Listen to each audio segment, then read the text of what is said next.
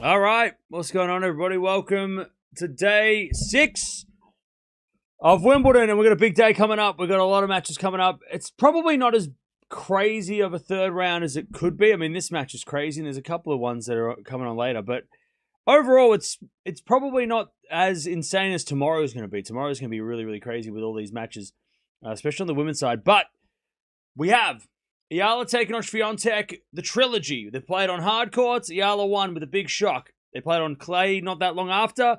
Swiatek came back from a set down. Now they're playing on grass. Defending champion Iga Swiatek taking on Eala, who's been playing really well on grass, is going to be interesting. It's going to be a very interesting match. Eala on center court for the second year straight against the defending champion. Last year she played Krejcikova first round. Unfortunately went down, but this is going to be very interesting. It's a very interesting match. And the way that Swiatek's been playing, she's not rock solid. She is a little bit shaky. And we know that Eala's beaten some really big names lately. Raducanu, Svitolina on the grass. So, yeah, this is going to be really interesting, I reckon. This might be one of the... I mean, we haven't had a match of the tournament yet. It doesn't feel like we've really had a match of the tournament yet. This feels like it could be the early match of the tournament, being on center court. I mean, maybe the Serena joint match might be match of the tournament based on the excitement around Serena. But yeah, we'll see. We'll see how this goes. Demonor's playing, and he is finally starting to win. Thank God we didn't watch him. I was this close to watching him. I'm like, you know what? Not today. No Aussie. We're not talking. No Aussies today. It's an Aussie-free day. I'm I've had enough Aussies for a week. I'm good. It's coming home. I said it at the start of the week. It's coming home. We've also got, I think, Kostrup beat Navarro. That just finished. Zverev is playing today. We've got Raducanu coming up soon. Unfortunately, she's playing at the same time as this, which is annoying because I wanted to watch that.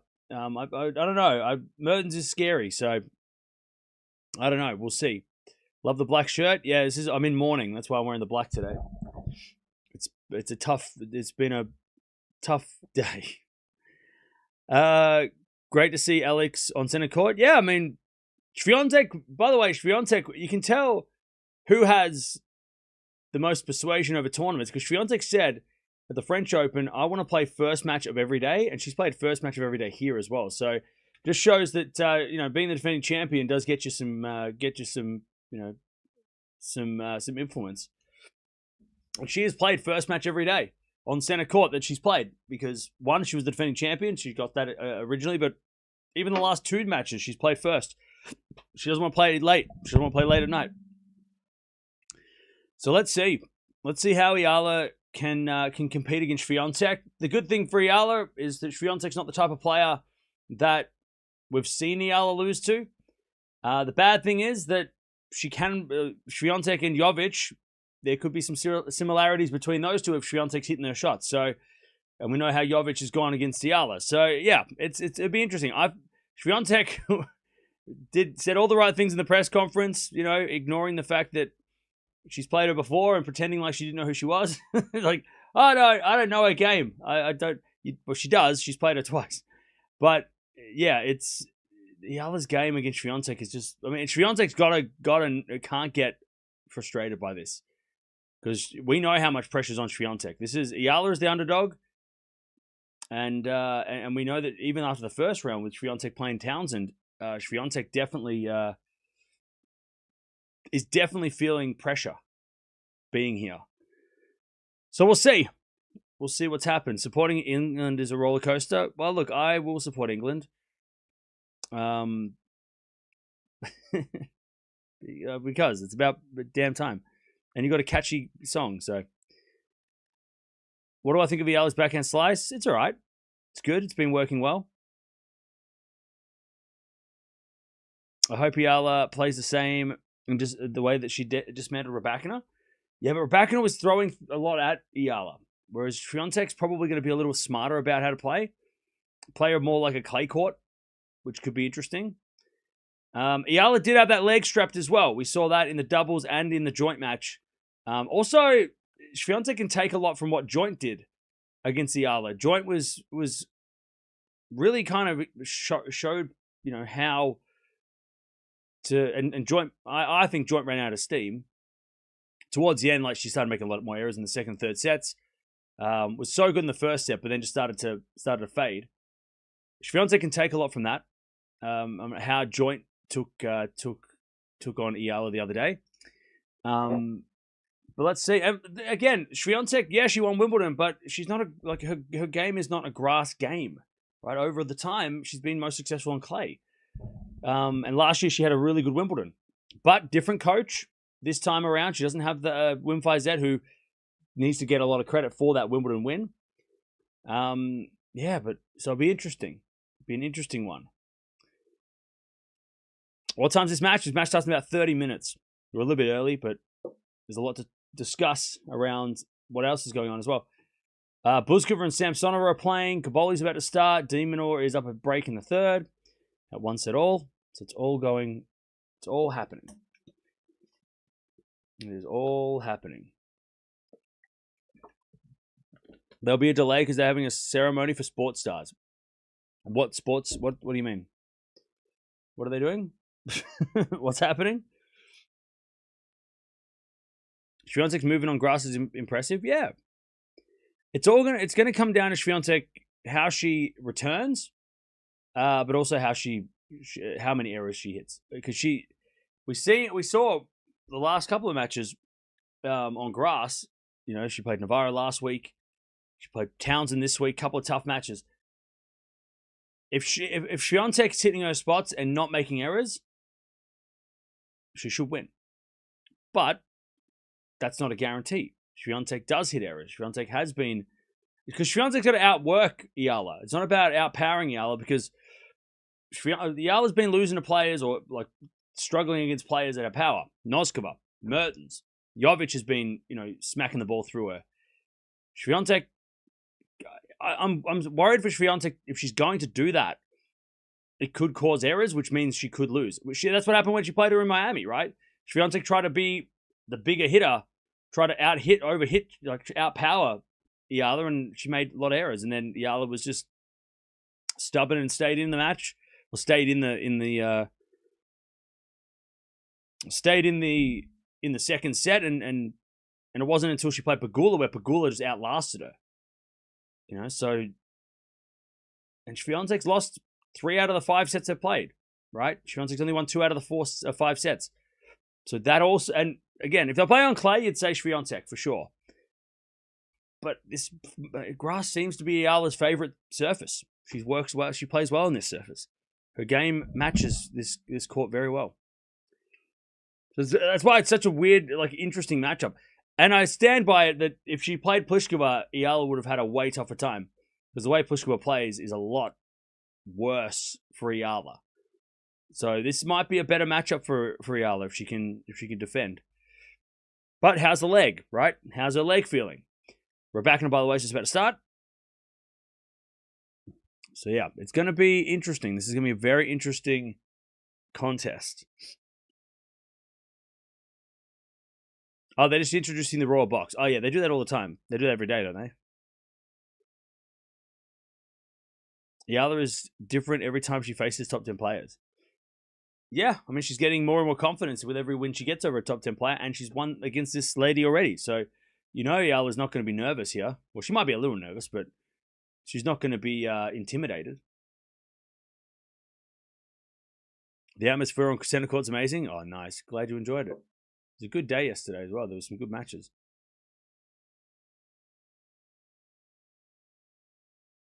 Yeah, Demonor serving the third, and Schweider's got a medical timeout. Easy win for Swiatek. Now we'll see.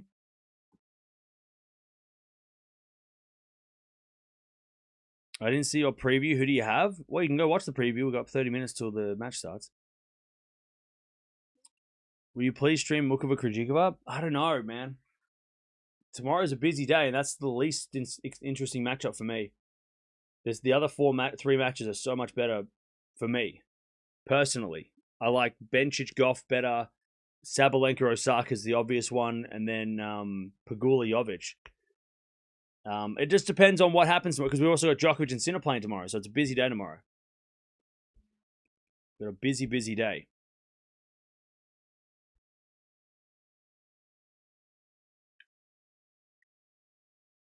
Australia lost. How do you feel? I feel great. I feel so good. I feel so happy. I'm so happy. How do you think I feel? How do you feel when something bad happens to you?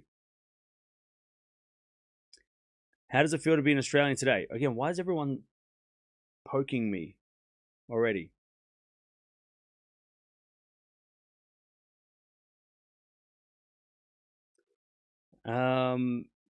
You see, some predict Joint will defeat Eala, but what happened? Well, that's true. Are we not watching the second best player in the world? Nope. We're watching the third best player in the world. Thoughts on changing the keeper? I don't want to talk about it. I don't want to talk about it. It's too soon. Ask me later. I gotta be honest. I like Popovich. I like him as a coach. I see what he's trying to do. And a lot of people in Australia are very reactive. So when we lose something, we're like, oh, sack the coach, fire everybody, start again. But that's so reactionary. I get why Popper put him in. And I get why Popper put the defender.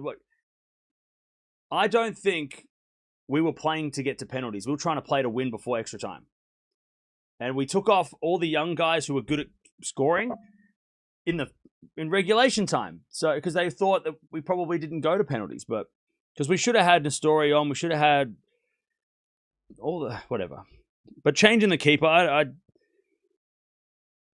to be honest, it might even be to save Beach from not having to go through that experience and losing. At least with Matt Ryan, he had experience of going through penalties. Paddy Beach hadn't played in that sort of situation before. And if he had lost at 22 years old and he had been the one who let down the country, that would have maybe been worse for his mentality going forward. So I can understand maybe subbing out the young kid, to save him from that kind of... He'll get another chance to do it. In the next World Cup, if we get there, he'll be 26 years old. He'll get another chance probably. But putting Ryan in, Ryan can take the loss better, I think. I think I can understand why they took out... and I know Beach could have won it for us, but if Beach had lost it for us, then all the good work that he had done throughout the tournament might have gone to nothing. So I kind of... It sucks, but it's also for the we weren't supposed to be here at the World Cup. We weren't supposed to get out of the group. We were supposed to lose the group. So to get Australians, we're just spoiled because we're so good at other sports. We're great at cricket. We're great at all these other sports, and we're so spoiled. And football's the only one we haven't been good at, and we haven't succeeded at. So Australians are always like, "Oh, how did we lose?" But it's because this is the hardest sport to win. The World Cup is the hardest thing to win. One of the hardest things to win. So I don't mind what they did. It wasn't about this year. It's about the next World Cup. If we do this in the next World Cup, then we got to cry. I'm just glad we got to penalties because we've never in our history. And I said this the other day. I said I think it's going to be 1-1. We go to penalties, and I think that's going to be great for Australia because we never went to extra time in a World Cup. We've never been to penalties in a World Cup. So history for both of us, for all of that. Why are you not supporting your fellow countrymen? Yeah, you must be new here.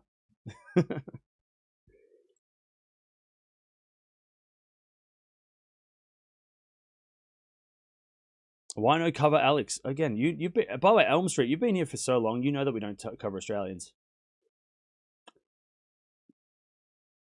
England and penalties go like oil and water, yeah.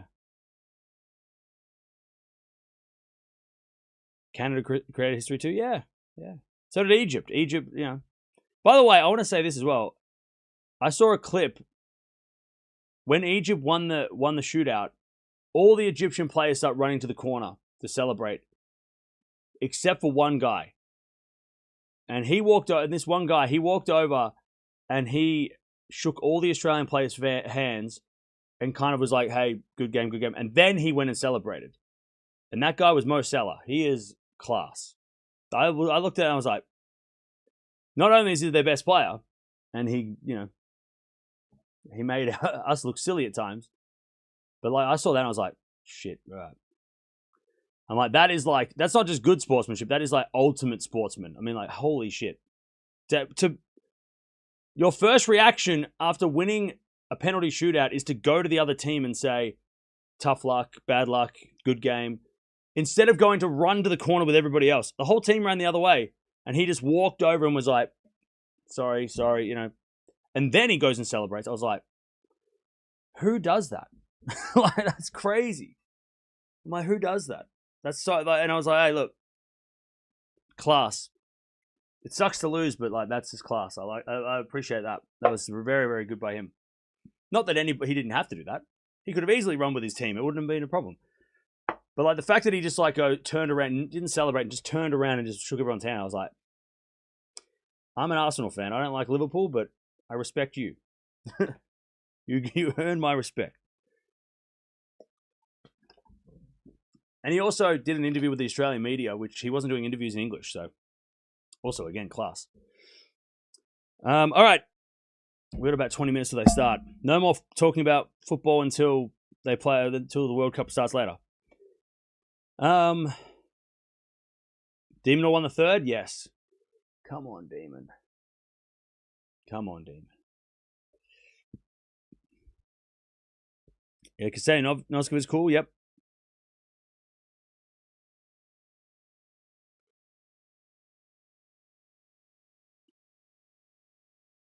Many players do that in big football games, console the opposition. Yeah, but I mean, you don't have to do that. That's just. It just shows like the class of somebody to go straight. Like the second, the video that I saw like from the sidelines was showing the penalty got shot and it went in. The guy who starts running to the corner, all the team starts sprinting after him, and then Mo Salah just slowly walks to the Australian team. And I was like, you didn't need to do that. You could have run away with everybody else, got super excited. I was like, but the fact that he, like the first thing he thought before celebrating was to say, hey, good game to the other team. I was like, get the hell out of here. That's crazy. Like, you're supposed to be the opposition. Why are you so likable?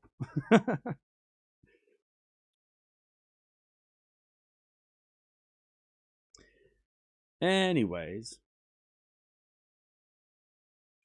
Vukov is there for Raducanu. Nice. Hey, Jakob, thank you for joining. Welcome back. Raducanu is about to break, by the way. Who do you think wins, Noskova or Kostya? I think Noskova wins. Kostya's been battling injury, and Noskova on grass is kind of a beast.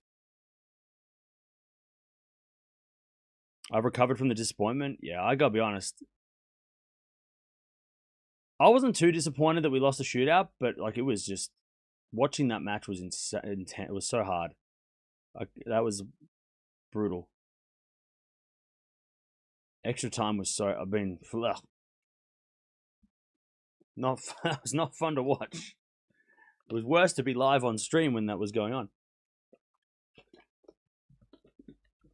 But the penalty shootout, I was like, man. When we missed the first one, I was like, that sucks. That's a shame. But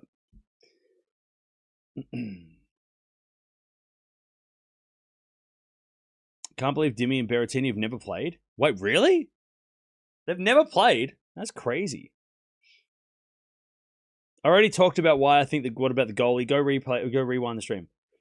This is not a. I'm not going to replay the play-by-play of heartbreak.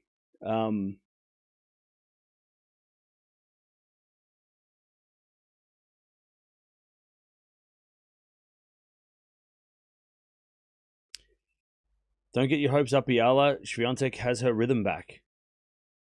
Alex will take the first, but Swiatek will run away with it. Eala will run out of gas.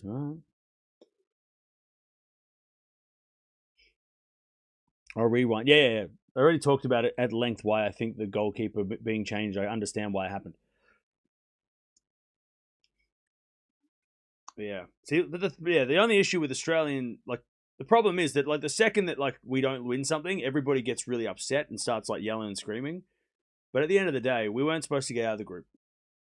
We weren't supposed to come second in the group. If we're going to get out, it was third.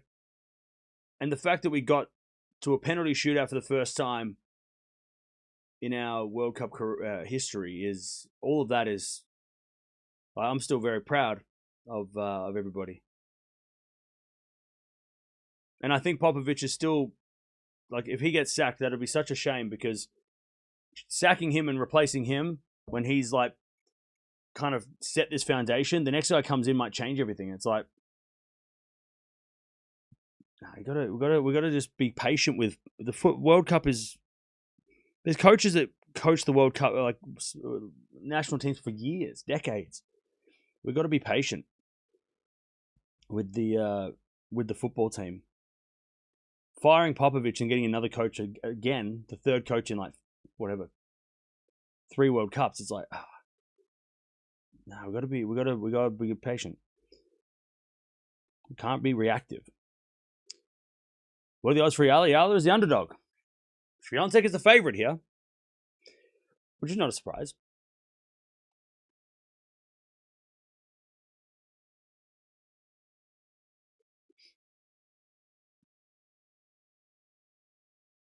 It's soccer, not football. Just get a little culture in your life. It's football.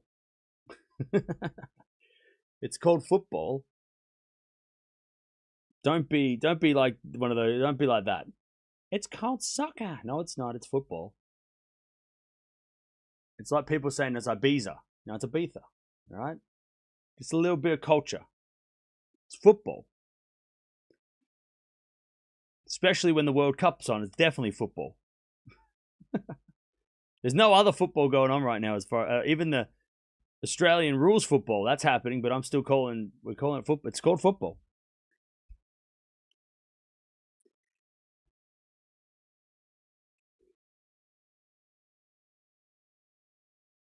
Swiatek will impose will on Eala and win it with ease. Okay. Who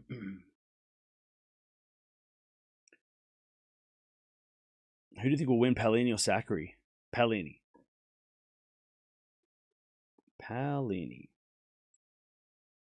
Oh, that reminds me. Thank you to the guy spamming in the chat. Here you go, Deb. Just so Deb can get a handle on proceedings. There we go. So people don't go nuts too much. Just so we don't get the crazies.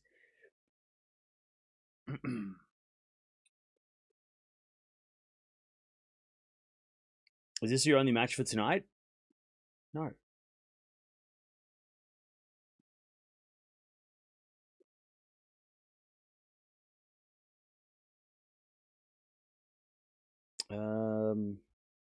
Madison or Amanda? I think Keys will beat her. I think Keys will win. I'm going Keys. I think Keys is the dark horse. Mertens has broke back. All right. We're just getting started for today. That's it. Also, I think today's a good opportunity to, like, for myself especially. The last couple of days I've been running around in circles and my brain's fried. So I think, like, today we'll take it a little bit easier today. Because I know how busy tomorrow's going to get and how crazy it's going to be for the rest of the tournament. So I'm going to try and use today as a bit of a relax day where we can watch a couple of things and just so I can mentally recharge before the next week. Next week's going to be real serious.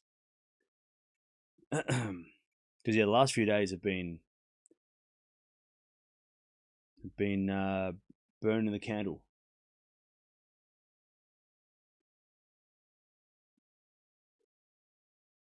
Especially chuck that in with the Socceroos playing. I mean, that just that didn't help.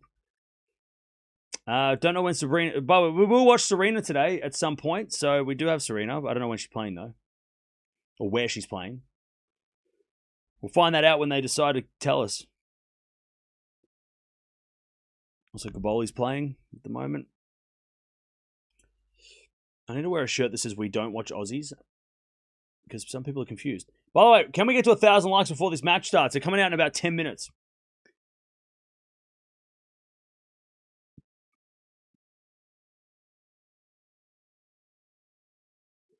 If Eala makes the final, would you reconsider visiting the Philippines? What do you mean? What do you mean reconsider?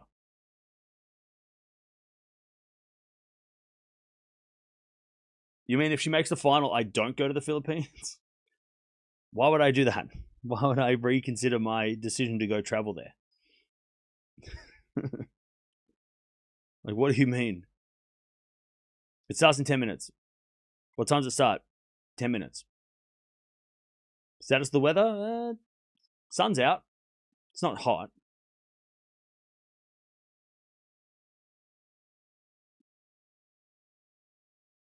I don't know if Royal Box Bingo. I don't even know who's in the box today. Who's in the box today? They don't want you there. Well, you don't want me to go to the Philippines. Nobody wants to come to Australia, I think. That's probably more of a thing. It's too far away. Who's in the Royal Box today? I haven't seen the list.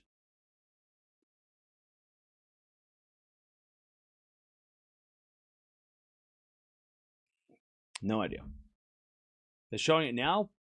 Well, tell me who's in there. Just start naming the names. Don't go to the Philippines. No, I will. Too bad, I'm already going. I've already planned it in my head. No offense, but I never want to go to Australia. No, your loss. Philippines fans. There's a lot of them.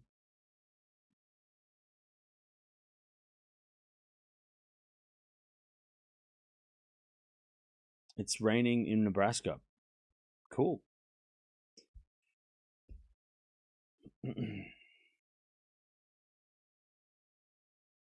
Has the Socceroos ever faced controversy like South Korea where they got objects thrown at them at the airport? If people are throwing stuff at our... Okay, I'll give you a little bit of... And I don't like to talk about this because it's not really fun. So, in another sport called cricket, Australians... This shows how loyal we are and how much we appreciate our sporting heroes, even when they lose. We had two cricketers... or a few cricketers cheat in a game and they got banned. And yes, we all kind of were like, oh, that's not a good look. They made us look bad. But when they came back, we embraced them and we're like, okay, you did the time, don't do that again. And Steve Smith is still one of our heroes even though he was a part of the controversy. No Australians threw stuff at him. No, nobody does. We don't do that. We definitely won't be doing that with a football team who loses in penalties. When they come back, they will be embraced. They will be cheered. They'll be celebrated. So no, we won't be doing that. We just don't do that. Imagine supporting cheaters. Your name is Spidey Parker. Imagine not having a real identity and pretending to be a superhero fictional character. Why don't you embrace, stop hiding behind Spider-Man and be you. Or are you Spider-Man, are you? We've got Spider-Man's in the chat, guys. Watch out. It's a real one. But yeah, so we don't do that to our sporting heroes. We don't we don't do that.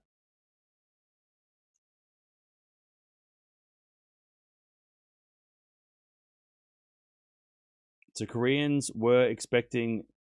Well, I don't know what that situation was. They have their reasons. But we don't do that. And I would be so disgusted if people were doing that in Australia because that's no idea. You should be an official commentator for Grand Slams. Well, you tell them that. You tell them that to be, hey, this guy.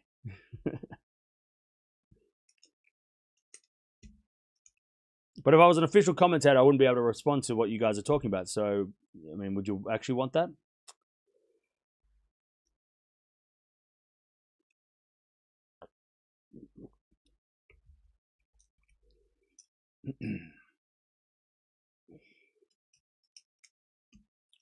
Been living in the Philippines for 8 months.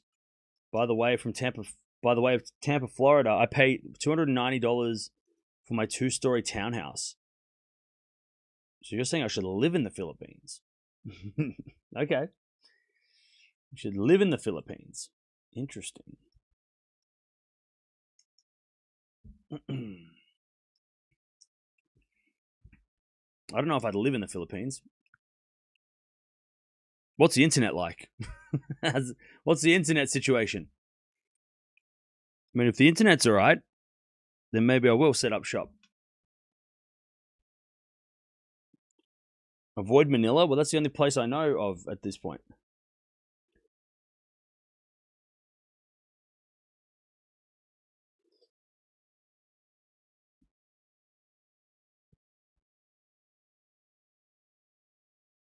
Internet's fine now in the cities. Okay, good. Koshuk beat Navarro. Yeah, she did. Yes, she did.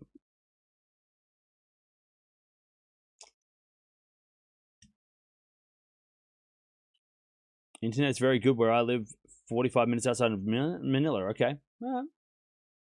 Good to know. Good to know. Very fast Starlink. Okay. All right. All right. By the way, chat, we're almost at 1,000 likes already. Let's go. Let's go. Here in the Philippines, my internet's good. I watched you very clearly. Okay, nice.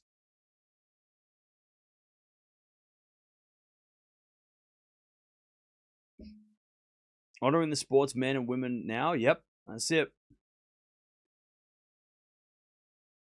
What about moving to Fiji? Nah. Fiji doesn't really make, isn't really somewhere I'd want to go to live, personally.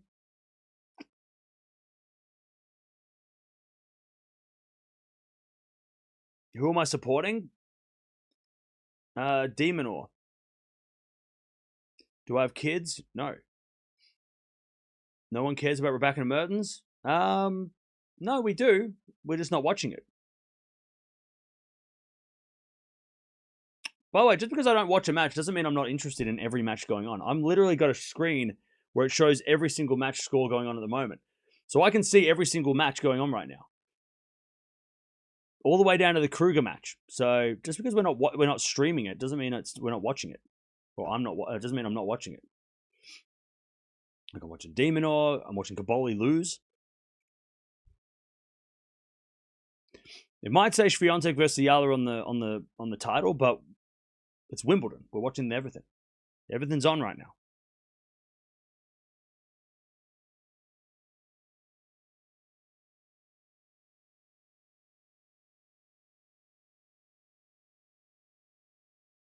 Hey, Carol, thank you for becoming a member. Appreciate it. Welcome. What's the color of my eyes? Interesting question. My eyes are blue. Do I know who Laserbeam is? Yeah, he's a big YouTuber. Australian YouTuber. By the way, Buzka and Samsonov are going 3.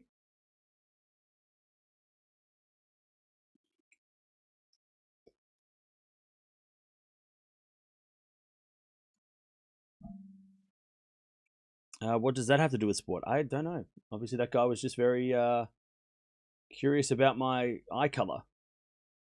I think the last person that asked me about my eye color was someone on a date. So that was kind of weird. I'm married. So sorry, I'm married. Who am I rooting for? I'm rooting for Alex de Minaur. Because I think he's the only Aussie left. And he has to make the semis now because Shelton's out. So come on. All right, players about to come out of court.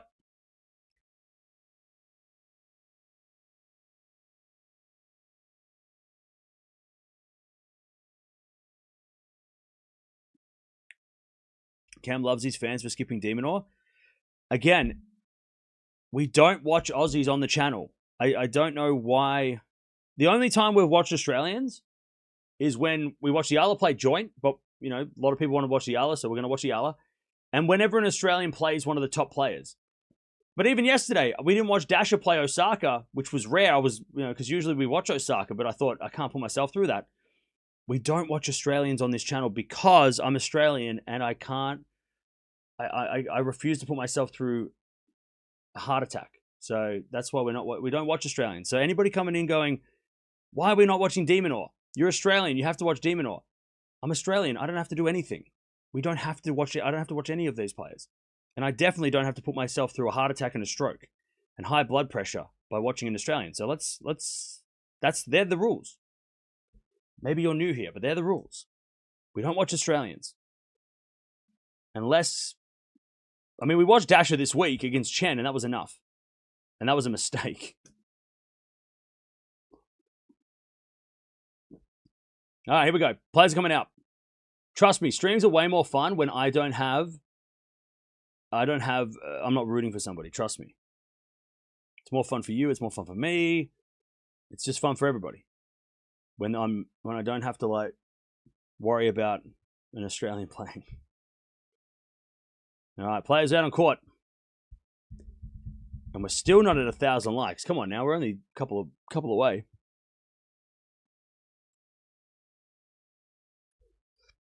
I get you, yeah. If you watch your favorite, look, you're all here for either Swiatek or Eala. How do you feel watching them, right? Imagine that, but somebody's filming you and thousands of people are watching your reaction to watching someone who you really, really want to see win. That, having your heartbreak be, shown to thousands of people live is really, it's not good. Just put yourself in my position for a second, right? Just think of that for a second. That's how it is, right? Imagine you're watching Eala at home, but you got thousands of people watching you watch Eala, and you're really want her to win, and it breaks your heart when she loses. But then all the people in the chat are just laughing at your reaction because you're sad that she's losing or whatever. That's what I go through when I watch Australians. Even when I don't watch Australians, I still go through it because people come in here and go, oh, by the way, Kazakhina lost. See, I still go through it without even watching them. It's not fun. Welcome to the internet. Everybody's really friendly. We get you, mate. Thank you. So we don't watch Aussies, and we'll probably have to watch de Minaur some point, but we're not watching him now.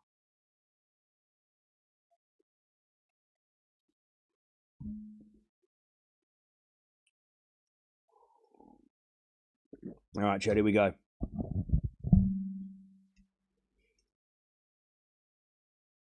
Here we go. We're only one away from 1,000 likes as well. We got to 1,000 likes already. Let's go. By the way, chat, going to be locked in. So if you do donate, I will get to it at times when I can get to it, but I'm going to be super locked into this. So if I don't get to your super chats straight away, please don't cry. I will get to them when we have a second. But this match, I'm going to give my full attention to. Also, don't complain if I don't read your questions, because also, again, I'll be focusing on the match.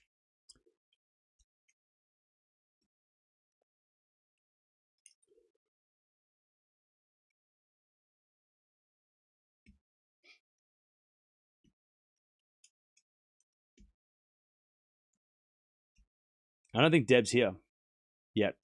It's too early. Thanks for commentating on tennis. I really appreciate it. No worries. How's the crowd? The crowd is full.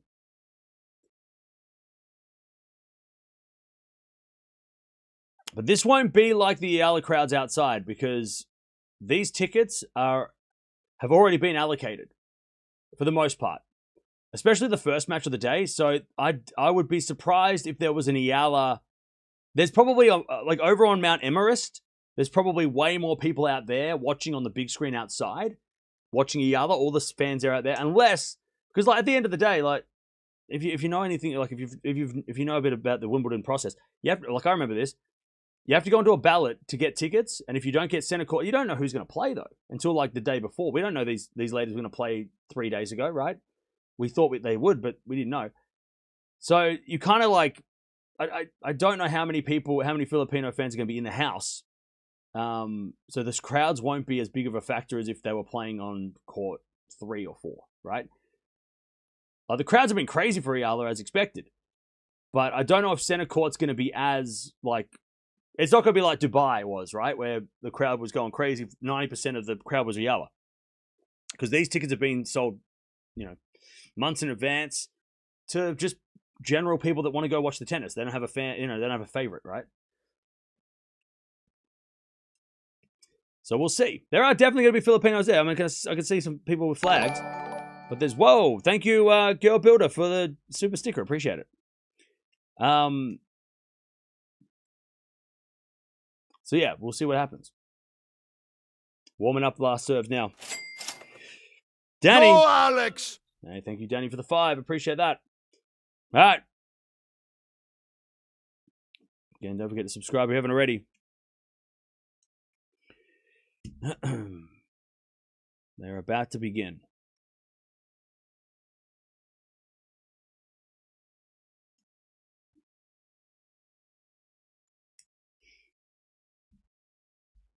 Alex in straight sets, you reckon? Okay. What do you think the score's going to be, chat? Let me know.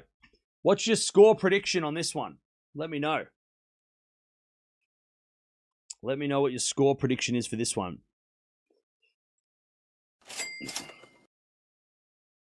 Hey. Let's go, Alex. Hey, thank you for the 10. Appreciate that. All right. Here we go. Big test for Swiatek here. Eala's got nothing to lose, right? She's got nothing to lose. This is all the pressure on Swiatek. She has everything to lose.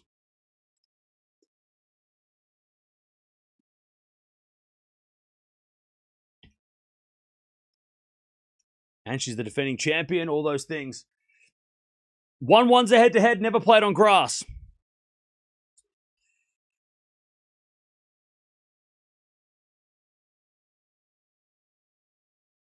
All right, Eala won the toss, elected to serve. Interesting. 6-3 Eala, 6-3, 6-4 Eala. Eala in 2, Swiatek all the way. Hey, thank you, Alfredo, for the super sticker as well. Appreciate that. Okay.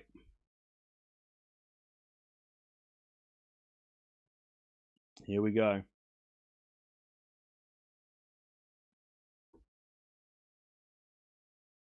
Center court, Wimbledon.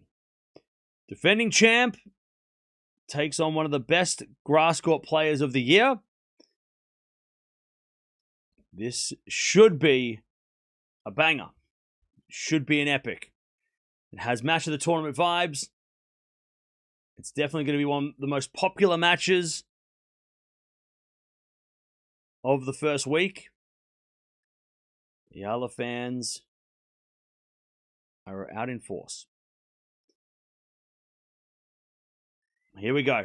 Eala's going to serve. Rafa Academy or Rafa fans versus Rafa fans. Here we go. Who's winning this one, chat? Let's see. Eala's going to serve. I've gone Eala in 3. I reckon she might just get a nervous Swiatek in a long 3-setter, but let's see what happens as the return goes into the forehand of Eala.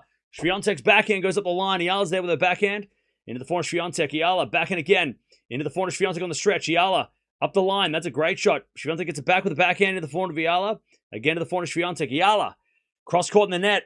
The first point goes to Iga. Love 15. Oh, by the way, Eala again has the tape on her elbow again.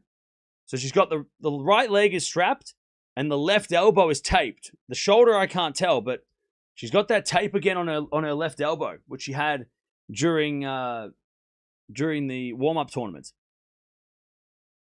So we'll see what that might mean. Love 15. By the way, chat, I don't know about you guys, but I feel like Swiatek definitely has a bit of a... When she plays at Wimbledon, especially now that she's been a champion, it kind of has a little bit of a Rafa vibe when it comes to, like... Rafa, when he played Wimbledon, it just felt like anybody on their day could maybe beat him. And he had some of his worst losses were at Wimbledon, right? In Grand Slams. And I don't know, Swiatek just kind of has that vibe where, like, yeah, she will... Like, I don't think she's going to have... I mean, she's already had, like, some strange losses at Wimbledon before, right? I mean, her streak ended against Cornet here, which was super out of nowhere. She lost to Svitolina, which was a very unusual couple of years ago. Or was it last year? Last year? You know, she does have that, like, she's not a sure thing on the grass. As we get a backhand into the forehand of Eala. Great shot to the back of Swiatek. Eala forehand up the line. Swiatek gets back with a cross-court forehand. That's a great shot. Eala gets it back. Swiatek with a slice at the line. Eala with a pass. Goes wide. I'll tell you, though, they're playing some long rallies already. 15-30. 15-30. And Eala just missed that wide. This is a super danger match for Swiatek. It already has been, right? They played twice. And Eala has just made it super awkward for Swiatek.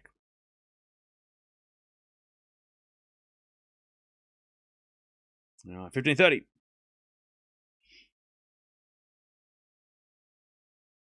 As we get a forehand now from Eala into the back of Swiatek. Forehand from Eala again to the back of Swiatek. Up the line to the backhand of Eala. Off the tape, Eala's a winner.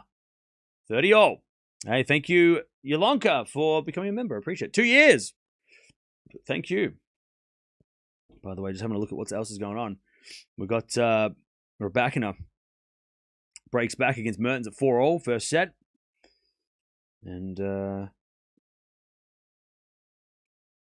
Hashanov won the first set against Kaboli. Was a bagel. Oof, yuck. All right. Serving to the back of Swiatek. Slice goes short. Eala comes in. Swiatek lob. Eala with a drive volley. Lands in. Swiatek gets it back. Drop volley from Eala is no good. And Swiatek goes straight to Eala on the volley. Jeez, Eala got away with that. All right. 40-30.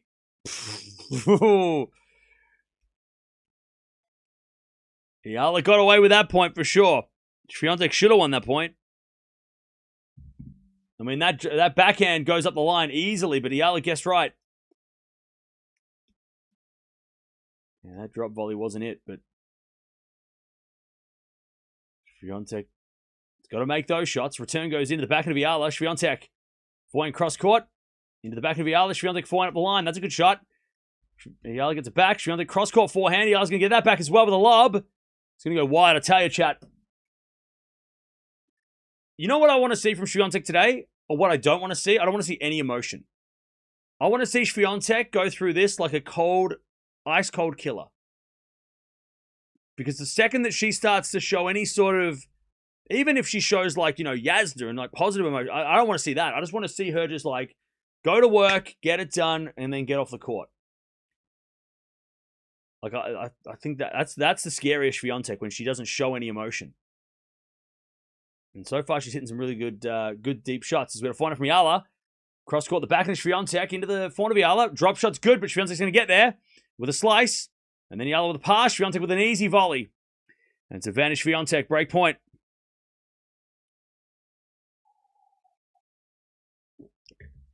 Advantage Swiatek.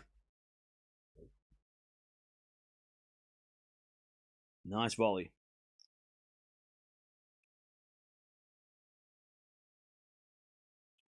Break point.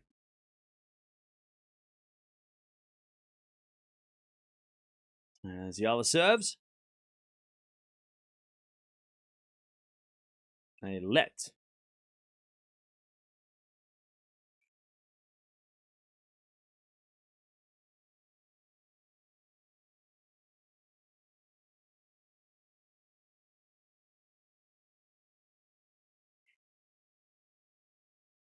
Now she serves a fault. Eala, second serve.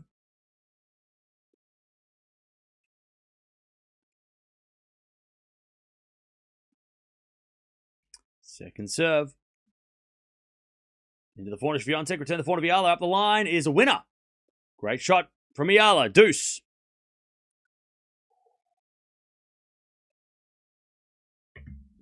All right, deuce. Great shot.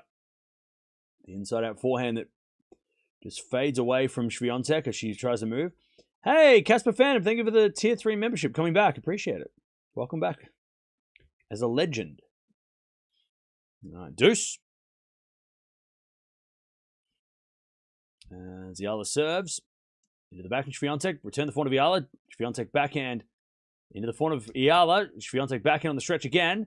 Eala goes again to the back of Swiatek. As Eala up the line. Swiatek's going to get back with a forehand up the line again, but it's long by Swiatek. And Eala gets to advantage. Advantage Eala.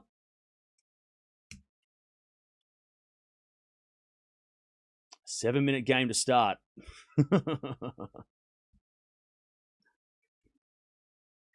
right, serve again. By the way, chat, we've got 10,000 people in the house already, so thank you for joining. Don't forget to sub if you haven't already. If you like tennis, you're in the right place. We watch so much tennis. Eala gets the first game. One love. You're in the right spot. So far this week, already, and it's only been 5 days until this is the 6th day. We have already watched. How many matches we watched? We have already watched. We're coming up to 30 matches today over the first 5-6 days. So if you want to keep up to date with the Wimbledon coverage, and maybe you're at work, maybe you're busy, you can't watch it and sit down and watch it, stick around here all day. We got you covered all day. And not to mention, we're coming up to the quarterfinals. We watch everything from the quarterfinals onwards. Doesn't matter who plays. It could be 2 qualifiers. We'll watch it anyway. So if you want to keep up to date with all the Wimbledon coverage, plus previews, plus any crazy shit that happens, if there's any withdrawals, if there's any, injury news, if there's any, upset stuff to talk about, we will be covering it all for the next week and then beyond. We go to the US Open series. So if you're looking for somewhere to keep up to date with all the tennis, Tennis Talk's where you're at. That's where it should be. All right, one love. Eala holds onto a very tough first game.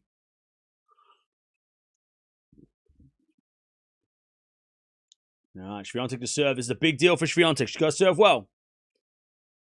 I mean, both ladies have to serve well.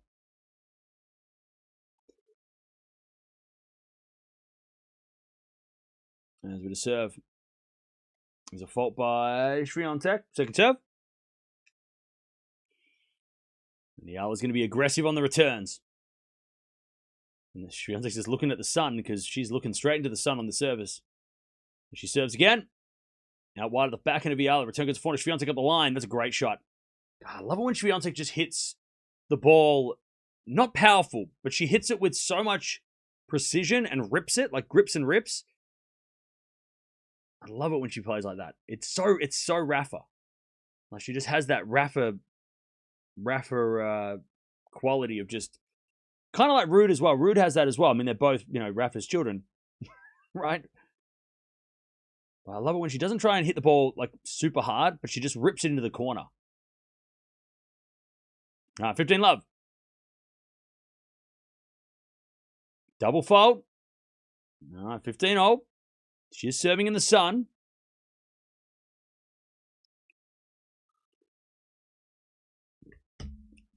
Yeah, thanks, Deb. 15-0. They're on center court, yeah. Serve it wide. The back of Eala, great serve. Ball goes short.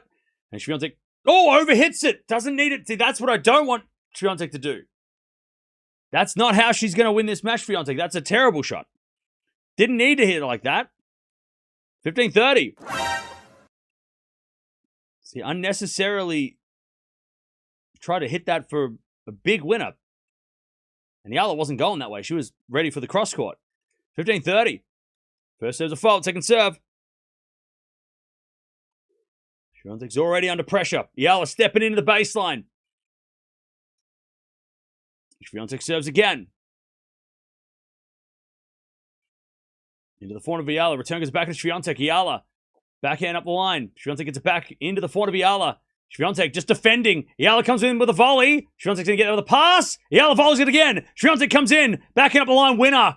Great rally by both. 30-all. Decent volley from Eala to somehow get it back. But Swiatek didn't make that mistake. 30-all.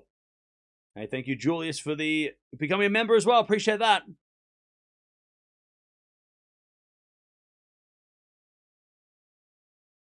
All right, 30-all. Both have been under pressure already. on their serves. Swiatek serves into the back of Eala, return in the net. Good serve, and you can tell Swiatek's picking on the Eala backhand. Demon wins. Vindication. Australia can still play sports. Let's go. 40-30. If Demon makes the semis, it'll make it all better. As the return goes into the forehand of Swiatek, backing up from Eala up the line. At the back of Swiatek goes cross-court. Eala, forehand in the net, and it's 1-1. 1-1. 12 minutes played. All right. 1-1. Swiatek's Australian? No, Demonor is Australian. Alex Demonor, he just won. All right. Back to Eala.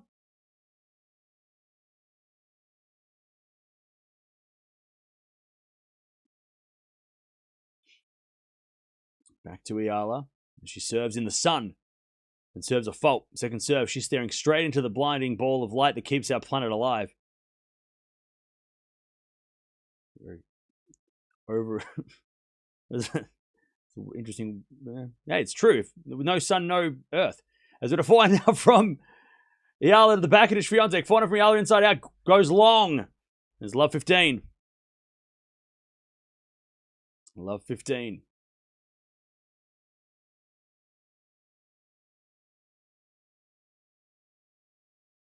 Eala just takes her time.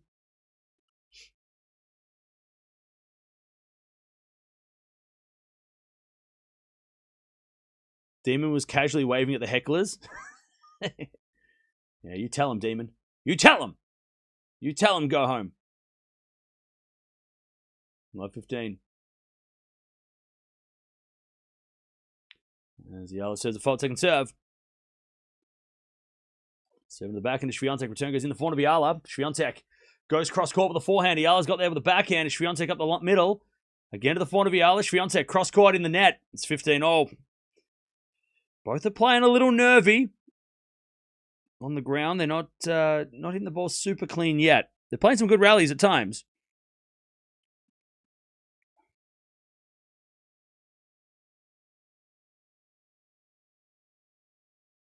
Cool, so we have no one in the royal boxes on the bingo. So that sucks.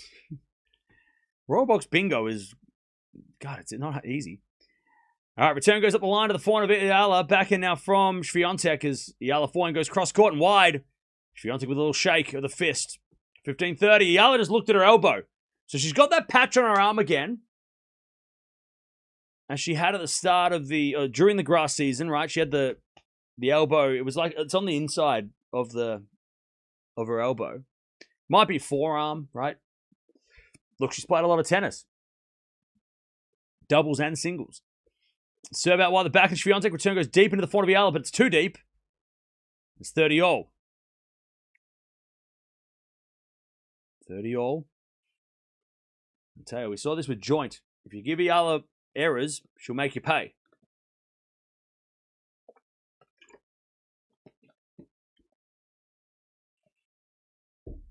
Now 30-all. His return goes back into Eala, up the line of the back into Swiatek. Deep into the forehand of Eala. Swiatek back in again. Goes in the net. Another error by Iga. Mertens is going to serve the first set against Raducanu. 40-30. By the way, chat, remind me that I've got to go through these postcards. I went to the PO box. There are so many postcards from the PO box. If you want to send a postcard, PO box down below. I've already added them to the wall as well. So if you did send a postcard, it should be on the wall. If you want to send one, PO box down below. As with a let from Eala.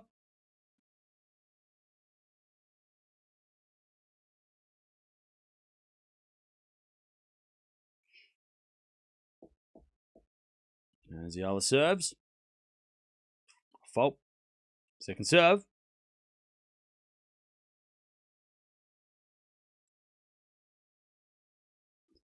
Second serve. Into the forehand of Swiatek. Great angle on the return. Eala gets it back, and then Swiatek up the line. She stays back, Swiatek. Eala gets it back, though. And then Swiatek inside-out winner. Jeez, if Swiatek missed that point, should be pissed. because that would have been a terrible miss. Deuce. All right, deuce.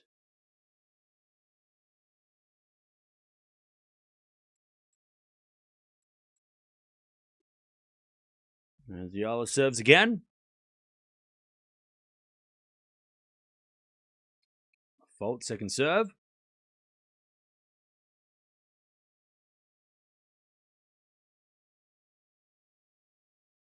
Second serve.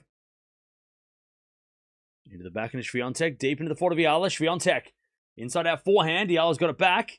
And Swiatek inside out forehand again to the forehand of Eala. Again to the Swiatek forehand up the line. Now Eala on the attack. Swiatek with a slice. Goes into the back of Eala. And Eala hits it long. Advantage Swiatek.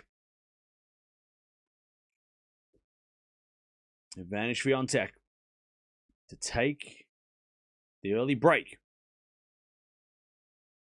He's saying P.O. box. Yeah, post office box.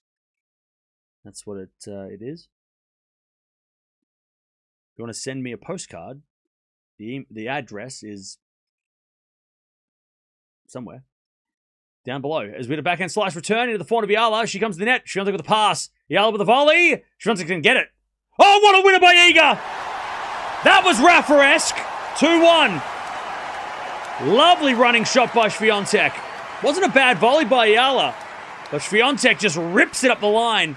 It's 2-1 Swiatek. All right.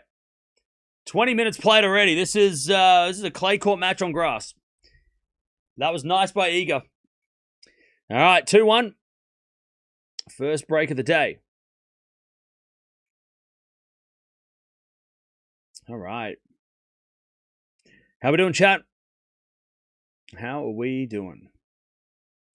Eala needs to get her first serves in and hopefully do the Berlin serve. I mean, yeah, the problem is that she's got her elbow is obviously giving her trouble and she's got a bad leg.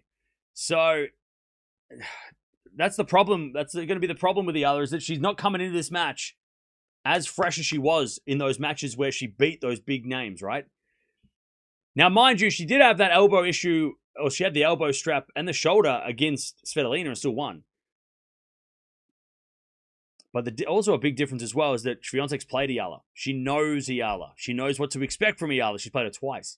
So there's that, element of surprise is kind of gone. Whereas when, and we noticed that when Eala plays against, players that she played in junior, right? Jovic, even when she plays joint, Noskova, right? We noticed that players that have played Eala and know kind of what she does, they do better. Whereas Eala gets a lot of players in the first time that she plays them. Right? She beat Swiatek first time she played her, right? She kind of has that element of surprise in the first meeting. But Swiatek's got a couple of meetings under her belt, so she knows what Eala's going to do. She has 2 matches to go look at the tape. All right, 2-1 Swiatek.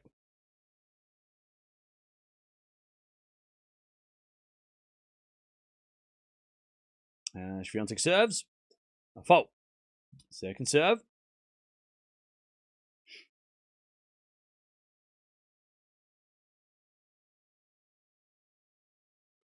All right, second serve. Into the back end of Eala. Return goes forward to Swiatek. Up the line in the net from Iga. And it's love 15.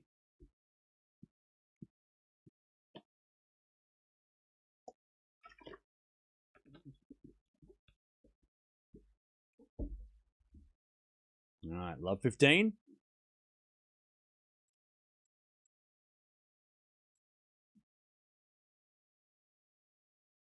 Swiatek serves again. Into the back of Eala, good return. Swiatek forehand cross court, those better. 15-0. I tell you, Swiatek just makes the court really wide.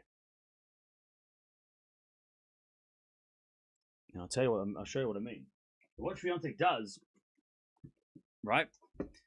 When somebody's hitting the ball real hard, right? They're hitting it flat. You don't have to cover as much court, yeah? If they're hitting it from the middle and flat. But Swiatek hits it with arc. So the ball kind of kicks out. You've got to cover way more court than if you're playing against somebody like a Raducanu, right? You don't have to cover as much court because Raducanu's hitting it flat. Bang, bang. So you only have to cover, this part. Swiatek, she just uses the angles and uses the width. So you've got to, defend from way outside the lines, making you move a lot more. But Swiatek has to make those shots, otherwise there's no point, right? And with Eala's bad leg, Swiatek's got to work Eala around the court. 15:30 here. As Swiatek serves again. A fault. Second serve.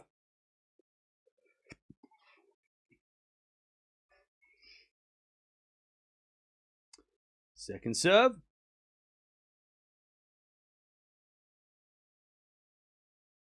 Into the back end of Eala. Great return winner. Again, Swiatek's got to get first serves in, otherwise it's going to get attacked. 15:40. Eala with breakback points. 15:40.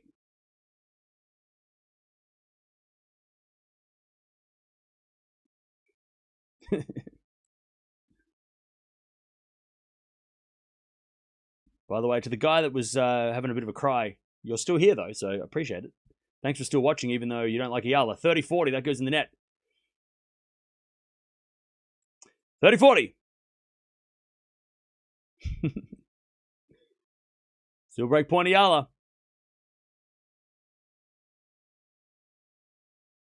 And Swiatek serves.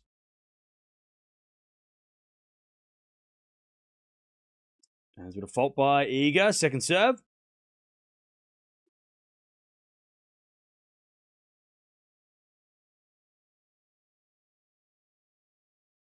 Second serve.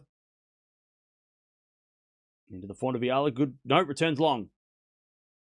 And we get the deuce. Is Swiatek Australian? No. She's Polish. All right, deuce.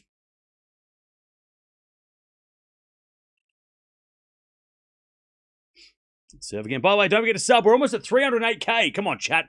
We can get to 310. If we get to 310, I'll gift a bunch of memberships. Eala hits a backhand passing shot winner. All right. Advantage Eala to get back to break. And this is the thing with Eala. If you don't take the opportunities early and put her away, she will come back to get you. And we saw that with joint. And Swiatek's played this lady before. She knows what to expect. She needs to take her opportunities. Raducanu is in a tiebreak with Mertens, by the way. All right, Swiatek, second serve.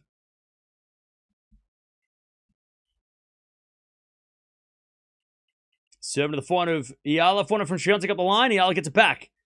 Into the back of Swiatek, who hits it wide. We're back on serve. Too many errors by Iga. All right, 2-2. 24 minutes for 4 games. This is going to be marathon. All right, 2-2. 2-2. All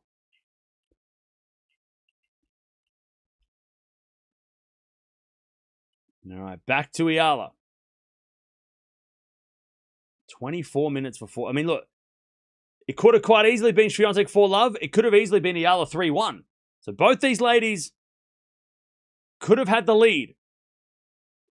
But the thing is, I think it's going to affect Swiatek more mentally by not having the lead. Being like, man, I should have been up 3-1. I think that's going to affect Swiatek more than Eala's going to be like, man, I could have done this. Swiatek might rue the chances. As we just serve now, the forehand of Swiatek return goes into the forehand of Eala. Swiatek backhand. Into the forehand of Eala up the line. Swiatek's going to get it back. Into the forehand of Eala. Swiatek back here. Forehand cross court. Into the back of Eala. Swiatek with the forehand up the line goes wide. Uh-oh. 30-love. Hey, Chris. Thanks for becoming a member. Appreciate it. All right. 30-love Eala.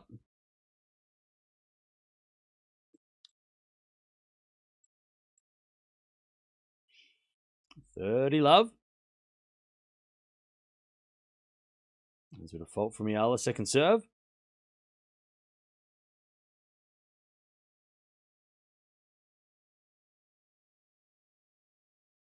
Second serve. Into the backhand, Swiatek. Good return, but Eala gets it back. Into the backhand, Swiatek. Eala, forehand again. To the backhand, Swiatek. Is Eala on the stretch with a slice. Swiatek. Forehand behind Eala. That's smart. 30-15. That is smart.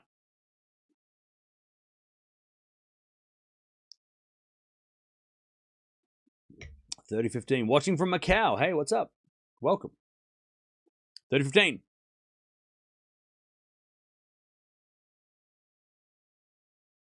Kind of sound like you're rooting for Eala. Go watch me watch the Socceroos play football and then come back and think that I'm rooting for anybody.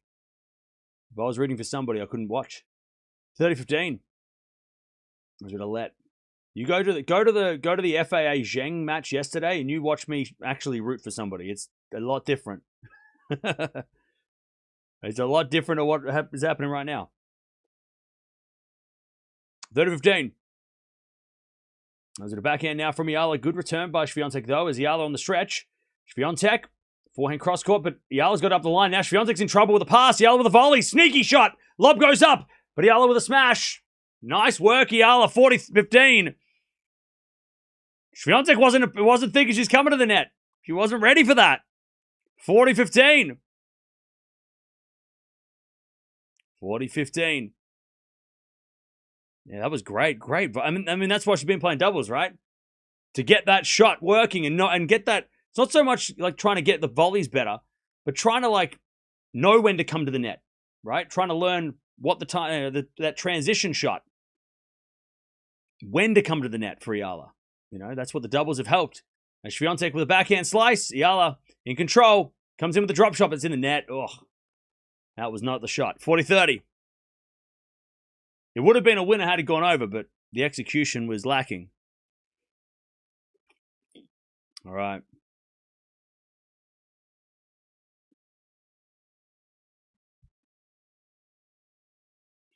Did Raducanu win the first set? I think she won the first. Oh, Mertens won the first set. Oh, shit. All right.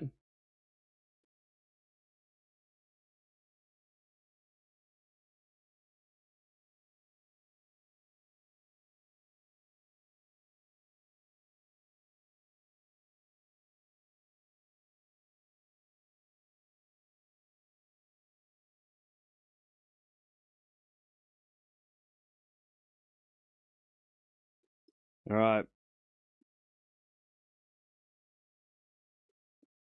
As that goes out by Eala. Nice hitting by Swiatek, and it's deuce.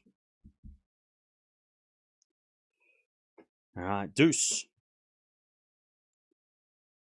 Another long game. Also, Palini and Sakari just started. Oh, we get the deuce. I thought Mertens was gonna what? All right. As Eala serves a fault, second serve. Second serve. All right, awesome, Deb. Makes it easier on you. Chat's gonna be flying today, so. As with a 4 now in the net by Swiatek, and she throws the hands up. Okay. First sign of negativity from Swiatek. See? Don't want to do that. Don't be doing that. You can tell this has been a frustrating time for Swiatek.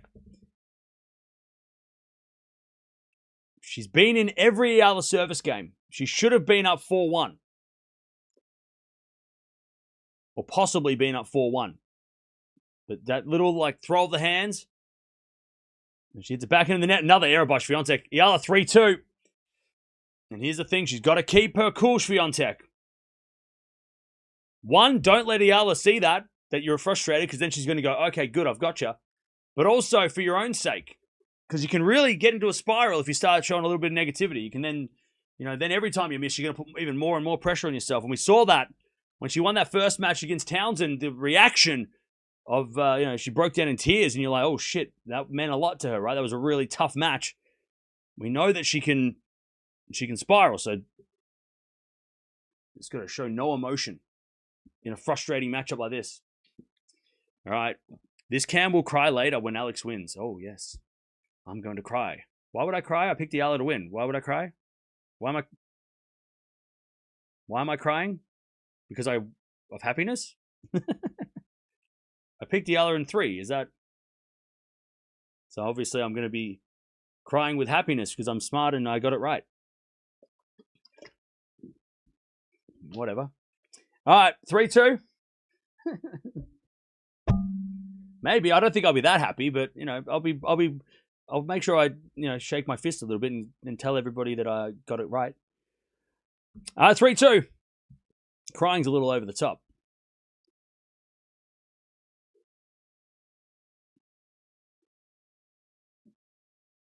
All right, here we go. Let's see if Swiatek can hold. This is going to be one of the tough games for Swiatek now.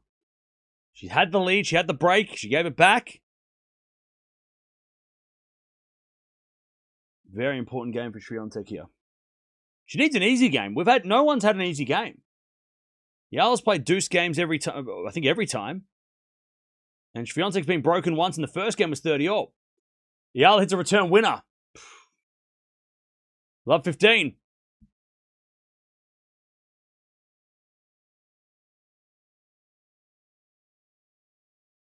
I tell you, Eala's she's got weird shots.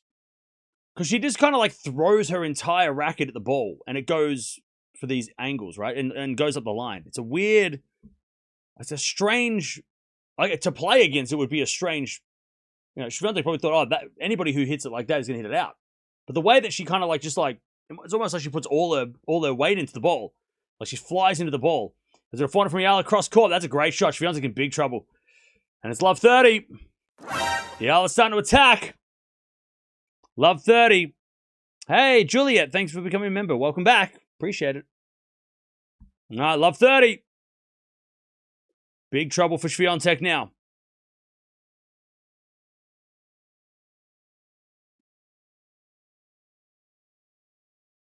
Swiatek looking so nervous.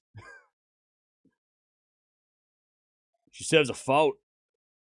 And Eala hit that back easily anyway. Second serve. This feels like Miami. Serve. Into the front of Eala. Great return. Nope. Just missed it long. Swiatek got lucky. 15-30.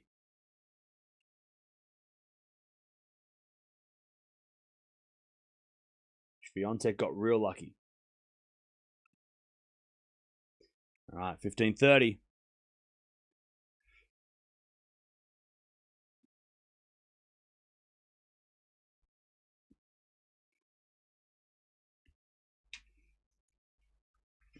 All right. As at a backhand on the stretch from Eala into the front of Swiatek, into the front of Eala. Swiatek's hitting it too short. And then, but a backhand winner from Swiatek. That's a great shot. All right. 30-all. Swiatek got a little lucky. 30-all.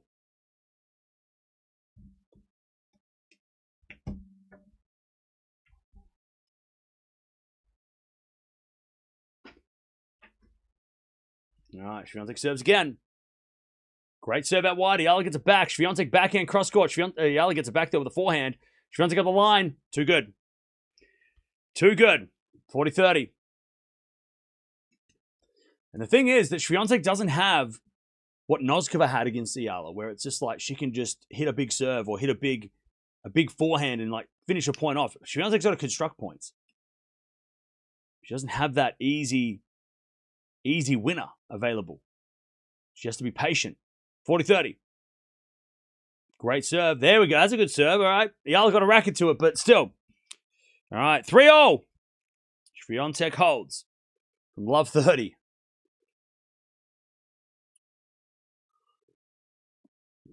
All right. 3-3. 35 minutes. Also, Anisimova and Keys are coming up after this. Zverev is coming up later. Paolini and Zachary have just started. A lot of tennis today. All right, serve. There's a fault. Second serve.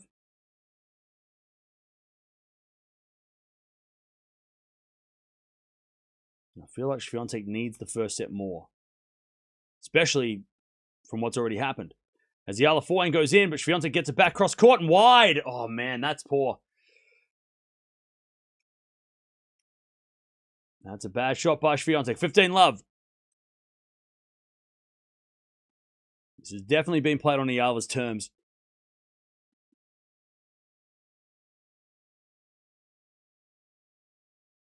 By the way, Kruger, who is the American Raducanu, some would say.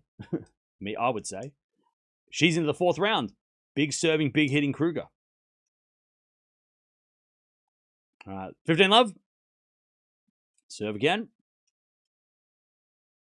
Into the back of Swiatek. Return goes wide. Again, just poor by Swiatek. Just bad errors. 30 love. Good second serve, though. Hit the line, but Swiatek just looks so shaky.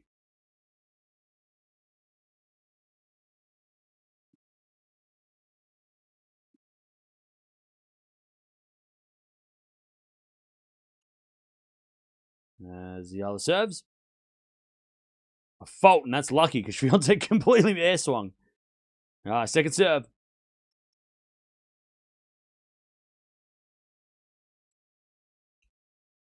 Second serve. Into the forehand of Swiatek. The return goes into the forehand of Eala. Swiatek back in on the stretch. Eala with a forehand up the line. Swiatek's down! But she's okay. Swiatek's just hit the ball too short. 40 love. Like, that's the difference, too. If you're watching, like, you watch Eala play against some of the bigger top 10 players, the bigger hitters, Swiatek's hitting the ball hard, but in the middle, and it's mid-court. She's not hitting the ball deep in the court at all, but she's not hitting it to make Eala move. Oh, that's a nasty slip. She's okay, though. 40 love Eala.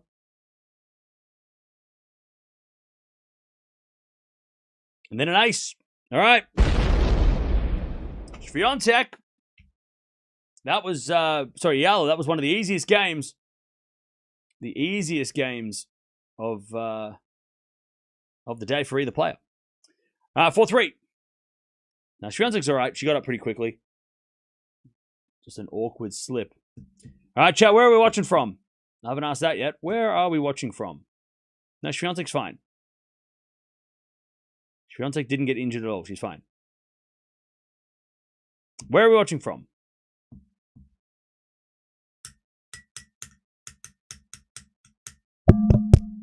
Manila.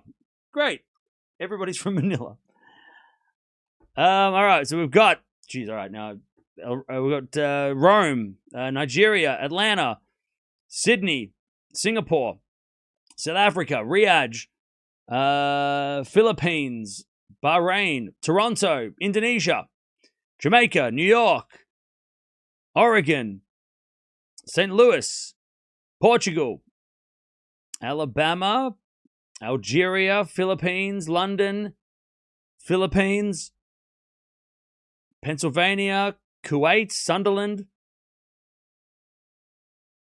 To be honest, I don't know anybody in the royal box except for Martina.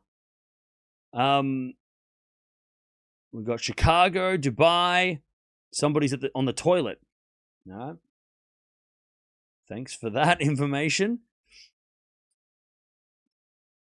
Yeah, I've got no idea who any of these people are.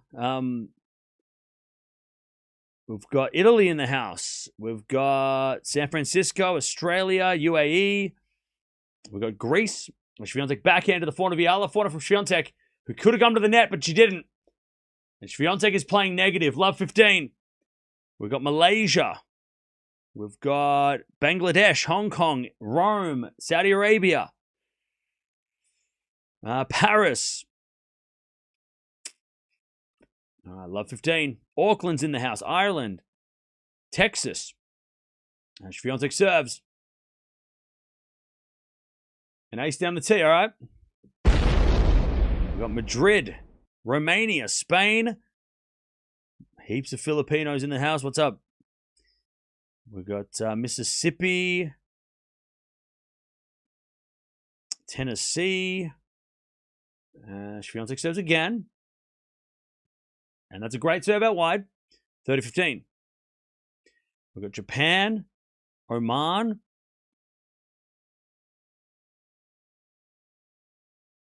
We've got Atlanta, Belgium, Boston, Michigan. Swiatek serves again. Another fault second serve. We've got Jordan. We've got Hawaii, Slovenia. Second serve. Double fault. 30 all. 30 all. We're at New Jersey.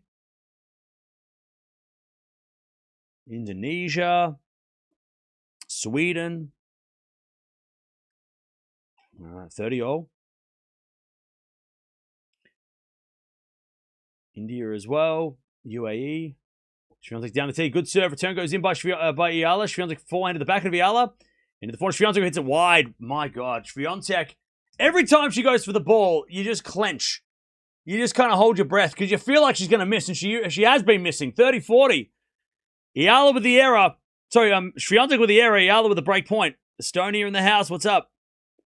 South Korea. All right. Break point Eala.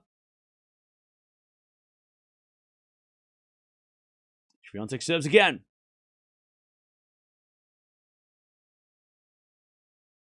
Let. We've got Thailand in the house. Bogota. Thank you, Jules, for the $5 super sticker. Appreciate it. As a backhand return. Into the forehand. Swiatek, and Swiatek gets it out. Wow. Swiatek's serve is just not intimidating at all. Eala is not bothered by Swiatek. Swiatek has got no intimidation against Eala. And it's 5-3 Eala. She's going to serve for the first set. Thank you for that. All right, 42 minutes. Eala 5-3. We've got Cambodia and Vietnam in the house. We've got, what else we got? Hey, Javison, thank you for becoming a member. Appreciate it. All right, Eala serving for the set. And Swiatek was up 2-1 with a break. Could have gone up 3-1. Could have gotten the break to go to 4-2 potentially. Oh, sorry, could have gone up the break again at 2-all.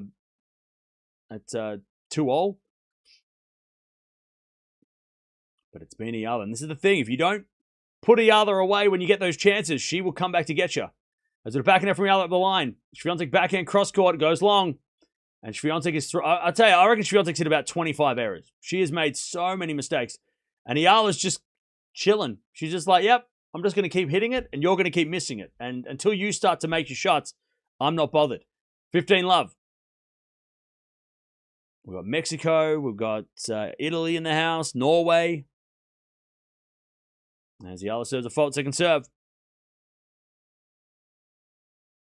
A lot of Philippines in the house. What's up? Doha, Maldives. As Eala serves again. Into the forehand. Swiatek return goes wide. 30 love. And this is exactly what we were talking about at the start of the match. What could happen to Swiatek is exactly what's happening. Where the problem could be. Because again, look, Eala's not playing out of her mind. She could be better too, which is scary for Swiatek. As the return goes back into Eala, Swiatek forehand. Into the back of Eala on the stretch. Swiatek, forehand goes up the line. Eala's going to get that back with a lob. And Swiatek with a smash. Puts it away. See, I would love that for Swiatek if she could just come to the net more. Put pressure on Eala a little bit more instead of trying to rally with her. But Swiatek doesn't really have the confidence to come to the net. Like, consistently. It's not really her favorite place. 30-15.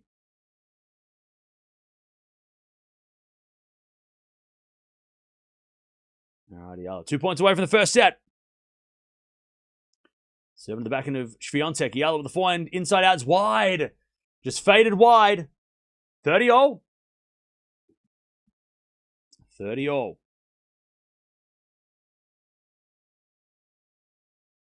Alright. Alright, 30-all. As Eala serves again. Into the backhand, Swiatek. Good return. Eala gets back on the forehand. To the back of Swiatek, and Swiatek in the net. Great depth from Eala. I'll tell you, Eala on the stretch. Even though Swiatek get a decent shot, Eala just hits it deep, and it's really annoying for her opponents. And the difference is that, you know, against someone like a Noskova or even a Raducanu, that would have maybe been a winner because they hit a bit harder than Swiatek. But Eala's, she can get to those shots against Swiatek. 40-30. Set point. Serve to the forehand of Swiatek. Return is good to the forehand of Eala. Swiatek backhand. Into the forehand of Eala. Swiatek backhand again. To the forehand of Eala. Swiatek. Backhand cross court. Eala gets on the stretch. Swiatek open court. Winner. All right. See, that's what, again, less power, more angles from Swiatek. Make Eala hit the ridiculous shot. Deuce.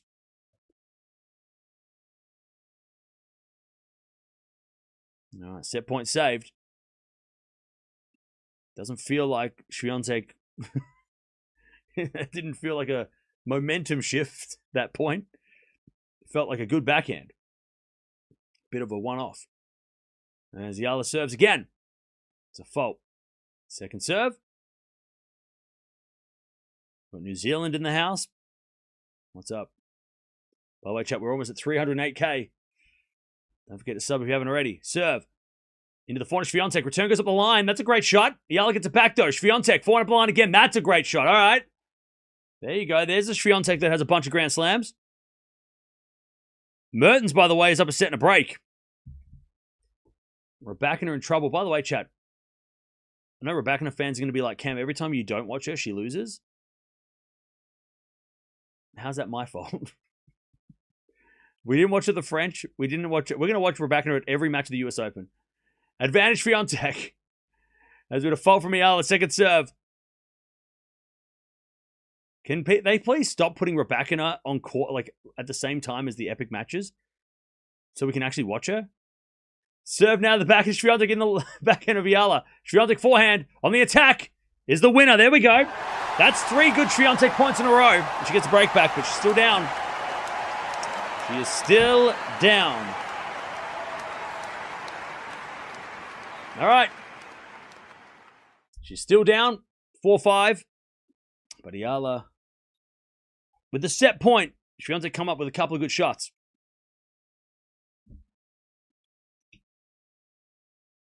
All right, how we doing, chat? By the way, chat, we're only 31 away from 308. Let's go. And we've got 17 people here.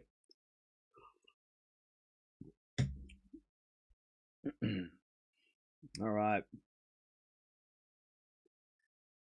No, I still think, I think that might have even been, this might be worse for Swiatek to actually have broken back, because now she's got to hold. And holding serve in this set, both players have struggled to hold.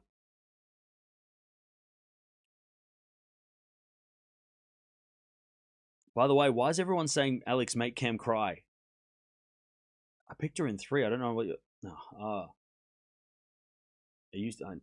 I think they're crying, chat. I think they're crying at the moment. They're crying through their tears. They're typing through their tears. They're like, oh, make Cam cry because he complimented Swiatek. Yes. Swiatek hit a good shot. But it's okay. Eala is still winning and you'll be okay. You'll be okay. Get some tissues, wipe those tears, you'll be okay. Everything will be fine. All right. Eala still has the lead, 5-4. Swiatek has to hold serve to keep this alive. This might be better for Eala. To break and win the set is much better. Because then she'll serve first in the second. As we get a forehand from Swiatek in the net. Love 15. Love 15. Swiatek serves again.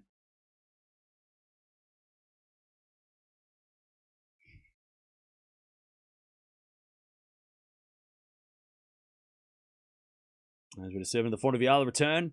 To the back of Swiatek. Eala, forehand again. And Swiatek back on the stretch. Eala, great depth. Now Swiatek on the attack. Hits a winner. 15-all.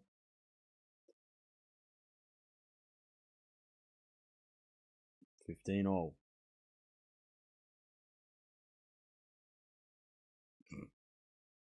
Also, I think some of you don't understand. You don't know what crying is. Crying's when you're really, really sad and or happy, and your tears come out of your eyeballs. I don't know. Maybe you don't understand what crying is. As with a forehand out of the forehand of Eala, backing a Swiatek into the forehand of Eala. And Swiatek with a forehand. Nope. Eala hit it out. 30-15.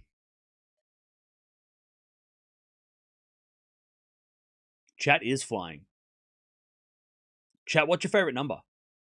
Put your favorite number in the chat. Mine's 22. What's your favorite number, chat? All right, 30-15.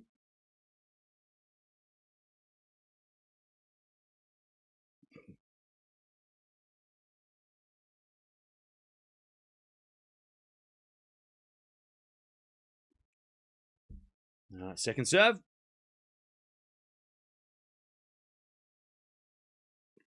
That's a great return by Eala. Forehand goes cross court, but out. Oh, God, I tell you, Swiatek is hanging on by her fingernails. 40-15.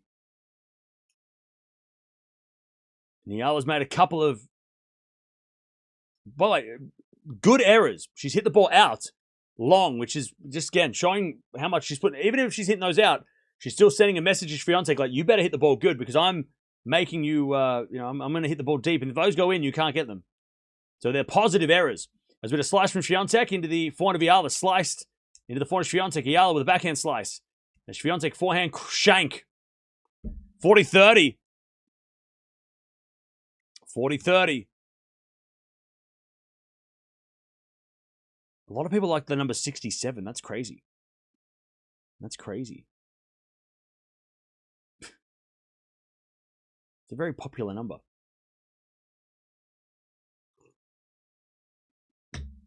All right, 40-30. Serve is a fault. You know Eala steps in. Second serve. Swiatek needs a good body serve here. While Eala stands right in the baseline. She doesn't have the good body serve. She's just, she's nervous, Swiatek, you can tell. Second serve. Into the forehand of Eala, great return. Deuce. You knew that was going to happen. Deuce. All right, deuce. As we get a serve. And the return goes in the net. And Swiatek gets to advantage. Free point for Swiatek, who hasn't had many of those. All right. Advantage Swiatek.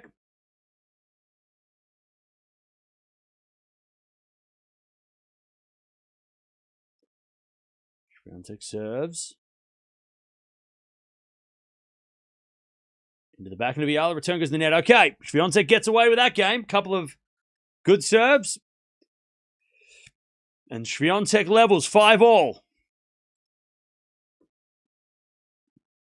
All right. 5-5.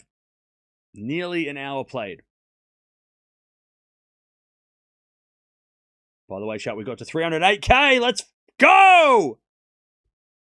Let's go.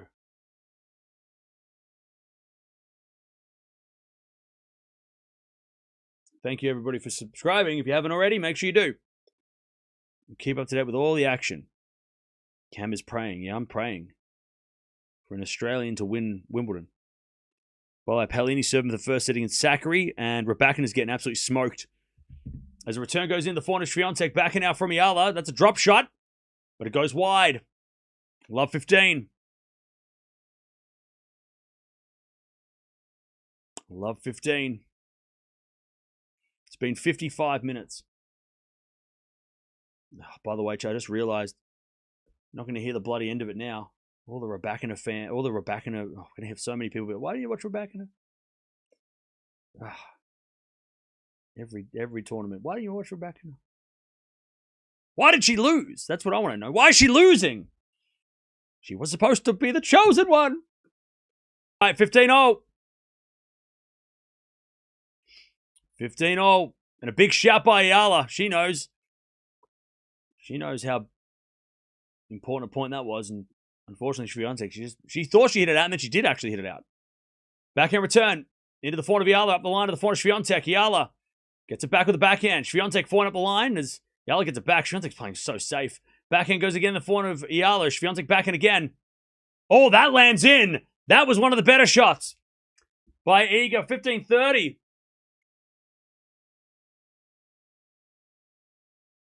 All right, 15-30.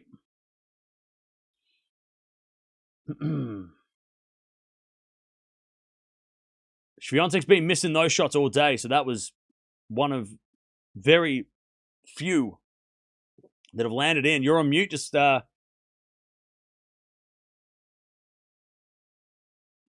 refresh. Tell each other to refresh.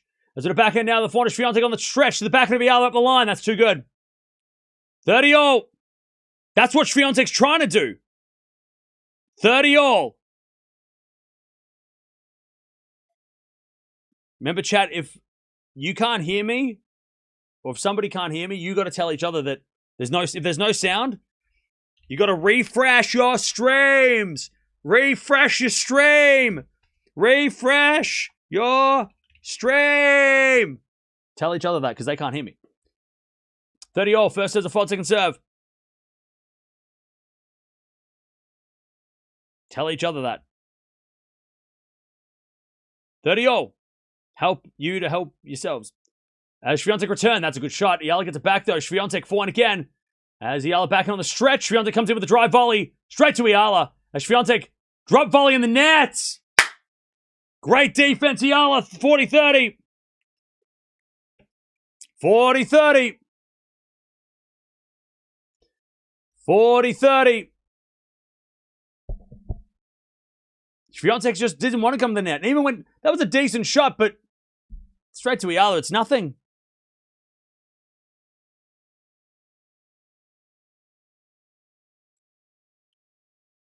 All right.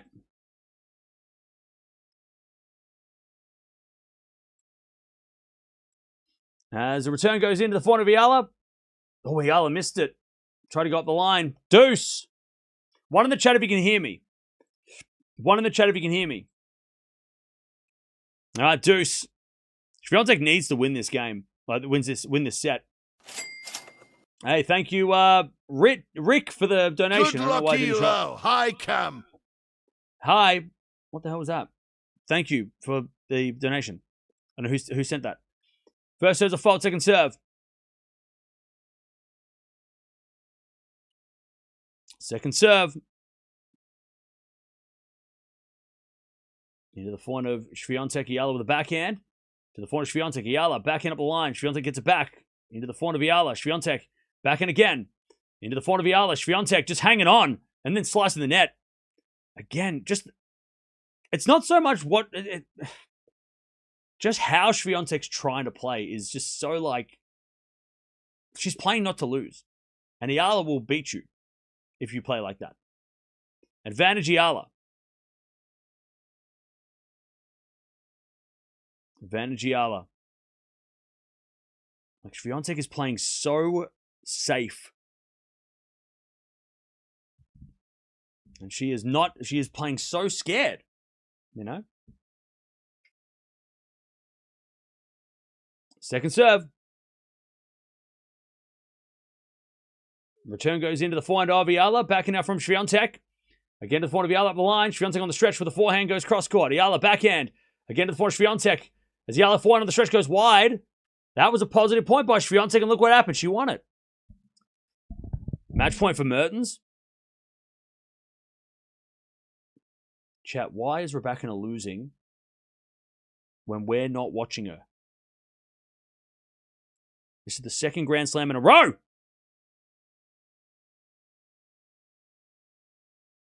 Stop losing this early. Raducanu, come on. I wanted to watch her. As a backhand return, goes in the forehand of Eala. Forehand from Swiatek up the line. Eala gets it back, but it's in the net. Positive play by Iga. All right, advantage Eala.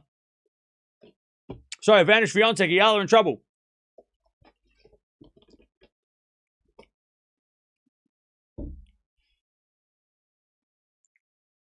Advantage Swiatek to take the break. All right, back to deuce. Back to deuce. Serve again. It's a fault. Second serve. Second serve.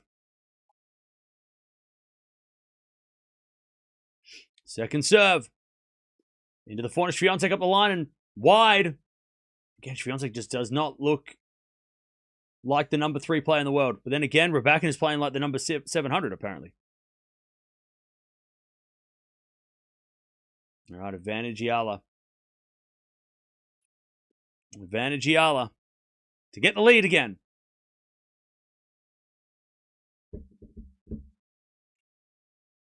This set is so important for both players now that Eala's had the lead. She needs to win it too. She wants to get the net. I tell you, this is an ugly match. This is not a good quality tennis match so far. It's close, but it's US Open 2020 men's final vibes. It's close, but it's ugly. It's a scrap. But that's what Eala wants. Eala doesn't want to play a high level. She doesn't want to play against, Swiatek playing well. She wants to drag Swiatek down into the mud to have a fight. That's it. That's what Eala does. She pisses, she frustrates you. And she just makes you awkward in uncomfortable spots. That's why she beats all these big names. She does serve well. She beat Raducanu with a good serve, but also just puts you in awkward positions. It ain't the prettiest, but it's effective. All right, how we doing, chat? Someone is crying. Who's crying? You okay? You'll be okay. Don't cry. It'll be fine. It's just a tennis match. Everything will be fine.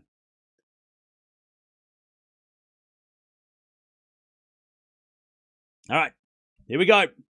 Back to Swiatek, serving to get to the tiebreak.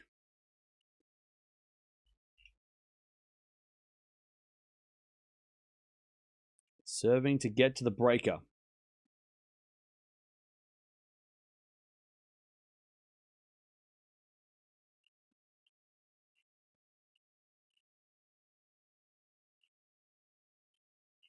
All right, here we go.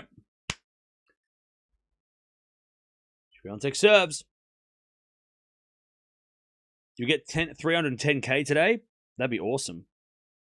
310 would be crazy. I don't think we will. As we're flying now to the backhand of Eala. Flying out from Swiatek. Again, the backhand of Eala. Swiatek with a backhand on the stretch. Goes in the net. Love 15. Love 15. Hey, thank you, Ryan, for the super sticker. Appreciate it. Thank you. Love 15.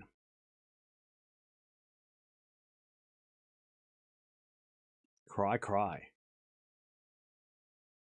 Isn't there a Johnny Cash song called Cry? As that goes out by Eala, and it's 15-all.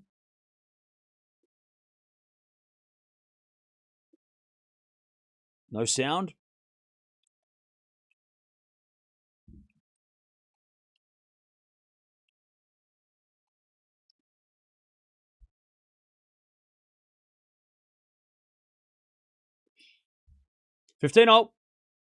Swiatek comes in and shanks it long. And that shot just sums up Swiatek's day. 15-30.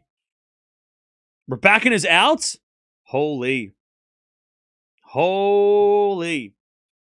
God, I tell you, chat.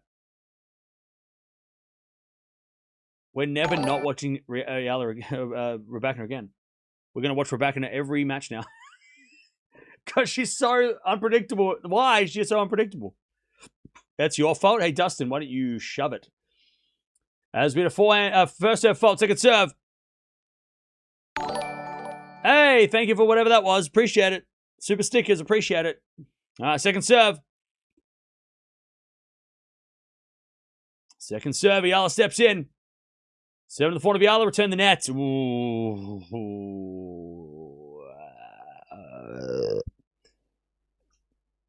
All right.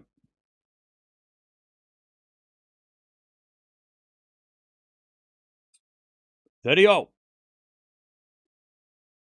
Big point. Requires a big serve. Swiatek. Down the tee, the forehand of Eala is a let. Great win for Mertens, by the way. She is... Mertens is dangerous, though. I mean, I'm not that surprised that she beat Raducanu, but... I mean, Raducanu is having a pretty tough couple of weeks. Maybe that hip injury is actually really bad. As with a forehand from Eala up the line. Into the forehand, Swiatek sliced. Into the forehand of Eala is Swiatek just hanging on. Eala doing all the attacking. Swiatek forehand up the line. That's a better shot. And that's a winner by Swiatek. There we go. Playing like your rank. 40-30. I think we gotta, because she did have a hip injury going into this tournament. I don't know how much that affected her, but I mean, Raducanu has been having, maybe, again, we talk about this with Raducanu before because she's had so many, usually at the end of the season, she doesn't play that well. Last year was an exception. But she's had such a big start to the year. She's played so well at the start of the year. Now that we're getting into it, as Swiatek gets to the tiebreak, now that we're getting into like the middle of the year and maybe her body's starting to break down, Raducanu has had that issue. Her body hasn't kept together for an entire season. You know, she always has injuries at times, and this might be the time. Take nothing away from Mertens, though. She is. We saw that. We saw her firsthand against Eala. You know, she's got the game on grass that can take those wins, though. Who's winning this tiebreak, chat? 68 minutes. This is such an important tiebreak for both. This is so important for both. Eala's had a set point. She needs to win this set to just kind of, you know, justify the set point. And I feel like Swiatek needs this because if she goes down a set, Eala in the second is going to be real scary. Swiatek hits it straight to Eala. Can she not see Eala? As we're back in again from Eala into the forehand of Swiatek. Up the line to the forehand of Eala. Swiatek, forehand cross court, is a winner. Swiatek's just either not seeing Eala move or is just thinking that she can beat Eala on the baseline. Like, there was a forehand inside out, and Eala was clearly moving before she hit the shot, and she still hit it there anyway. She just can't see where Eala's moving.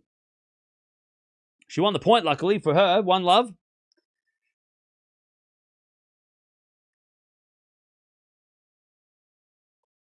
All right, serve.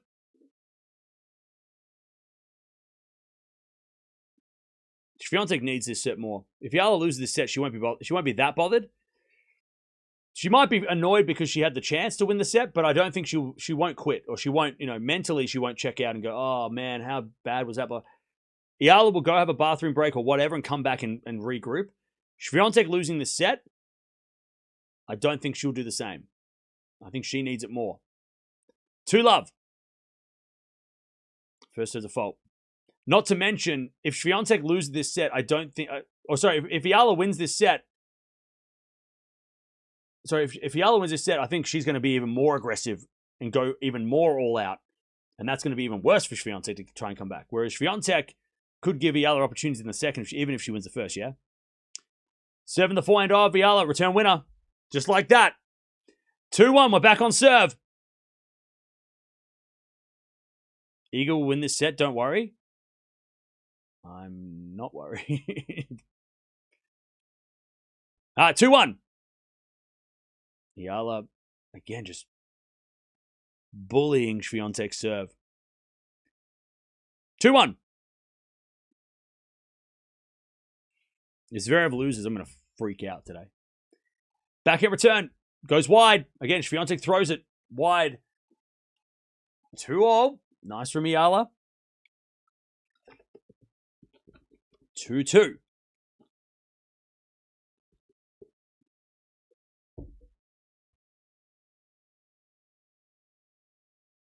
As Eala serves again. A fault. Second serve. You gotta put your first serve in on Eala or you're done. Exactly. As we get back in return, Swiatek goes long. Again, just an absolute giveaway for Swiatek. She's like, here, have a point. 3-2 Eala.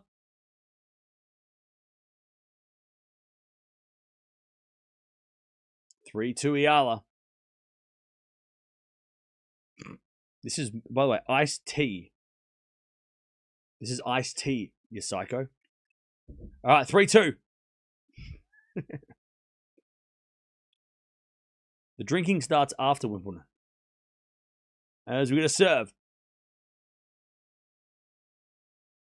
Into the forehand of Eala. Return goes into the forehand of Swiatek. Eala backhand. Again to the forehand of Swiatek. Swiatek gets it out. 4-2. You know the frustrating thing about watching this match, though, is Swiatek so much better than this. And it sucks watching her not play her best, because not that anyone's going to make an excuse that Eala didn't play a good Swiatek, but like, just watching Swiatek make errors, you're like, oh man, you're so much better than this. And she knows she's better than this. She throws her racket into her bag. Yeah. That's how she feels. Like, Swiatek's so much better than this. But not against Eala. Again, part of the Eala game. She just drags you down. She makes you question your tennis ability. All right, 4-2. Swiatek was up 2-love. All right, 2-4. And Swiatek serves again.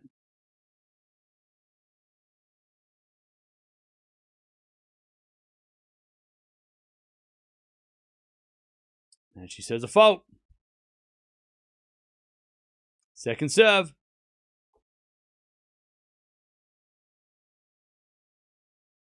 Second serve. Into the forehand of Eala. Good return. And that hit the line. Swiatek in the net. 5-2 Eala. Eala's going to serve this set. 5-2.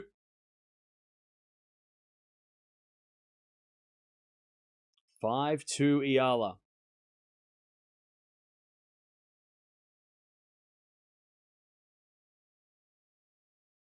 She serves again. A fault. Second serve.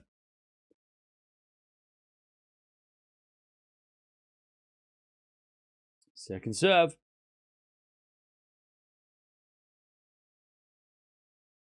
Into the forehand of Swiatek. Return winner. Just hasn't done that enough. 5-3 Eala. 5-3 Eala.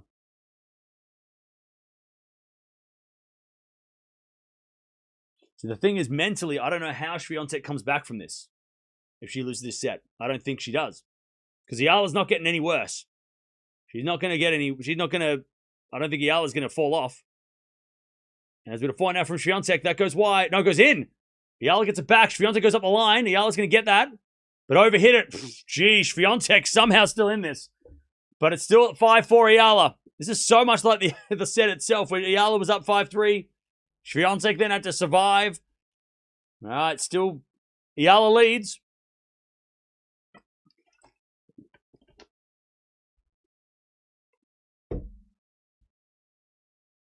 Swiatek to serve. God, what'd she do for an ace right now, chat? What would she do? Anything for a big serve for Swiatek here. Channel your inner Raducanu. Serve. Into the forehand of Eala. Return goes into the forehand of Swiatek. Oh, just goes into the slice of Eala. Swiatek slices it back. Eala making Swiatek move now as we got a backhand again to the forehand of Eala. Swiatek in trouble. Forehand of the stretch. Eala. Backhand goes wide. Oh, no. Eala had it. She had Swiatek moving. 5-5. She had Swiatek where she wanted her. All right, big point here, 5-5. Swiatek serves. Again, unreturnable. She'll take it if she can get it. She serves. Into the backhand of Eala. Return goes into the forehand. Swiatek who rips up the line. Eala gets it back. Swiatek on the attack. Hits an inside-out winner. That's why she's a champion. 6-5 Swiatek. Finally put some shots in. And she gets a set point, but it's on Eala's serve. 6-5.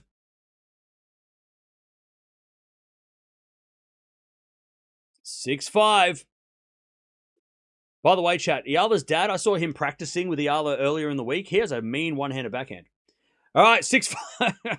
Papa Eala has a good one-hander. Anyway, serve. Into the backhand, Swiatek return the net, 6-0. Eala gets a serve, and you never feel like Swiatek's going to make a return. They change ends. All right, 6-6. 6-0.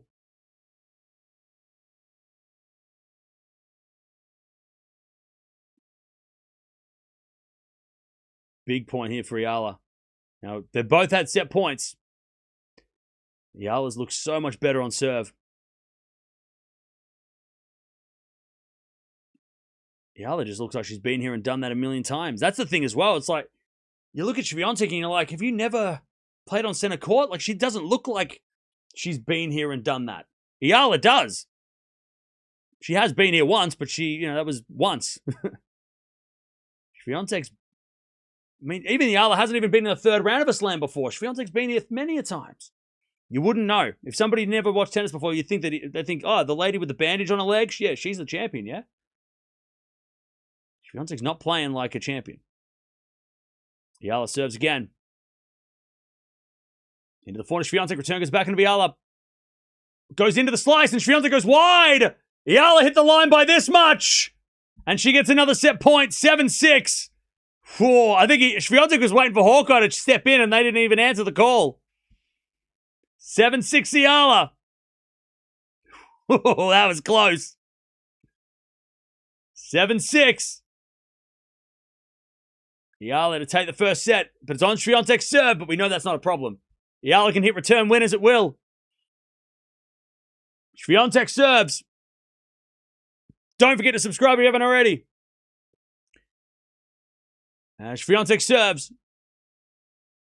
Into the back of Eala. Return goes in the front of Swiatek. Eala on the stretch. Goes in and Swiatek gets it back. Eala goes again with a forehand to the back of Swiatek. Eala back in the rally. Swiatek in trouble as Eala with a forehand again into the back of Swiatek. Eala forehand again. Goes in the nets. Oh, 7-7. I'll tell you, Eala has a knack of hitting the line. She hits the ball on the line a lot. And luckily for Swiatek, she survives. 7-all. But I tell you, Eala, you're waiting for Hawkeye to say out. It lands in every time. She rarely misses if it's close to the line. All right, 7-all. They both had set points in the tiebreak now. Swiatek serves. Into the front of Eala. Great return. Yeah, Swiatek backhand goes into the front of Eala. And that goes out. Eala overhits it. And Swiatek started to fire up. And that was just out. Oh, that. Hawkeye, are you sure? Eala only hits the line. Are you sure? How'd that miss? Are you sure? I don't know. I don't know about that, chat. Somebody get Ostapenko out of here. Where the hell's... we need Penko out here. All right. 8-7, Swiatek. Serve. Into the front of Swiatek. Return goes into the front of Eala. Swiatek backhand. Again to the front of Eala. Swiatek with a forehand goes cross-court. Eala inside in forehand. Swiatek just defending. Eala wants this point more. Swiatek backhand on the stretch. Eala forehand again. Swiatek backhand cross-court. Eala's going to get it with a forehand up the line. Swiatek forehand up the line as well to the front of Eala. Swiatek backhand on the stretch. As Eala goes up the line. Swiatek goes cross-court. Eala's there with a backhand. Swiatek forehand. Inside out in the net. And Eala raises her fists. And wants the crowd to get involved. 8-all. Swiatek just doesn't want to win these points. She's playing not to lose. And Eala's going for it. And even if Eala loses this set, at least she's got the positive attitude to go in the second and play a little bit more positive. Swiatek needs this set so bad. And she is playing so safe.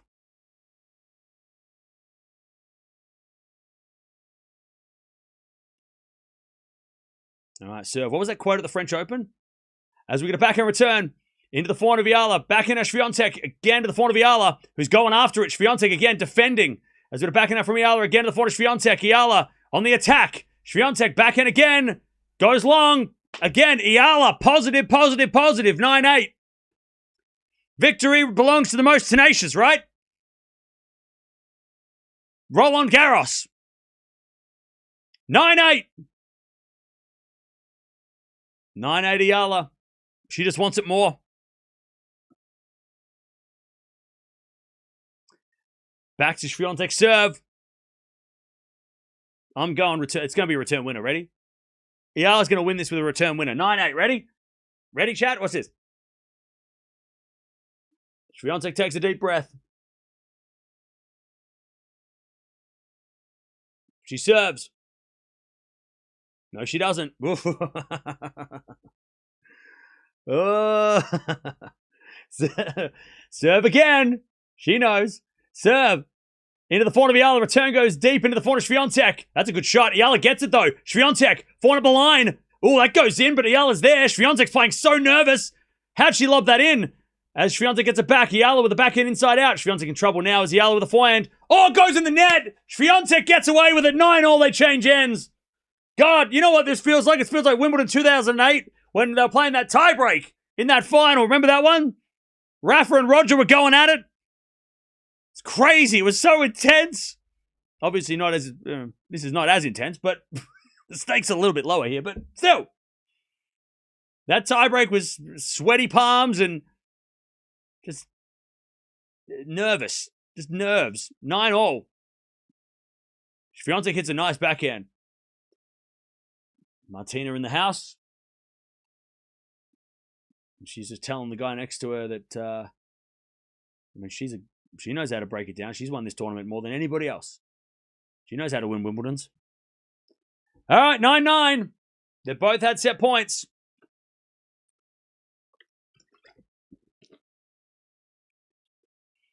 Here we go. Almost an hour and a half for the first set. Paolini, by the way, is crushing Sakkari. All right, 9-9. Again, Swiatek serving in the sun. Serve. Into the back of Eala. Return goes into the back of Swiatek. Eala with a forehand up the line. Swiatek just hanging on. As Eala forehand goes cross-court. Swiatek slices it back. Eala's on the attack. Forehand inside out. Swiatek with a pass. Goes wide. And Eala's got a set point on her serve. 10-9. 10-9.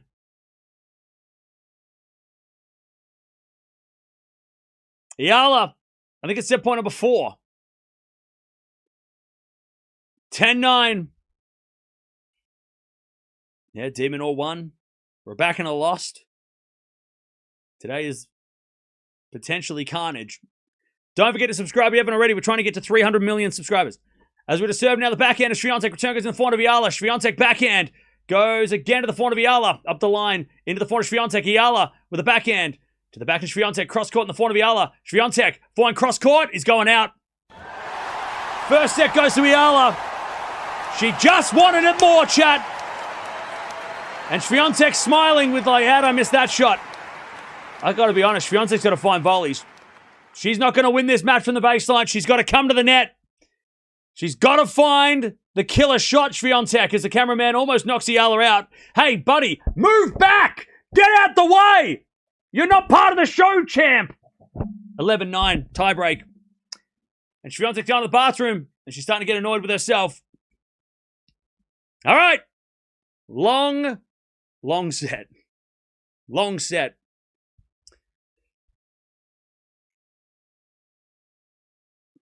Eala's gone to the bathroom too. All right. Hey, thank you, CB, for the 20 gifted. Appreciate that.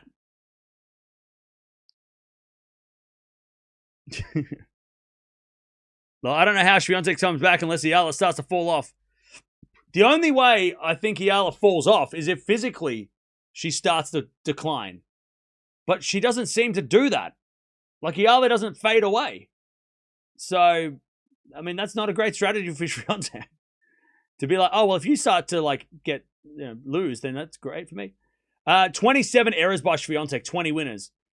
Eala with 12 winners, 15 errors. But yeah, Swiatek, 3 double faults.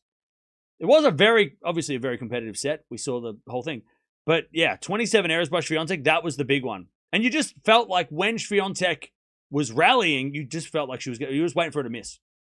And Eala was waiting for her to miss too, and that's why she got the set. She was just going, the more I hit it, the more you're going to hit it out. The more I get back, the more you're going to miss. That's how Eala plays. That's how Eala wins. Schedule's out for tomorrow. Oh, stupid Wimbledon, I'm not ready. All right, so center court is crazy. Oh, shit, I don't have to wake up. Oh, my God, I can go out for... Wait, what's today? Oh, tomorrow's Sunday. There's nothing open on Sunday. I can't go party. We have a late start tomorrow. Let's go. Woo! That means I can go out and come back. All right. Thank you, chat, for being here. Don't forget to sub if you haven't already. We're almost at 3,000 likes as well. Appreciate that. But yeah, I'll tell you this, chat. Look, I hate seeing Swiatek this way. because she's she's so much better than this. She's so much better than this. And I hope that Swiatek starts limiting errors. Because she is so much better than this. And then I want to see how Eala plays against that Swiatek, because she's not playing the best Swiatek right now. She's making Swiatek play bad, which is a good, again, credit to Eala for, frustrating the hell out of Swiatek. But man, I just wish Swiatek would just limit those errors. Limit those errors, because she's way better than she's playing. She's not like this. This Swiatek is hard to watch.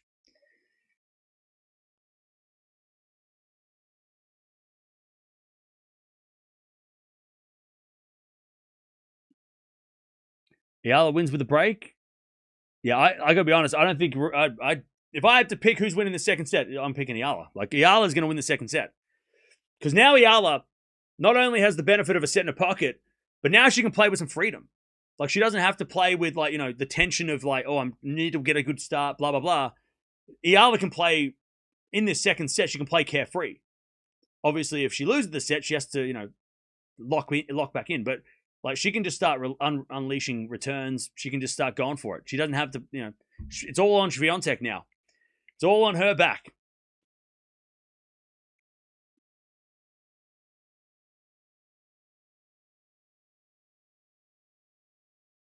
Cam's so good at adding the mood of the tension, intense fight. Yeah.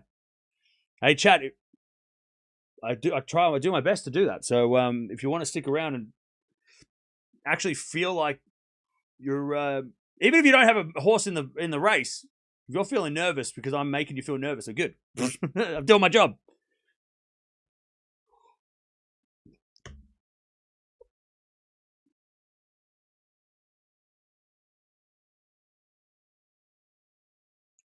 All right. Imagine if this goes for 4 hours. I don't think that'll happen. But,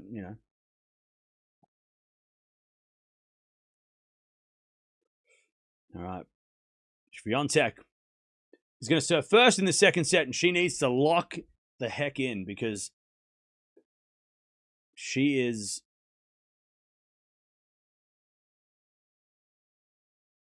all over the place. Yeah, 1.5 hours for one set. Yep.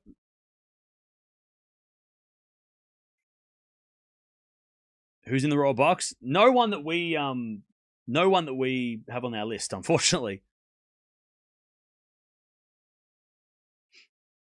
What's the longest Wimbledon match ever? No idea. Raducanu is out. Yep, Raducanu lost.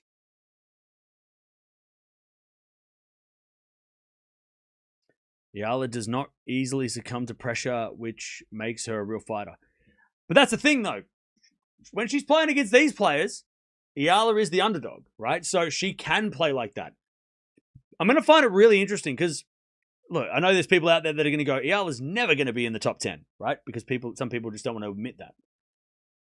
But if Eala does become top 10, which you keep beating top 10 players, you're eventually going to be top 10, right? If you beat the best, you'll be the best, that kind of thing, right? If Eala does get to, let's say top 20 and then possibly top 15, top 10, it'll be interesting to see if she still plays with this sort of freedom because she'll have a target on her back. It's different playing, and we've seen it even in recent times, right? She beats Raducanu, she beats Svitolina, and then she plays Noskova, and Noskova beats her, right? She gets a big win, and then she'll take on someone that everyone's like, oh, she'll beat her, and it gets a little bit sketchy. Even when she played Mertens in Bad on Berg, same thing, right? Now you can put that down to tired, fatigue, whatever. But it will be interesting if Eala does, and if she wins this match, she will definitely go up the rankings more. But when she starts to be the person to beat, rather than being the underdog, like in this one and like in the other matches that she's played against the top dogs, it'll be interesting to see if she still has that, plays with that freedom. Because we saw someone like Andreeva last year, once she reached that peak, she really struggled. And then she recovered it this year and won the French, right? But it will be interesting if Eala does go on to beat Swiatek and then her ranking goes like top 15, going forward, she will be, when you're in the top 20, you're not going to play someone in the top 20 until the fourth round, quarterfinals. So the first half of the tournaments like this, you're going to play players lower ranked, and you're going to have be expected to win. Hey, Gareth Bale's in the cheap seats, aka the very expensive seats, which is not the Royal Box. He's not happy. He definitely bet on Raducanu. But you know what I mean? It will be interesting, like how Eala plays when she is the one that everyone's trying to go for. And she's already got that pressure already because she plays players that are lower ranked more often than not now. But when she becomes, top 20 or, whatever, that'll be interesting. If Swiatek just hits in the net with a volley, I tell you, I don't mind that for Swiatek coming by the net, but that's terrible backhand volley. Love 15. The host is whining. What, on the TV? What are they saying? I can't hear them. I'm muted. Love 15.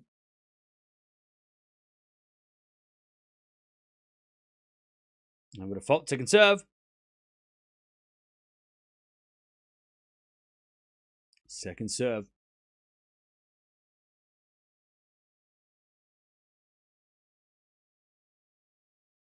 Serve to the forehand of Eala. Return winner. See? What did I tell you, chat?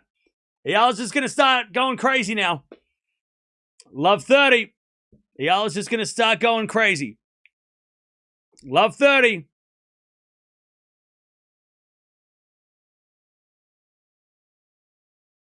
And Swiatek serves again.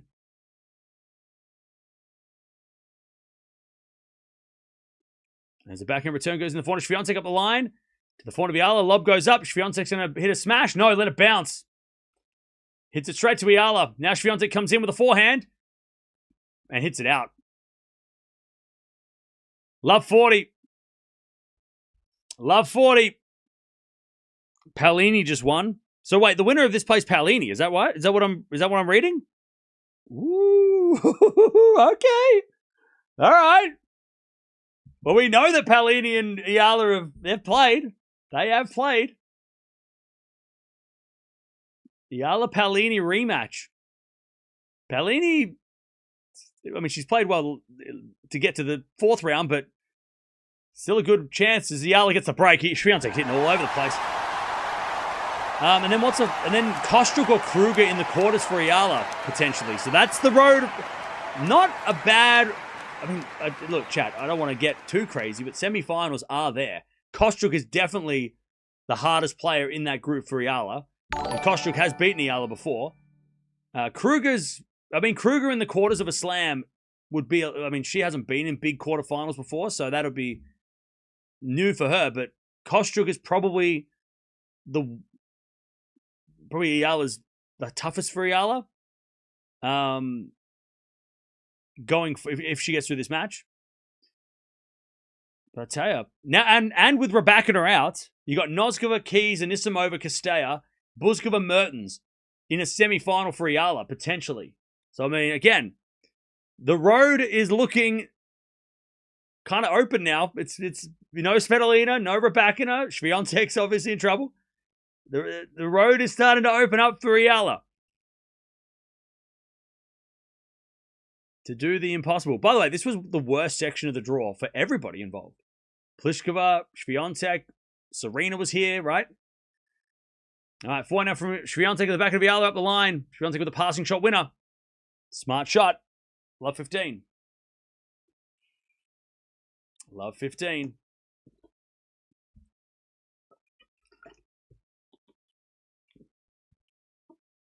All right, love 15. As we're going to serve again. Into the forehand of Eala on the return. Back in Swiatek on the stretch. Eala.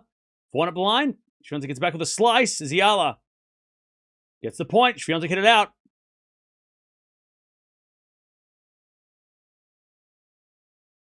All right, 15-0.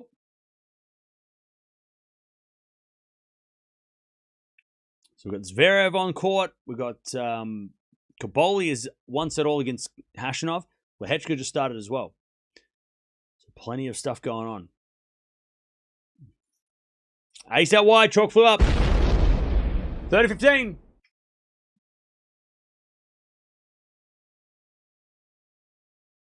All right, 30-15.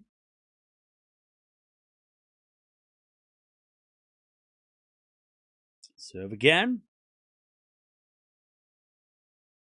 How's the crowd? I think the crowd's pretty even. I don't think they're pro Eala, but they might be pro underdog because, yeah, I don't think this crowd is either way. I don't think they've got a bias. They're just cheering the match. Backhand return into the front of Eala. Swiatek wins the point, 30-all. 30-all. Winner of this will face either Anisimova or Keys. Where? When? In the quarters? No, in the semis. Winner of this match will take on Paolini. Ace! Wow, 2 aces for Eala.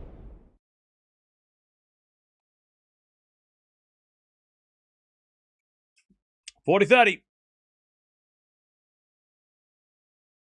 As we get a serve again. Serve again for Eala. Into the front, Swiatek return the net. Jeez, Eala's serving better now too. This is the serving that got through Raducanu the other week. 2-love, Eala. 2-love.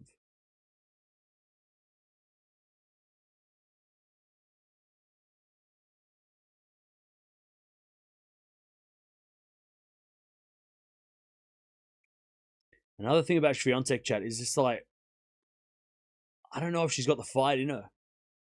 I can't recall this year seeing a match where Swiatek's fought through, which is such a shame to say because, you know, Eala hits a passing shot winner, love 15. Like, it's such a shame to say that because she is such a champion. But, like, I can't think of a time this year where Swiatek, and maybe I'll look it up because maybe we have watched a lot of Swiatek matches, but she just doesn't show that fight. I mean, last year she did against Alexandrova where she fought back from the dead to win that title in Korea. But I can't remember a time this year where she's like been up for the fight. And when somebody's done something like this, she's, you know, locked in and then, you know, fought back. She's kind of just let it go. But maybe I'm missing something. And I'm talking about against somebody who's like, you know, not somebody who's like 100 in the world. I'm talking about top players. Top 30, you know. Like Navarro took the fight to her and she came back and lost. She lost to Svitolina in 3. She did beat McNally, but she won the first set 6-1. Andreeva, she won the first set and lost. She lost the first set. She won the first set and lost to Lynette. She lost to Svitolina. She lost to Sakkari in 3. Raducanu got her. I mean, what's her record this year when she loses the first set? It's got to be bad because I can't recall her coming back much. 2 wins and 6 losses when she loses the first set this year. She beat Dasha and she beat Lise. And both of them are not, right now, not like Eala. As we're going to find now into the front of Eala, back in now from Swiatek into the net, 15-40. She's lost to Coco from a set down. She's lost from a set. She's lost the first set against Coco. Svitolina's beaten her twice and won the first set both times. Kostyuk, Navarro, and Raducanu. So, I mean, Swiatek is not... When she loses the first set, even last year, 7-14, including a match against Eala. Like, her record when she loses the first set is not good. And it's even worse now. 15-40. There's a good serve. Return goes in, though. Swiatek forehand goes straight to Eala, who hits a pass. I mean, this is just getting easy. 3-love. 3-love.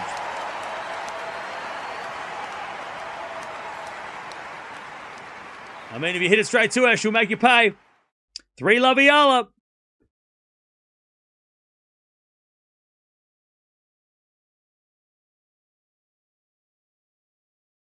Swiatek just talking to herself. It's hard to watch Swiatek when this is happening to her because she looks so lost out there. She doesn't know what to do. That's what Eala does. She just makes you confused. She confuses you by the way she plays. I tell you, Paolini Eala is going to be a crazy match in the next round. But Paolini's not been playing well either, so Eala's going to be the favorite for sure. Hey, thank you, Azza, for the 5. Appreciate that. Eala Paolini rematch in the 4th round. Yep. And we watched that earlier in the year, and Paolini didn't look very good. She looked okay in the 2nd, but Eala was kind of dominating.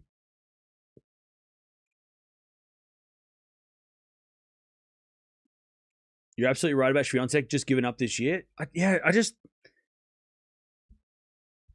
You just don't see.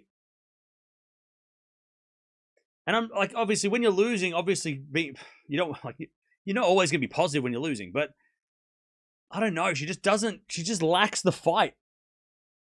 Like when she's in this kind of position, she's not going to come back and win this. Like, she's not winning this. We're just waiting for Eala to win this now, right? As Swiatek hits a wide, 15 She just doesn't have that fight in her. It's almost like, what's that Mike Tyson quote when everyone has a plan until they get punched in the face? But sometimes when you get punched in the face, you can at least fight back. Swiatek gets punched in the face, she doesn't fight back. Like, she doesn't fight back.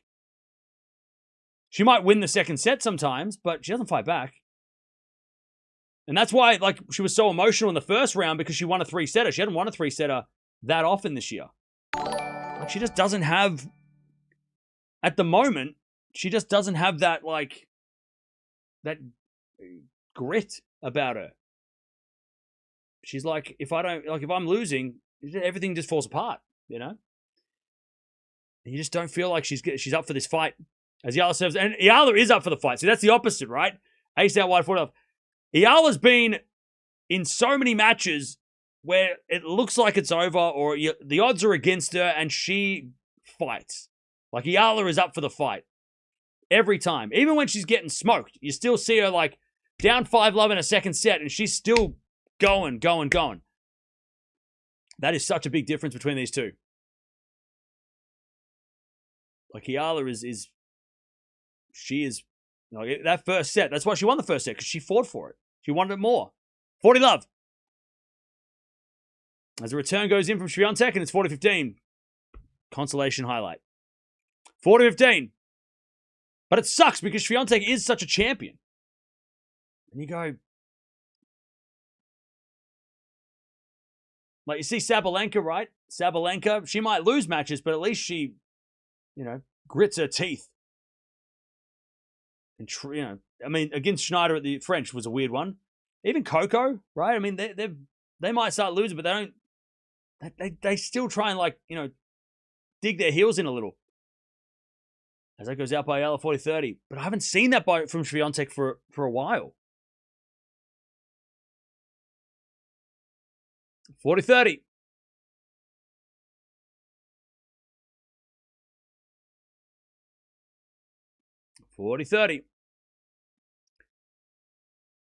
Maybe I'm expecting her to be like Rafa, and Rafa would never give up the fight, right? Maybe that's the problem. Oh, Eala slipped over. She gets it back, though. And then Swiatek hits a winner. I'm surprised Swiatek didn't miss that. Eala's okay. Deuce. We've seen a lot of players slip over and still make the rallies, like Djokovic yesterday. All right, deuce.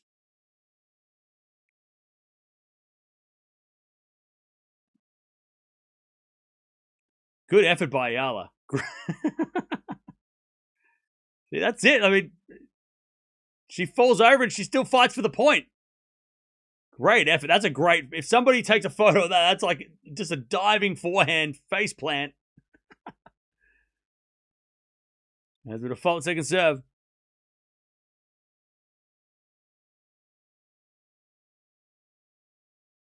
Second serve. Into the corner. Swiatek up the line's a winner. All right. Swiatek starting to punch back. Advantage Swiatek.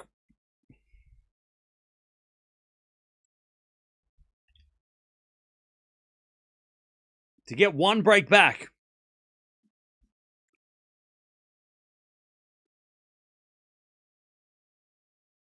Eala serves. And Swiatek shanks it wide. Good serve. All right, deuce.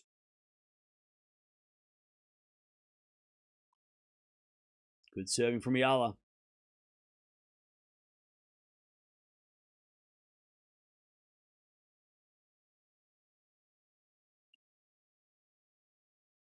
I'll tell you this as well, Chad. I said this earlier. I think Pliskova would have been a lot harder for Eala to play because of the way she plays. And the good thing for Eala going forward, let's say she wins this match, which she's comfortably doing right now. Playing Paolini is a good draw. Kostyuk is an interesting one. Because Kostyuk has been good on the clay, as Eala hits a lovely winner and it's advantage. Kostyuk in the quarters, even Kruger in the quarters. I think she'd rather play Kruger because of experience, but Kostyuk in the quarterfinals for Eala, that's when things, she's played Zara Zuhar, who's not an aggressive player. She's played Joint, who pushed her and then ran out of gas. Swiatek's put up a little bit of a, well, they fought in the first, and then since then, Swiatek's not done much. Paolini's not gonna bully Eala in the next round. Kostyuk is the big, and we've seen her play Kostyuk last year, and she dominated Kostyuk. Kostyuk dominated her, sorry. And then obviously Noskova, Mertens, Anisimova, Keys, they're all very, very tough. Great return as we get to deuce.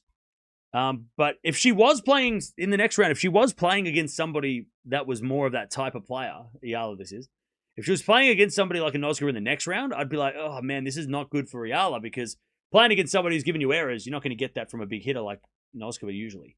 But she's playing Paolini.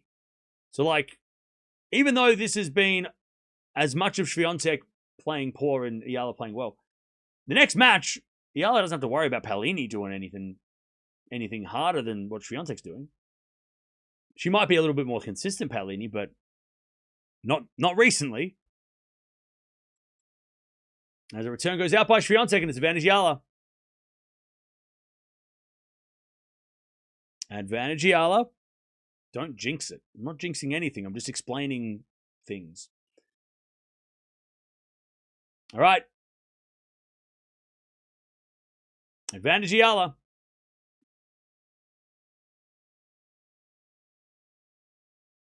And she serves. A fault. Second serve. Second serve. Paolini played flawless today. Well, it'll be fun. It'll be a fun match. Swiatek hits in the net. Oh man. God, it's so hard to watch Swiatek play like this. Speaking of Noskova, she's just about to start.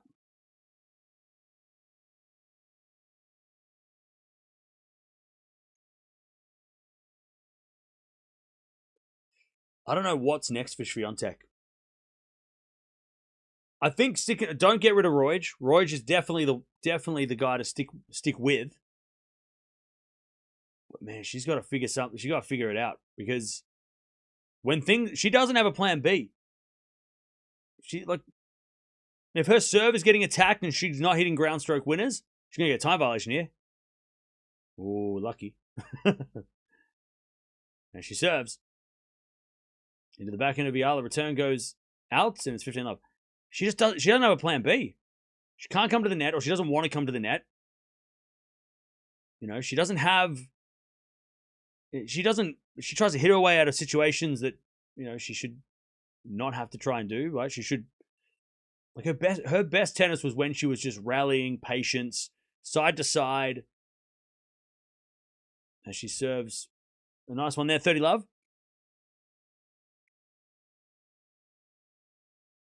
All right, 30-love. It's not over, but why are you teary-eyed? Because I'm so happy that I picked Eala and I'm smart. You all doubted me, chat! You all said, oh, you always pick Eala. Yeah, because she always wins! She always wins! Oh, Cam picking Eala again. 30-15. By the way, to those in the chat, I'm talking about Swiatek because there's more to talk about with Swiatek. Eala's winning. We don't need to talk about her. She's doing everything right. There's nothing to talk about with Eala. She's playing great. There's way more to break down with Swiatek losing this and how she's losing. Eala's just playing the way she's been playing for the last couple of weeks. There's nothing to break down. She's been playing great. Like, there's nothing to break down. And Swiatek barely hits that in 40-15. All right. Swiatek trying to get a game. But Eala's playing great. Does Eala need to improve on anything? I mean, when she plays the bigger hitters, it'll be it'll be different, but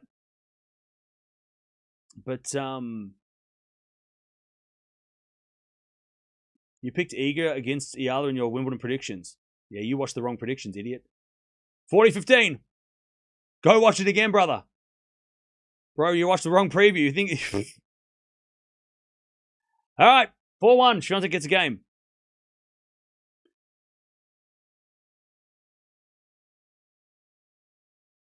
All right, Swiatek puts a towel over her face. She is down double break. And it would be a massive shock at this point for Eala for Swiatek to win this. Yeah, I mean, Chad, there's like the reason we're talking more about Swiatek is because there's more to talk about with her. There's more questions about this coming out of this match about Swiatek. The only question with Eala is like, how far can she go? She can beat Paolini. Could she beat Kostyuk in the quarters? That would be interesting. The way she's been playing confidently, you would think, well, maybe. Kostyuk's had an injury problem since the French, so there's an opportunity. Semifinals is definitely on the cards, for Eala. There's an opportunity. But, like, yeah. We can sing Eala praises all day long, and we will. But it's more about, like, what the hell is wrong with Swiatek right now? What is going on? Why does this keep happening?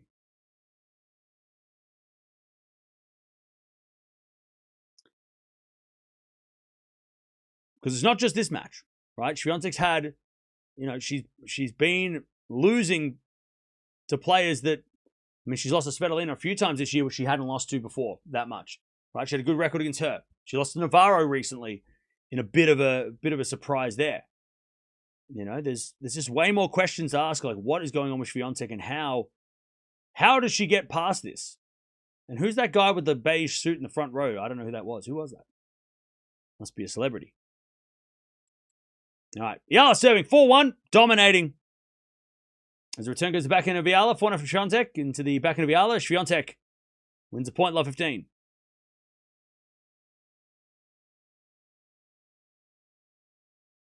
Iga's coach just said, she's not winning, you're losing. Well, that's it. That's what I've been saying the entire time. Eala just gets players to make, not always. She obviously plays well too, but Swiatek is playing way below her level. Love 15. As the return goes into the forehand of Eala, Swiatek forehand winner. All right, love 30. Love 30. I'm flabbergasted by this Swiatek shocker, right? Love 30.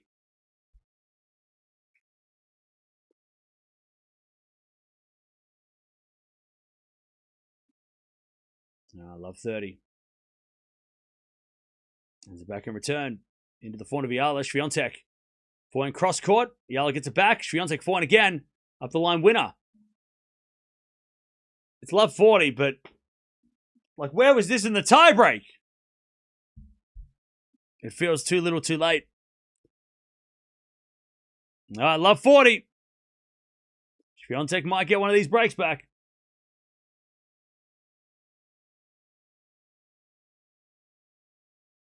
As Eala serves. Into the back and Swiatek return the net. 15-40.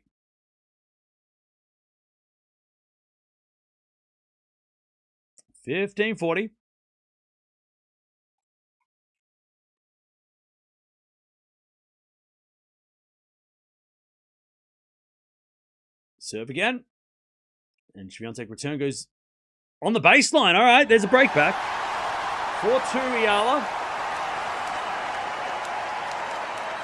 Who do I think's winning Wimbledon? Sabalenka. I've said it since the start. It's Sabalenka's tournament. I picked Sabalenka for the last 4 years, so she's bound to get it eventually. So I'll pick Sabalenka again and again and again, and every Wimbledon until she retires. She'll win one eventually, and I'll be right when she does. Raducanu's gone. Swiatek's on the ropes. Andreeva's gone. Svitolina's gone. Pegula's sneaky. No one's talking about her. I'm going to pick Sabalenka. She's going to win. Or Keys. As a default second serve. I think Keys Sabalenka final. Did I pick that on my bracket? Maybe I did. Can't remember.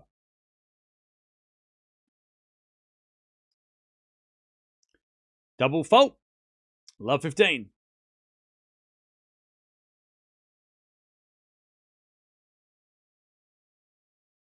Love 15.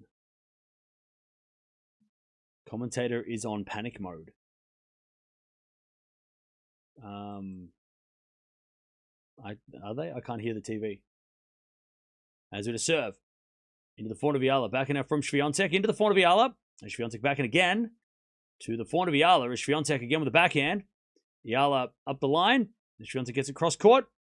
Into the backhand of Eala. Swiatek on the attack. Hits a winner. 15-all.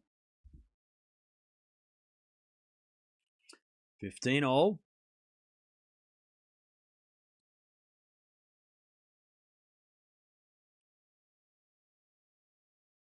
Serve again.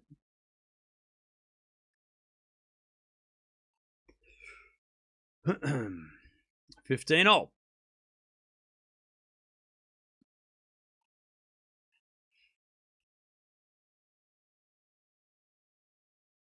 As with a let from Swiatek.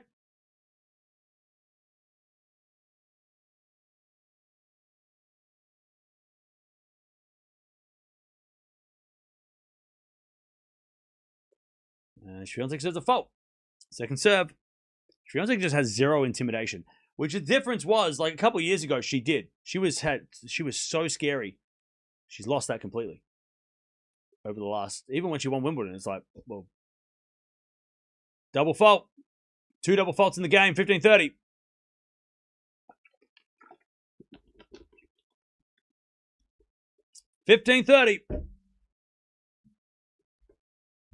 You can't say it was a fluke now. Eala's beaten her twice. Oh, yeah. Again, everything we're saying about Swiatek isn't taking anything away from Eala. Eala has had a fantastic grass court season. She's had a great season overall. She's about to be career high ranking. She's about to get another top 10 win. I think she's got a positive record against top 10 players. I mean, there are so many things about Eala that we can talk about and praise and all day long, right? She is having a phenomenal year. And not to mention, she's got the weight of 100 million people on her shoulders through the Philippines. And she's doing that with that pressure as well, which is phenomenal too. Like, she doesn't look like the not the expectation, but the weight of a whole nation on her shoulders. She doesn't seem bothered. Anyways, break points for Eala to get the double break again and serve for the match. 15-40. I just think this match brings up so much more questions about Swiatek. The sky's the limit for Eala. But I picked her anyway, so I don't know why we need to even break it down. I'm not surprised it's happening. As we have a volley now from Swiatek, that's not going in. Eala's going to serve for this match. 5-2. Yeah, I picked Eala in 3, but she'd do it easier for me. She'd make it easier. Because this is exactly why I picked Eala. This is what's happening in this match. It's exactly why I picked Eala. Because I'm like, I trust Eala more. In this match, just if shit goes sideways, which it has, right? Swiatek's it has not looked comfortable at all. She broke early in the match, gave it straight back. She has not looked comfortable at all, Swiatek. On serve, she looks horrible. And that's why I picked Eala, because it's like, well, I trust Eala way more in this matchup.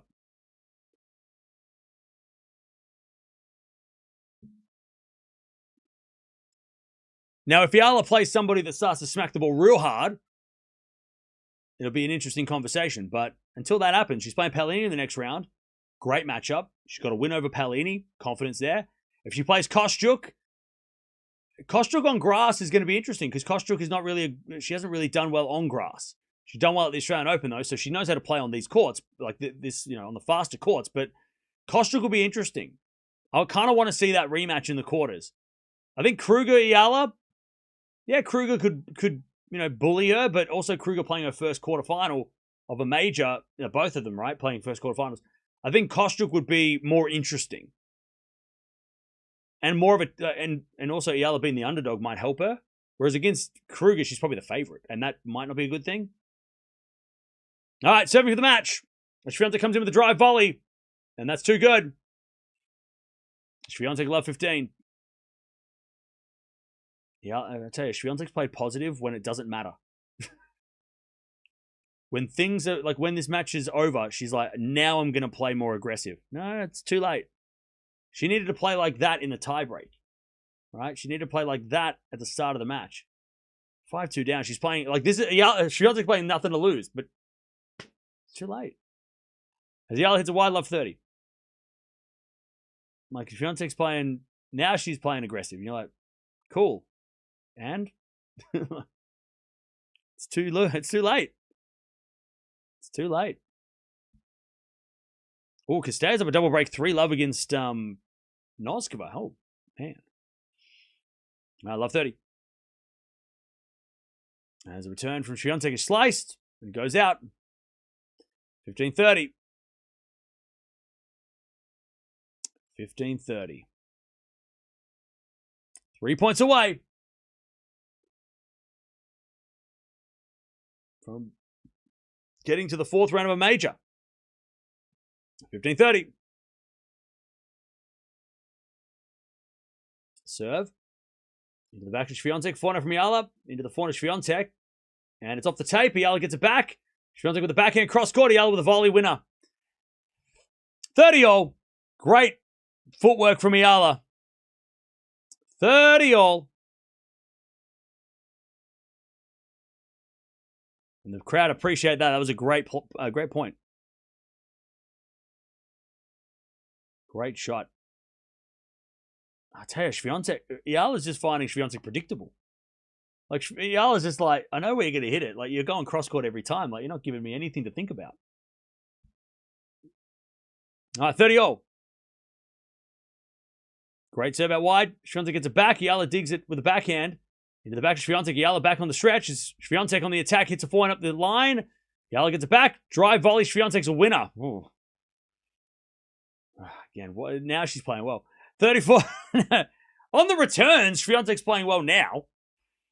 30-40 to get back one of the breaks.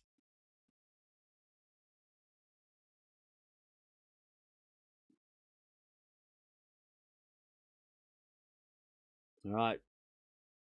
Even the coaches are making the same. I mean, me and Roy are looking the same. Like, why didn't she play that like that earlier? All right, first serve, the fault, second serve.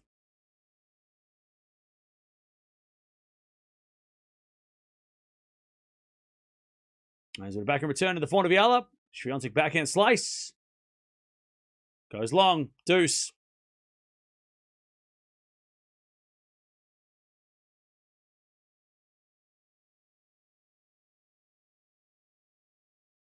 All right, deuce. But where does Swiatek go from here, chat?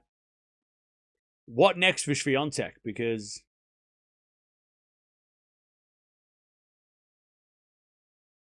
this one's going to hurt. As Eala serves. A let on the first serve.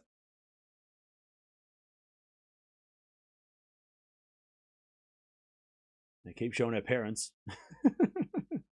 I don't think her mum's moved. Is her mum awake? Mum or Eala awake? She's just like this the whole time. She's very stoic. Great serve. Oh, what a return. Swiatek gets it back. Eala puts it up in the sky and Swiatek shanks it. Oh my god.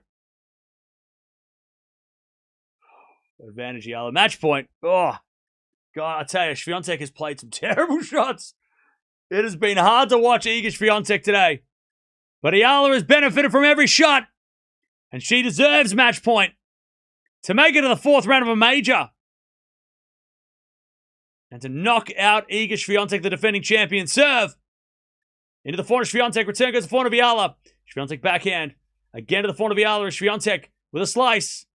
Into the forehand of Eala. Swiatek backhand again. Up the line is a winner. Swiatek survives. For now. Deuce.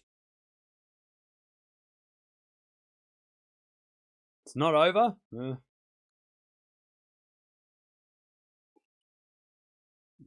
felt over. The first set, it felt over, to be honest. Once the other won that first set, it felt like Swiatek was going to be pushing up a boulder up the hill. Anyways, serve. Eala.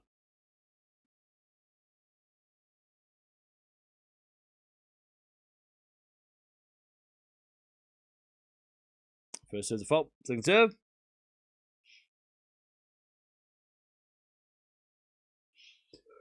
Second serve. Into the forehand, Swiatek. Return goes into the backhand of Eala. Swiatek. Backhand cross court. Eala passing shot in the net. I wish Swiatek was more of a bully. You know? I don't want her to, like, you know, obviously don't try and play like Raducanu, but I feel like she can impose herself in matches a little more. But again, doing it at this point, I think she's just trying something different. And it's working, which is probably more frustrating for the coaches. Advantage Swiatek to get one of the breaks back. Eala serves a fault. Second serve.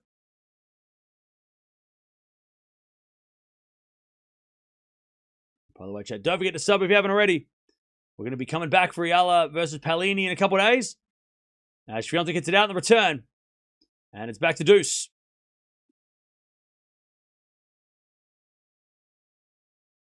Still got some matches coming up later as well. Busy, busy day. Zverev's up 4-2 with a break already.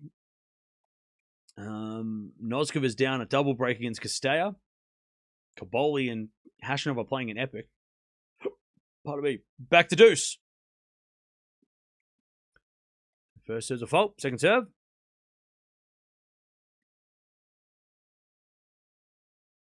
Second serve. Who are we going to cover next? I don't know. Serve to the backhand of Swiatek. Return goes wide.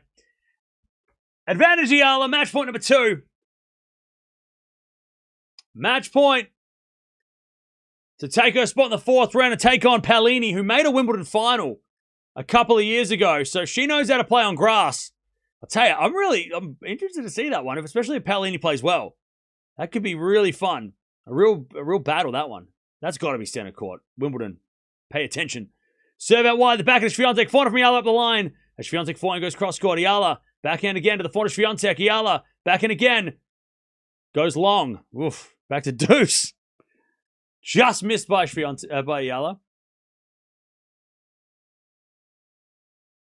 right. Deuce. Swiatek's not consistent and rushes too much. That is a good word. Rush. That is actually a good word. Swiatek does rush. When she panics. She panics. When things start to go wrong, she panics. And she's been panicking in this match since she gave back the break at 2-love or 2-1. You're right. She rushes when she's panicked.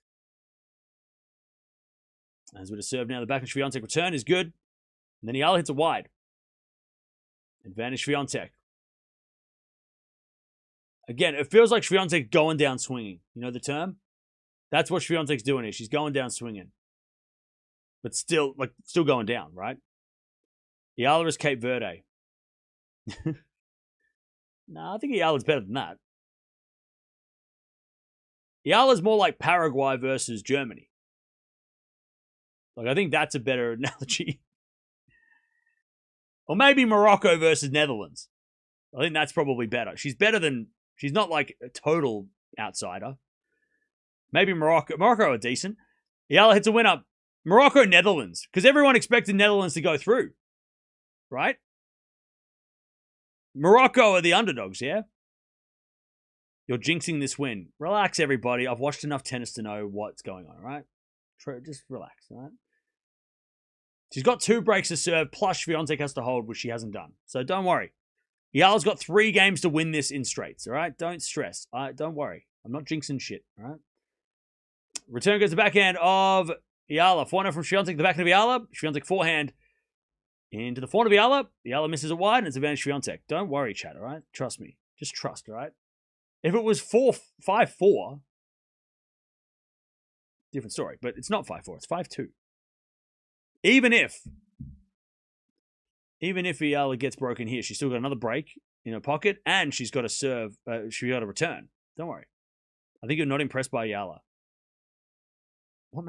What are you talking about? Oh, you're spamming as well. You're annoying. Can you stop being annoying? Thank you.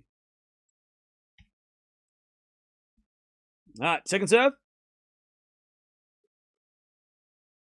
Serve to the backhand is Swiatek. Return goes to the forehand of Eala. That's a great shot. Back to deuce.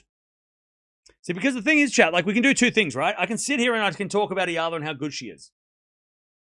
Or I can discuss also what's happening with Swiatek. Like, that's the point. We're not an Eala fan channel. We're a tennis channel. So we're going to break down what's happening on both sides. Right? Unless you want me to just break down what's going on with Eala and ignore Swiatek completely. But that's not what we do. We go, why did Eala win and why did Swiatek lose? We talk about both. As to the backhand out of the forehand of Eala, up the line, that's a great shot. Swiatek forehand goes in the net or goes wide, just. Advantage Eala. You know what I mean?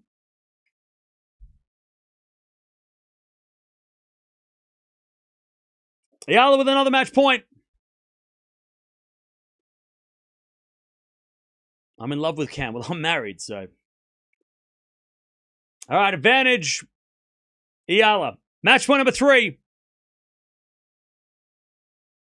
Cam's not worried? Yeah, come on now. Serve. Into the back of Swiatek. Forehand from Eala. Again to the back of Swiatek is Eala. Forehand again. Cross-court winner. There it is. Eala falls to the ground. She's into the 4th round. She takes out the defending champion. Easy. I'm going to say easy win for Eala. Yes, the first set was close, but it never looked like Eala was going to, even if she lost that first set, that was never in doubt for Eala. Eala never looked like she was going to lose that match. She was up 5-3. She was serving for it in the first. She won the tiebreak. She won the second set that was Eala's match from probably 10 minutes in. When she got the break back, it looked like it was all, even when Swiatek broke, it didn't look like Swiatek was going to do much or go on a run. It was Eala's match from the start. And I don't know what's next for Swiatek. That's going to be interesting to see what happens next. But Eala's into the 4th round. She plays Paolini. That's going to be really fun. Really fun to see that one. And Eala's already got a win over Paolini, so confidence is there. The pressure's on Paolini. I wonder who's going to be favorite. GG's. Great win for Eala. Historic. More history, adding to the history that she's already created. First player from the Philippines into a 4th round, right? And she is into the 4th round. She's going to take on Paolini. We've got Kostyuk and Kruger awaiting the quarterfinals potentially for Eala. So there's a lot to look forward to if you're an Eala fan, especially with Raducanu losing today. You know, the draw is opening up for Eala. In what was a really sketchy draw, she didn't play Serena, which I think she would have done well anyway. And she didn't play Pliskova, which I said was going to be a tougher match than Swiatek by the styles. Eala just knows how to play against Swiatek. And Swiatek, man, I again, as somebody who's watched so much Swiatek over the last, 5-6 years, that watching her like that is rough because she's better than that. And she's not playing like a top 10 player. She's not playing like a champion, Swiatek.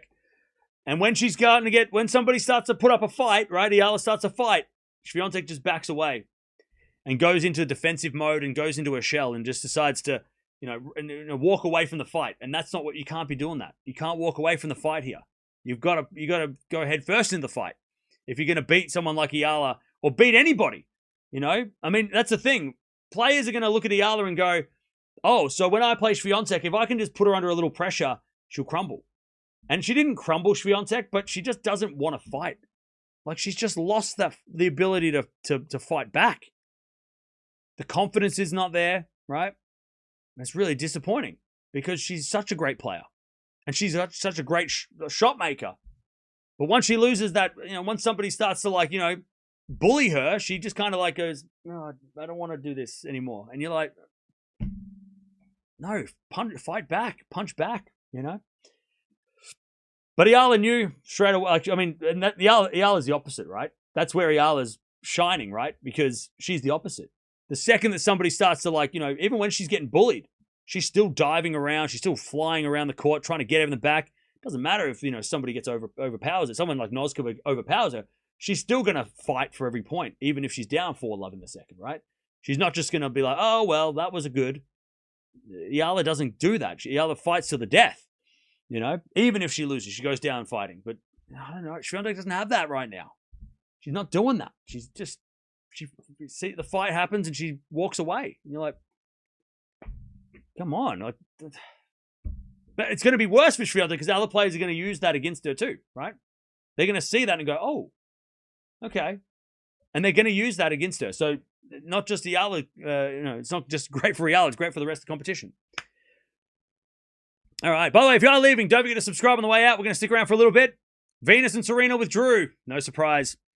That's a shame, but no surprise. Serena is out. Serena is out. Zverev on the first set, by the way.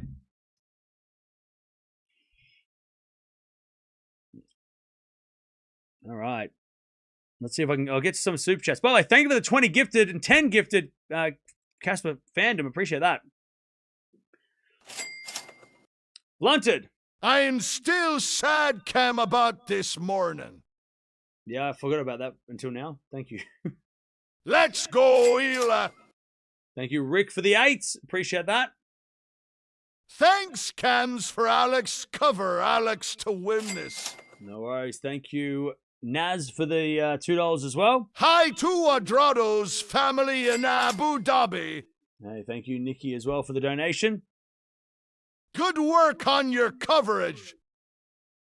Thank you. Thank you, Ed, for the 5. Appreciate Go, that. Alex. Thank you, Red, for the donation as well. Thank you, Pia, as well. Appreciate that. Thank you for the donation. Is that it? No, Ryan. Thank you as well. Thank you, Ryan, from Abu Dhabi. Oh, Marco. Thank you, Marco, for the 10. Appreciate that. Mario. Thank you for the 2. Appreciate that. Zverev's up a set, by the way. One set to love to Giron. And Vindy, thank you for the donation as well. And Ed, thank you for the 5. Also, thank you for all the gifted memberships as well. Thank you, Sergio, for the becoming a member. Thank you, Once Upon a Time, for becoming a member again. 49 months. Wow. 49-month member. Thank you. Appreciate that. Thanks for sticking around this long.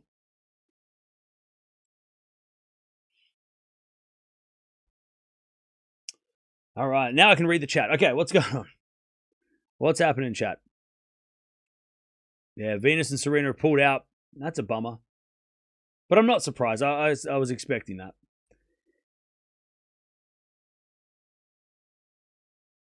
Thanks for the great play-by-play. No worries.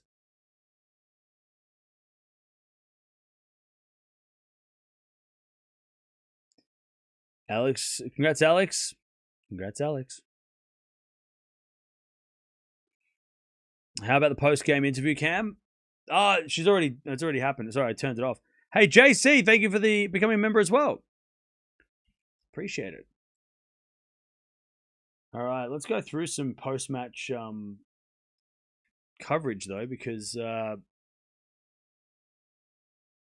you might have joined us late. You might have joined us a bit later, and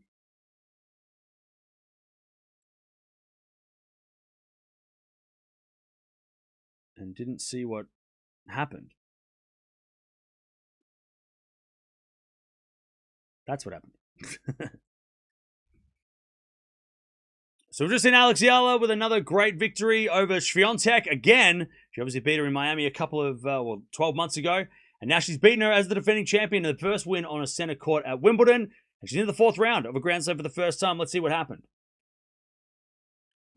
All right, so 2 hours and 14 minutes. So the first set was super long. Both of them had set points, but never really felt like Eala was in trouble. Even if she had lost that first set, Eala was in control. It was really, really interesting to see how Swiatek was just battling the entire time. You can see there that the serving was pretty consistent. Both of them were serving well-ish, but obviously the 5-double false for Swiatek really, really hurt her in the end.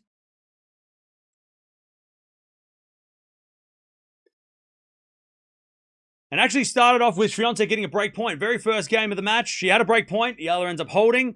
Then it was tied at 1-1. Swiatek holds relatively easy, but then Swiatek gets that early break. Eala breaks straight back, and that's, Swiatek was putting pressure on Eala early, but just couldn't make it count.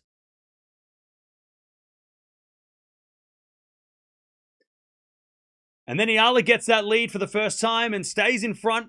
And then once we get to 5-3, she gets that chance to break. Takes the break, gets the 5-3, serves for the set, gets broken. Then Swiatek eventually holds after a deuce point. Then another break point for Swiatek to get in front 6-5. Eala ends up saving, so that marathon game at 5-all. Then Swiatek holds to get to the tiebreak. And then the tiebreak was just a marathon. You can see there, Swiatek got off to a bit of a lead, 2-love, and then Eala wins 5 points in a row, gets to 5-2. Swiatek then responds and wins a bunch of points in a row, gets a set point at 6-5. Then Eala gets a set point at 7-6, 8-7 Swiatek, 9-8 for Eala, and then 10-9. Eala finally gets the tiebreak, 11-9. It really needed, Swiatek really needed that first set, especially in that tiebreak. Having come back from saving a set point and coming down back from a break, getting to the tiebreak, really needed it. Eala gets the break, and then she started to run.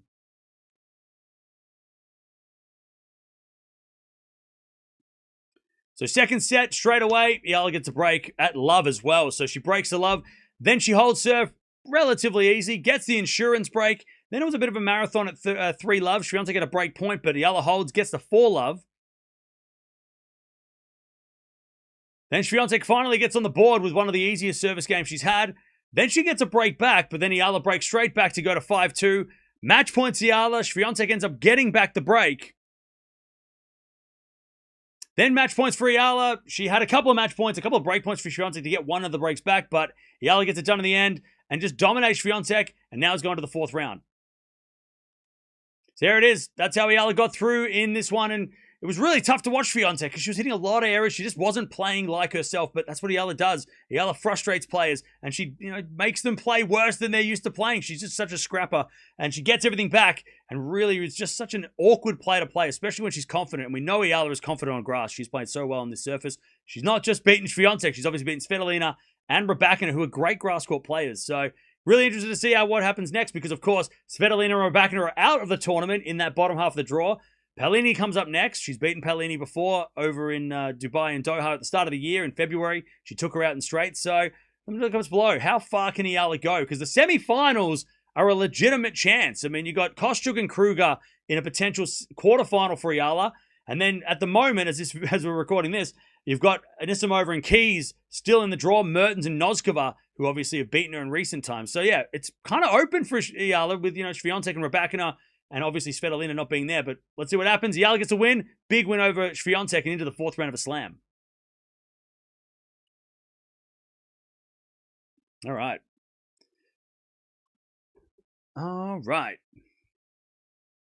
By the way, chat, we're almost at we might get there. 310K by the end of the tournament.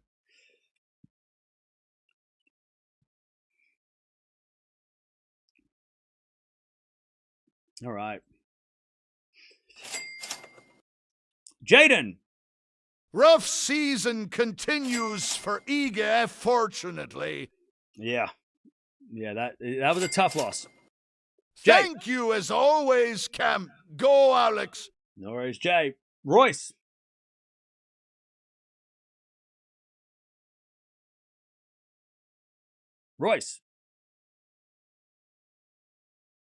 Thanks, Cam. You're the best, Eala, all the way. Hey, no worries. Thank you, Roy. Sorry, Roy. Thank you, Roy. Addy. Congrats, Alex. What a brilliant win. You never disappointed to 0 as predicted. That's it. Thank you for the donation as well. Yeah, I mean, Eala, like, again, when she's the underdog, which is a lot, like, you know, against all the top 10 players so far, she's been the underdog. She has not, you know, she has not been, you know, she hasn't lost, right? I mean, she's just keeps winning.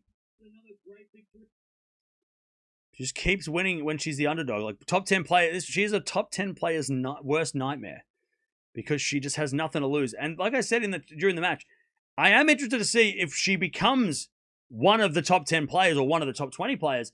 How does that affect her game? Because playing with nothing to lose, once you hit the top 20 and people are expecting you to win, that's when things might get a little interesting. So yeah, what is it? It's easy to get to the top, but it's harder to stay there. We'll see that with Eala, how she handles being, you know, not that far. I mean, she's not far off being one of those players already. Going to the US Open and being a top 20 player and, you know, playing most players, you know, unless you get a top 10 player in the second or the third round, which could happen. But yeah, being the top player will be interesting to see how Eala deals with that in future tournaments. But yeah, I mean, she is playing better than she has ever played at this moment. Berg's Ferry is good. Yeah, they're one set all. I'm sure that crowd is going nuts. I'm sure they are going crazy over there. Yeah, Williams' sister withdrew, which sucks because I wanted to watch that. I wanted to watch them play. That's all right. That's all right. They'll play at the US Open, I'm sure. I am sure they'll play at the US Open. Noskov has lost the first set, by the way, which is very interesting. I want to see the version of Eala who won against Raducanu and the peak version of Swiatek. Yeah. Head-to-head 2-1 for Eala against Swiatek. That's it. That's it. And you know what's so surprising, though? Is that no one's figured out how to play Eala. Like, the only players that have are the ones that overpower her. But if somebody has that kind of power, like Noskova, right? If she plays against Eala and doesn't serve well, Eala's going to beat her. Like, so, you know, we know how to beat Eala, right? At least players know how to beat Eala. What works. But it's not a guarantee because we've seen Raducanu play like that and lose. So it's so interesting to know that, like, Eala hasn't broken out in the scene this year. She's been around for over 12 months now. She's played a lot of top 10 players. She's played a lot of players. But she still seems to just bamboozle people. Like people don't know how to play her, which is crazy to me because there's so much information on Eala. How is the only strategy to beating Eala overpowering her? Is that it? Like, you can't. There's no other way. You can't. If you rally, like, is she the best? Is she the best rally player out there now? I mean, she might be. She might be one of the best rally players out there because, you know, she doesn't get beaten in the rallies unless you overpower her. Except for Jovic, true. But again, Jovic kind of bullied her. But if you're going to just rally with her, you're not going to win. You have to have power, which we'll find out if that's true, though, tomorrow or in a couple of days when we see her play Paolini, because that will be interesting against Paolini. Same as Rafa, she learned from Rafa's school. Yeah, but so does Swiatek learn from Rafa, and she doesn't have the same results at the moment.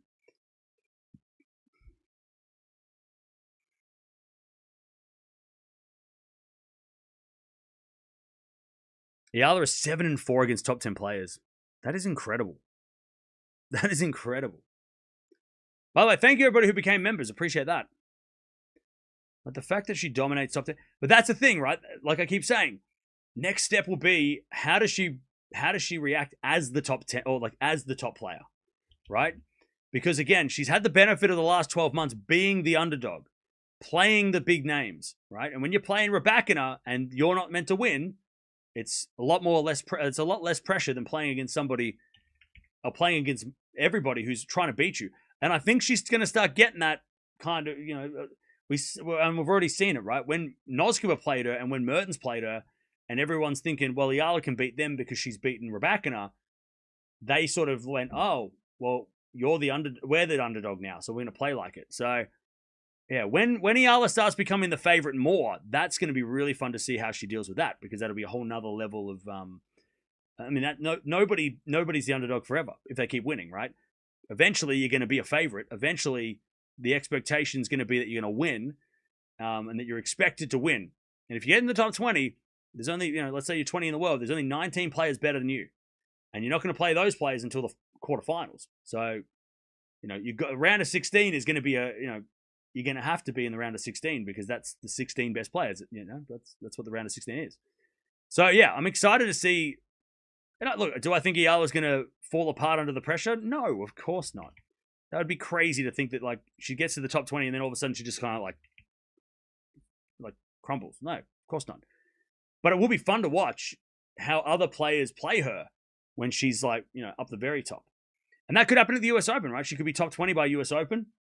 And we could see a lot of how players take her on as at the US Open, and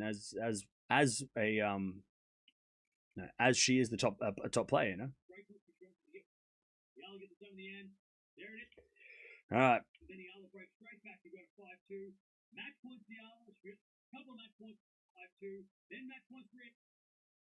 All right.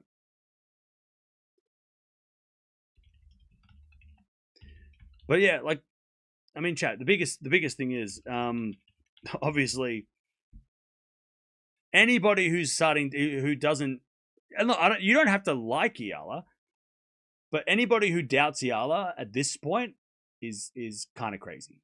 Seriously, if you think Eala is overhyped or overrated, you can't deny the top 10 record. 7-4 is ridiculous. That's a ridiculous top 10 record. If you think that person's overrated, how do you even justify that being overhyped? How do you justify that? Because now you have to explain yourself, right? You have to defend your position as saying she's overhyped, because at the end of the day, no one, you have no leg to stand on if you think she's overhyped. And that, you can come back and cheer when she loses and do all that bullshit, but if you think she's overhyped at this point, you don't know what that word means. Right? You don't, she's justifying the hype with every top 10 win she gets. Right? Now, she might lose to somebody who she isn't supposed to lose to, but that's just because that's unlucky, because she's set the bar high now, right? She's beat two of the best 3 players in the world on grass the last couple of weeks. The expectation or the bar is high for her. But again, anybody coming in and going, Eala's overrated, overhyped, blah, blah, blah. It's I think you need to be quiet at this point. Come back. Just maybe sit on that for a while, because that's probably, you're wrong. You have nothing, you can't, there's nothing you could do or say. There's nothing that can justify what you think that, there's no, stupid. It's stupid thinking. You don't go 7-4 against top 10 if you're overhyped. People are talking her up and then she's winning. That's justifying the hype, yeah? And look, and I have no doubt that if she loses to Paolini in the next round, so many people are going to be like, finally, I can say something. But overhyped is not what you can say if she loses to Paolini. Because again, if she loses to Paolini, former Wimbledon finalist, who's higher ranked than Eala, it doesn't take anything away from beating Swiatek if she loses to Paolini. So again, good luck trying to justify Eala's overhypeness, because again, she's not, she's justifying the hype. It's different to go oh yeah, this person's really good and she's got a 0-10 record against top 20 players. You go, oh shit, that's not good.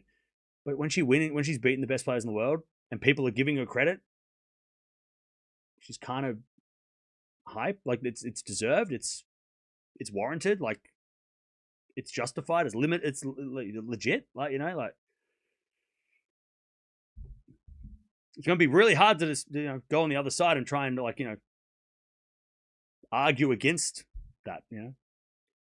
She's 100% legit, but she's proven that with even before the grass, right? She proved that by winning, doing well at the start of the year. And I'm not saying you have to like Eala. You don't have to be oh, well, I'm a fan of, you don't have to be a fan of Eala, but again, you got to be realistic with your criticisms. You can't call her overhyped, because that's actually untrue and just totally false. That doesn't make any sense at this point. Hey, Grace, thanks for the super sticker. Appreciate it. Hey, Hayes, thank you for the 18 months as well. Donna. You're the champ. Thanks for your ab-fab coverage. No worries. Thank you for the 10. Appreciate that. Thanks for the nice words.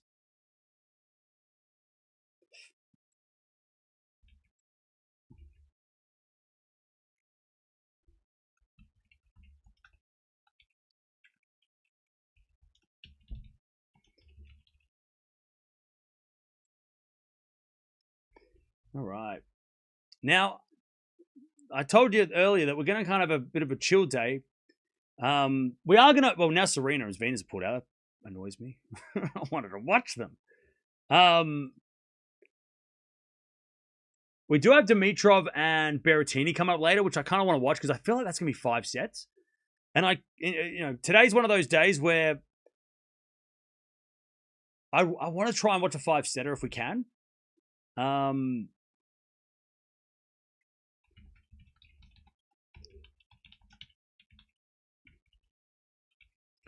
Because we know there's no guarantees that we get 5-setters going forward, but Berrettini and Dimitrov feels like it could be a 5-set. So that's coming up a little bit later. What else is going on? So Noskova Castell is happening. We've got Fritz versus Sonigo. Oh, we've got Tiafoe Bublik as well. Okay. And then you've got Anisimova and Keys are playing right now. So that's happening. But yeah, I feel like Berrettini. I mean, we might be able to do a double header because I think Berrettini and Bublik are both both of those matches are probably potentially 5 sets, right? So we might be able to do a double header there. I do kind of want to watch Anisimova Keys though. All right, give me 1 second.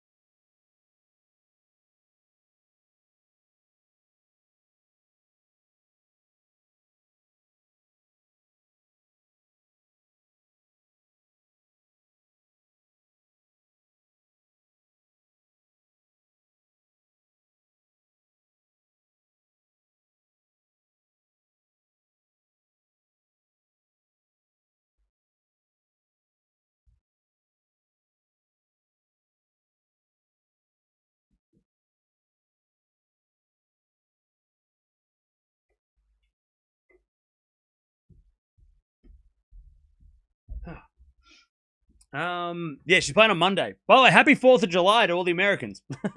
Totally missed that. So yeah, I'm just trying to think what we do because I've got to do some stuff now. I'm pissed that I'm so annoyed at Wimbledon for not putting Raducanu after Swiatek on center court. Like I'm so annoyed at them because I'm so that's a second tournament in the row. Tournaments need to stop putting Raducanu on at the same time as other big names because they are screwing us over as fans for not being able to watch Raducanu. I'm so annoyed that we've missed her twice now, Raducanu. And I'm annoyed at her too because she keeps losing in the first rounds, which is not Raducanu. That's not what Raducanu was doing at the start of the year. She was winning the first few rounds, and then we could watch her in the 4th round. Whatever. But damn it, Raducanu. She doesn't help herself by losing. All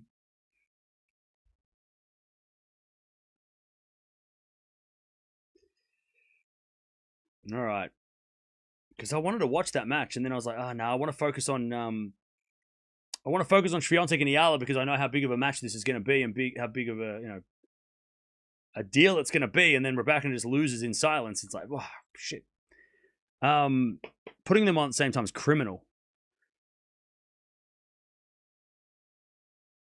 Gauff, Noskova, Mukova will be tough for Eala. Yeah, but look, Mukova's up the top. Gauff's up the top. Noskova's in the semis. So, like, Eala, if you think those are the tough players, Eala makes the semis before she plays one of them. So, yes, they look. Eala, like, okay, can Eala win the title? At this stage, it's still unlikely, right? Great win over Swiatek, but realistically, can she win Wimbledon? It's unlikely. She's still not one of the favorites, right? But could she make the semis? 100% she could. She could definitely make the semis. Is she going to make the semis? Well, Kostyuk, Palini, right? There's hurdles. But could she make the semis? Yes. Will she play Keys or Anisimova in that semi? Maybe, right? Could she play Noskova or Mertens? Maybe. All very tough players. But can she win? She's still an underdog. She's still an outside pick for sure. At this stage. If Anisimova goes down to Keys, it helps her a little bit, right? But could she make the semis? Damn right she could. Hell yeah, she could. Because Kostyuk is no guarantee to beat Kruger. So, Serena needs to stay retired. Do you get sick of yapping about Serena? We're not even talking about Serena. She's not even here. Leave Serena alone. She's not even here. Eala have the best mental strength on the WTA. She's definitely up there. Definitely up there.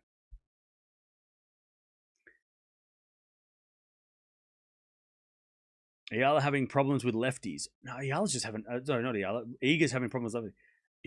Iga's just having problems with everybody. I mean, she doesn't have... It's like... You know what it is with Swiatek? She looks like she's lost her identity. She doesn't know how she wants to play. Right? She doesn't look like she has a... When she was playing before, when she was winning, she had that, like, Rafa-like game, right? She was not going to beat people off the ground with her power. She was going to rally into the corners and out rally players, right? And beat them with width, right? She doesn't do that she doesn't do that now because players started to attack her serve. And, Sabalenka got better. Gauff got better. Raducanu got better. And then she started, people started to poke holes in her serve. So then she gets somebody who comes in, Wim Fizek comes in and tries to make her have a bigger game, right? Make the serve a bit stronger, make her try and go for winners more. And that worked at Wimbledon last year. And it worked at times on the hard courts too. But it didn't work. It wasn't consistent because that's not her game. Her game is about rallies. It's about, hitting the spots. It's not about, it's about hitting winners, but not in the way that she was with Wim Fizek. But now that she's gone to Roy, who's going to try and undo take it back to the defensive type, it's just going to get awkward. Like this stuff, like these matches are going to happen. So she just doesn't have an identity at the moment. She's gone from a very competent clay courter that could transfer that onto a hard court, and she could beat a lot of players with just moving them around. Then she starts getting attacked, so she grabs somebody who's going to make her play a little bit more aggressive and be able to hit shot for shot with the likes of Keys and Anisimova and Sabalenka, and that worked at times. But then also she lost to players like Palini that she'd never lost to. She started losing to players because she was making errors, and now she's trying to go back to the thing. Again, I don't think she knows what she wants to play like. I still think Roy is the answer. Like, I don't think getting rid of him is. I don't think that's getting rid of him. I think would be counterproductive. But it might be one of those 2 steps back, 3 steps forward. Which is not good. It's not what Swiatek fans want to see, right? You don't want to see Swiatek struggle in the short term and drop down and start losing matches. But she does need to, I tell you, she needs to figure out when to go for shots because she needs to blend the two, right? She shouldn't be all out aggression. That's not going to work. But she also shouldn't be all out defensive because that's not going to work. She's going to get bullied. It needs to be both. She needs to know when to attack. She also doesn't seem to have a plan B. When things start going wrong, she throws her hands in the air and she's like, it's not working. Instead of going, okay, this isn't working. What like the problem solving's, she's not problem solving. And you saw at the end of that Eala match, she started to play more aggressive and it started to work a little bit. And you go, okay, but then again, she was playing with, nothing to lose because she was out of it, right? It's just, yeah. And it's so frustrating as a long time Eala admirer, right? We've watched so much Swiatek and Mirra. Watching so much Swiatek, we know when she plays her best, it is so beautiful to watch. When she is ripping the forehand and she's going for shots and they're hitting the lines, what a game it is to watch. It's so much fun. But she just doesn't have the confidence to do that. And she makes so many more errors now. And it's like, it's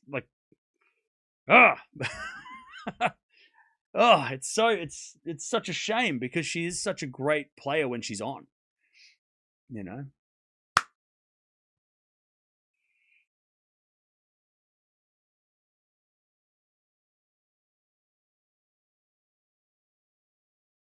Who does she face next? Are you talking about Eala? She faces Paolini. I'll tell you this, chat. There might be actually, and this will be interesting when we get to 5-10 years from now, with the whole coaching being a real thing. Players not having to problem solve for themselves like they used to back in the day.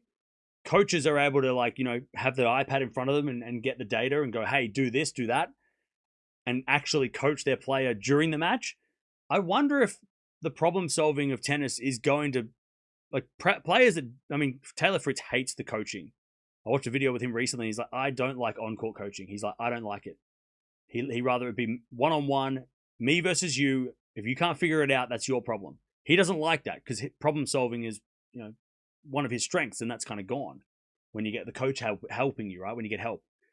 I wonder if more players in the future are going to be so heavily reliant on their coach to help them get out of sticky situations that they're not going to be able to figure it out themselves, and they're not going to have a plan B because they're just going to be like, well, my coach will tell me what I have to do, and just let the coach decide, and how that's going to make the game look, because if you throw all the I don't know how to play, you tell me, that kind of defeats the whole game of the one-on-one aspect. Now it's a coach versus coach. And other sports are like that too. Team sports have coaches. I know that all stuff, but and the player has to execute the plan. But still, you wonder if because it's also easy to blame too, right? If things are going wrong, you can throw your hands up and go, you told me that didn't work. You don't take responsibility for what you're doing wrong. You know what I mean? And I wonder if that's going to affect players in different ways if they start to lose. We've seen it with Alcaraz and we've seen it with Swiatek a little bit. When things go wrong, they look at the coaches and say, hey, what are you talking? You tell me what to do and it's not working. Instead of being like, okay, I'm not doing my job. I need to execute better. I need to do this, that, and the other, right? So we'll see. We'll see you never see Sinner blame the coaches on court after the games. Maybe he's like, we didn't do that right. But it'll be interesting to see which players are really coach dependent and how that affects them long term. And then especially when they switch coaches, because if you switch a coach, then you've got to blame someone else or trust somebody else. But we'll see. We'll see what happens. We'll see. But Swiatek needs at least some sort of a plan B.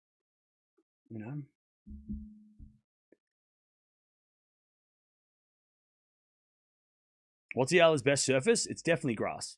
Her best results have come on grass so far.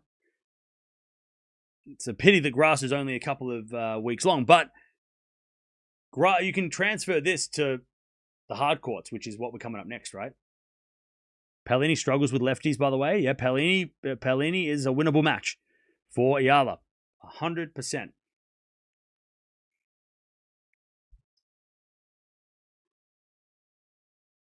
By the way, I'm looking at Nissimova and Keys. They're battling.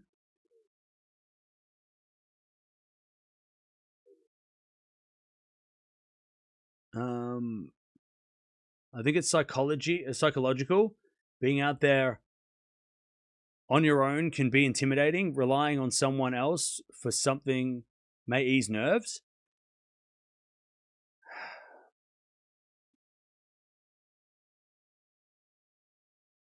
Yeah, see, I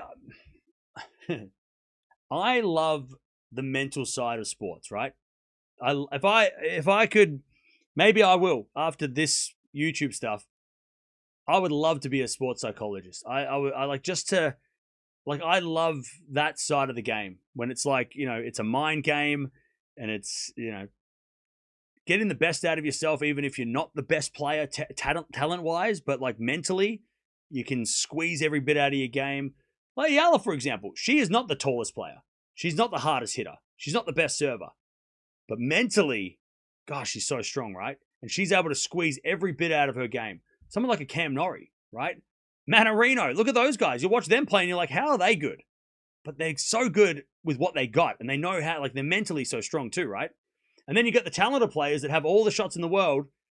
I'm not going to name names, but, you can probably think of some that have all the shots in the world, but they just don't get the results because their talent is only takes them so far, but they don't have the mentality for it, right? They don't have that, the same thing that Eala kind of has, right?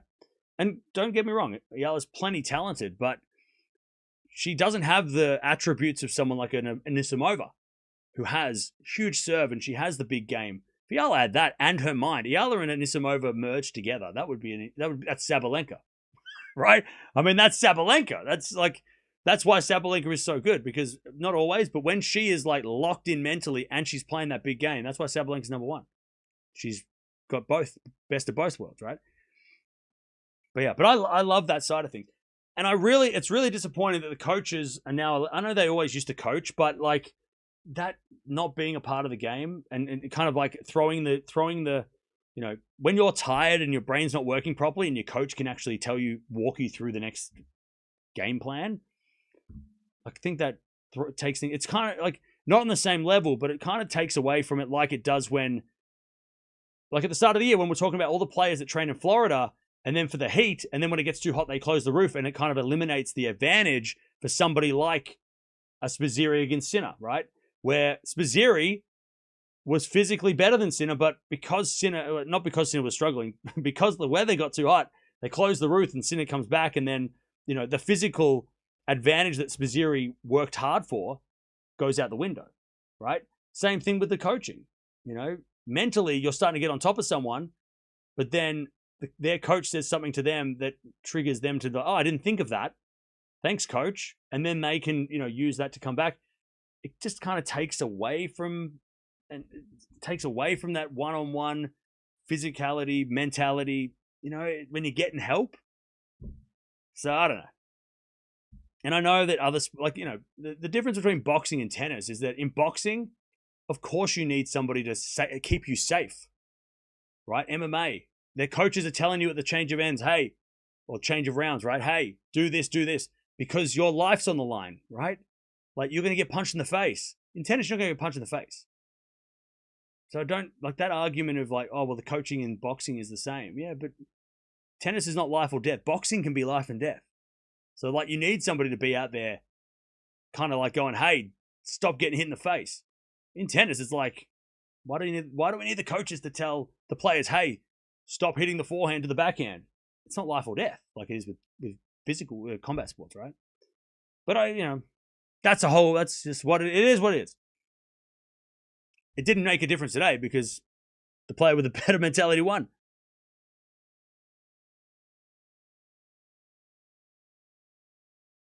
Commentators are obviously favored to Swiatek. Are they though?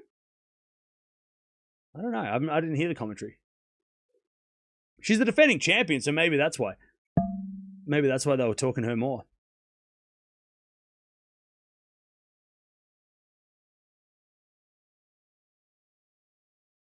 Yeah, the great improvements, 4 aces and no double faults. Yeah.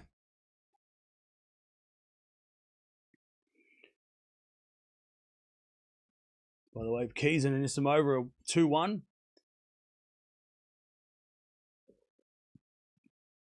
I think we've already seen coach reliant players are doing worse. Yeah, because at the end of the day, I mean, you've still got to execute what your coach says. It's so easy to point at your coach and say, you told me that, you made me lose. And it kind of like goes, well, no, you didn't execute on what they were talking about. So you're the reason you lost, not because of the coach. The coach gave you some help, tried to help you, but,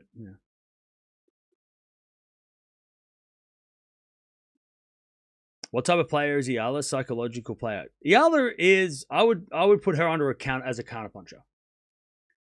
I'd put her in a similar category as like Palini. She's not the biggest hitter, but she's a great defender. She can obviously hit a winner, but I put her Pegula, Palini, Eala, even like Svitolina. I think that's sort of the advantage Eala has is being a lefty too, right? They're all right-handers.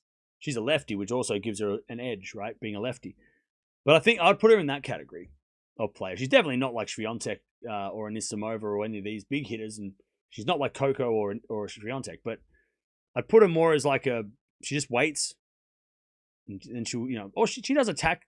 She does attack, which so does Pegula, so does Palini, right? But they just wait and they're smart about the way they play. They know what they can do.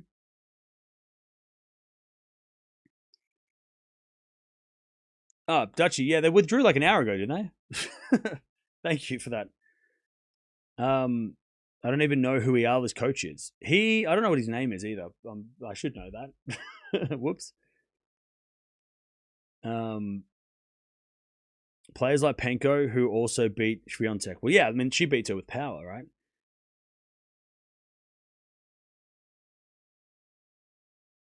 Do you think Eala and Palini will play center court? Maybe, with all these names, with all these players losing, probably. I mean, they might be two of the top players left. Let me have a look. So, what have we got? Who's left in the bottom half? Because no Raducanu, right? So she doesn't get center court. She's gone. I think they do. Yeah, I think they do, because the winner of this match will take on either Noskova or Castella, and that will be center court, right? And then Palini's a former finalist, so they'll put her on center court. Kostrel Kruger's not center court. And Buzkova Mertens is not center court. Eala versus Palini will be I think will be center court on Monday. Oh, there we go. Joan Bosch. There you go. Yeah, so I would say yes. Because now no Raducanu, obviously no Swiatek, no Svitolina. So like, I think Anisimova is the only top 10 player left in the bottom half. And Noskova, but I think, is Noskova top 10 now or is she 11? Noskova won the second, by the way. So I think the winner of this will play center court, and so will Palini Eala. Probably at the same time. First match on center court.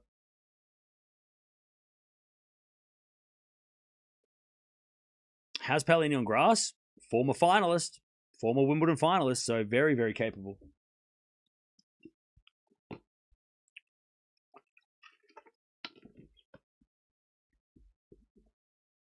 And Anisimova and Noskova will be center court. Yeah, but you can have two women's matches.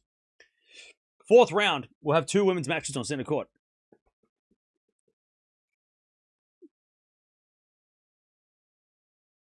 Do you think Eala can win against Mertens if she wins against Palini? Well, she's not going to play Mertens.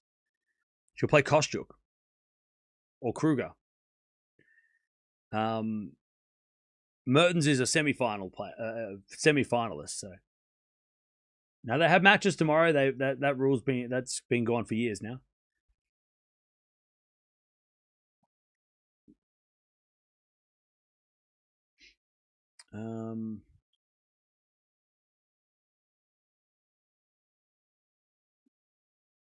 This half play Monday. Yeah, they play Monday.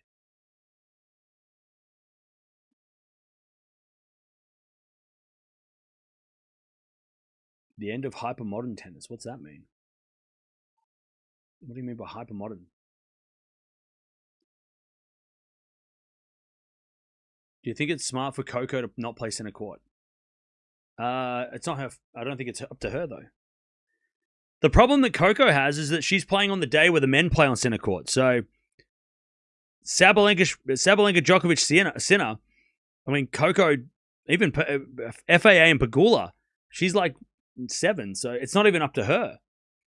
She doesn't have a choice. So it's not really like she's on the wrong side of the draw for center court. Like she should play center court. She probably wants to play center court, but Coco doesn't get to choose. Like it's not her choice. Djokovic and Sinner center court, Sabalenka center court. Like Coco doesn't have a choice. So it's just unfortunate for her, but I'm sure she wants to play center court.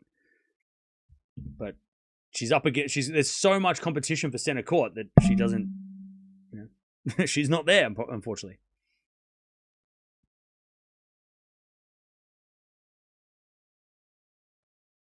Why so disappointing performance by the women's top 10 at Wimbledon singles this year? Hey, it just happens. Grass season is a weird season. The grass season is weird like that. It happens every year. Last year was worse. Last year was way worse. I think most of the top 10 players are lost by this stage. Oh, man.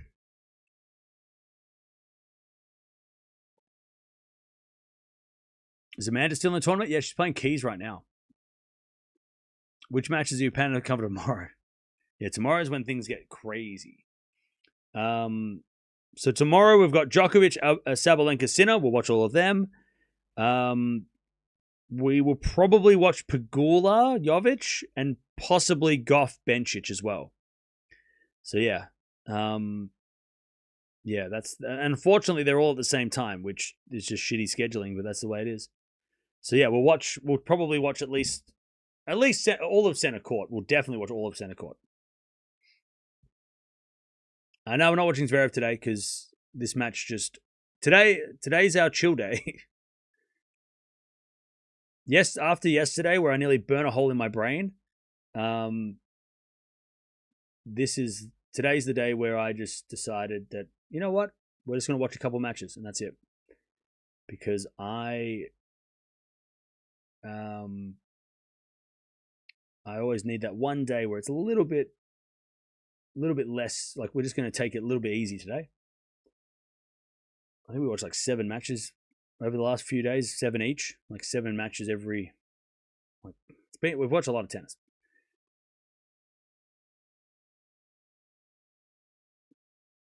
Tomorrow we it goes crazy again. Did Alex win? She sure did.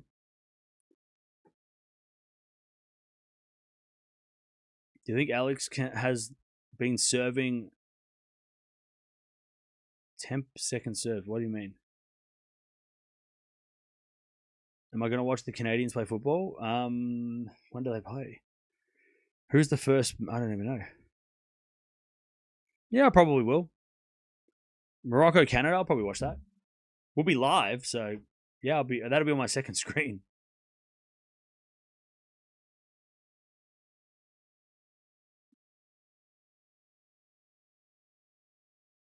I'm a Raducanu fan. I watched when you posted her injury. Yeah, that was so unfortunate.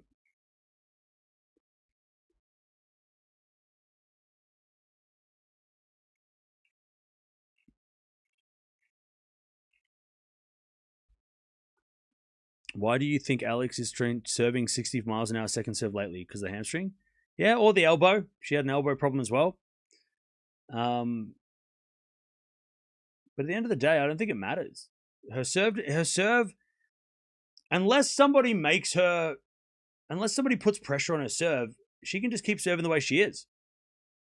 Like, if it ain't broke, don't fix it. Like right now, it ain't broke. Like her serve is getting her win. Like she's winning with that serve. It doesn't matter, right? When she starts to consistently lose and the serve is the problem, then fix it. But at the moment, I like. If you're looking at her serve and being like, well, her serve's not great, but she still wins. So like, until it becomes a problem, I don't think it's that big of a deal. Now, yes, could it get overpowered by Anisimova in a semi-final? Of course. But a semi-final of a slam's pretty damn good with that serve. I mean, the serve's got to be pretty good to make the semis, right? So yeah, so I wouldn't be that bothered by her serve, especially with the matches coming up.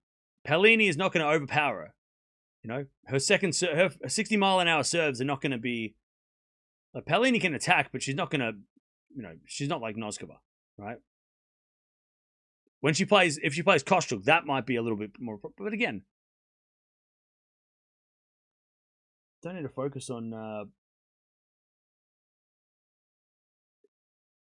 I don't feel like focusing on what needs to get better when she's winning is the play. You know what I mean? Because everybody has room for improvement, even the number one player. But just enjoy the wins, just enjoy the wins. Enjoy the wins. And when the question of what does she need to get better at because she's hit a plateau, then we can talk about how does she reach the next level. But right now it's like, why do we need to, you don't need to nitpick on what she's not doing as well as she could because she's winning. And you're not going to enjoy the victories if you're going to be poking at serve. Her serve's not very good. But it didn't matter today. She still got the top 10 win anyway, And her serve was great last week or the other week in Berlin. So we know she's got the serve, but she's played a lot of tennis. There's a lot of reasons why her serve might have been slower today, but it didn't make a difference. By the way, Khachanov and Kaboli gone 5. You can be a coach, Cam. You understand the sport. I am a coach, qualified through Tennis Australia. And I've been a tennis coach. Well, I haven't been a tennis coach lately because I've been doing this channel, which has kind of kept me flexing the coaching muscle. But yeah, I've been a coach. I've coached plenty of tennis.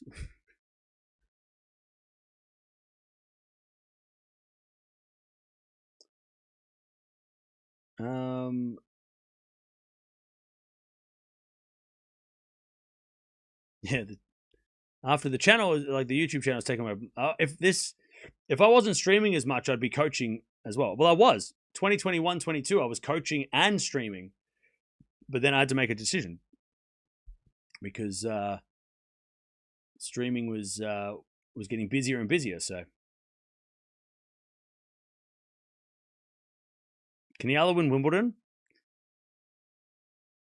Look, Wimbledon has been won by Krejcikova out of nowhere, Vondrousova out of nowhere. Paolini made a final out of nowhere, or at least unexpectedly. After she made a French Open final 2 weeks earlier, 2 months earlier, but on the grass we weren't expecting her to go back to back. So the answer is yes, she could win Wimbledon, but the types of players that Eala struggled against are still in the draw. Kostruk is tough. Anisimova's tough. Keys is tough. Noskova, we know, is tough. Mertens is tough, right? Sabalenka is the toughest, right? Even like Osaka, Pegula, Mukova, Krejcikova, right? Jovic is still in the draw. So there's a lot, Bencic and Gauff are still in the draw. Top half of the draw is crazy. But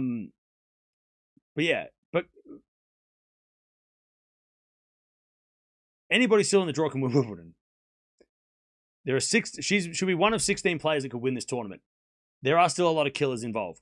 But, like I said, Vondi won Wimbledon in a very tricky draw. Krejcikova won Wimbledon, unseeded, out of nowhere. So, yeah. And I know Krejcikova was a slam champion, but at the time, nobody was picking Krejcikova. So, yeah.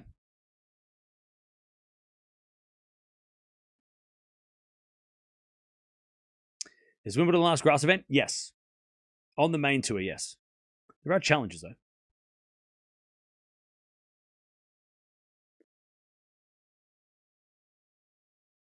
Jovic is very tough. We know that, yeah. Feels like Mortal Kombat? It is. It is Mortal Kombat. Well, Zverev is about to go up 2 sets to love. And Anisimova is about to go up a break. Noskova is trying to break Castella. Lehecki's up 2 sets to love and a break. Kaboli and Khachanov are going 5. So it's all happening.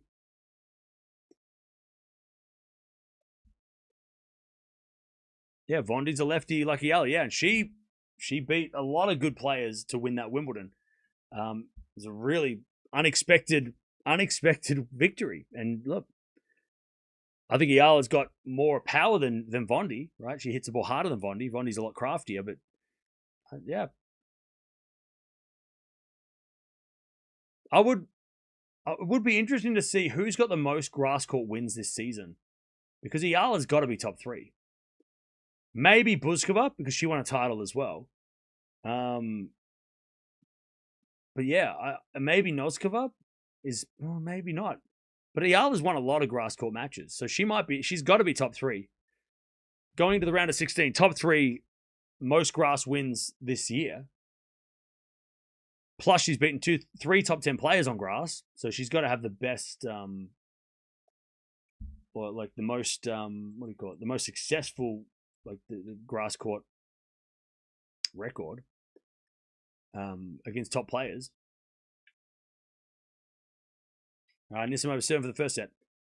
We do have Berrettini versus Dimitrov coming up after this, which is great. And that feels like a feel-good story, that those two guys. And also a 5-setter, which is what I want to watch. I want to watch a 5-setter today.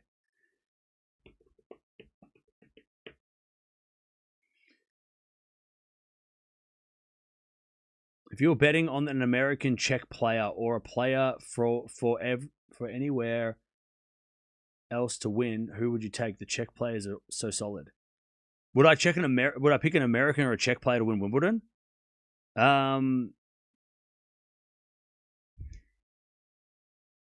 I would pick a Czech player. Because I think Noskova, Mukova, Krejcikova, Buzkova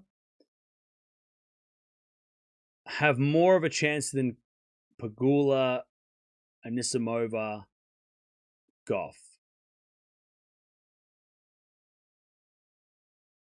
Even though there's more Americans in the draw, but I would probably go with a Czech player at Wimbledon. Because Czech players at Wimbledon have been better than Americans at Wimbledon recently.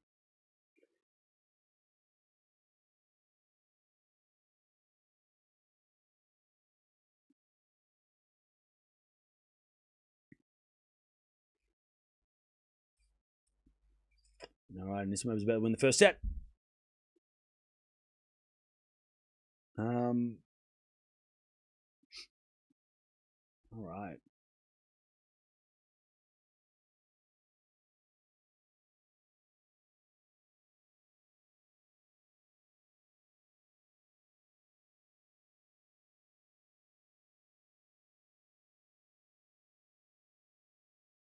First set goes to Anisimova.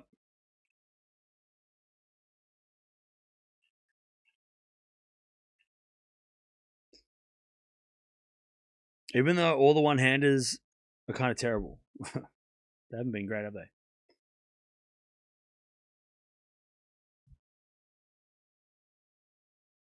Noskova's got a break in the third. Woo.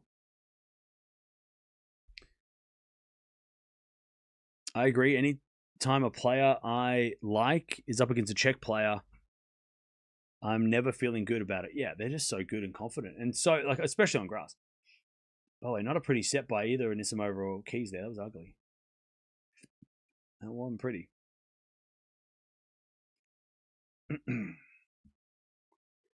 All right. Now, just trying to suss out if we can watch.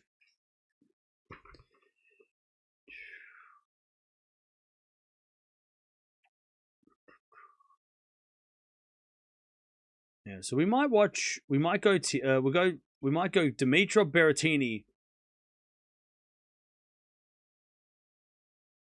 Oh, I hate the way that they've scheduled today. It's so frustrating. I want to the matches I want to watch are just like all in a line. It's annoying.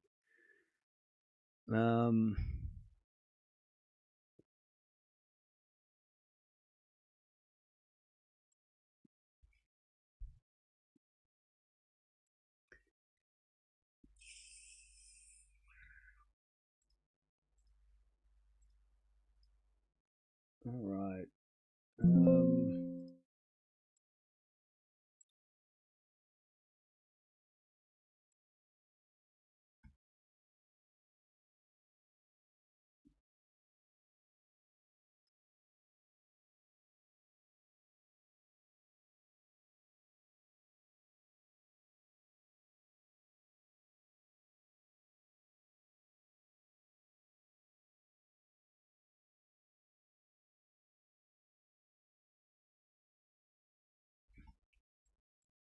All right. So I'm just double checking everything.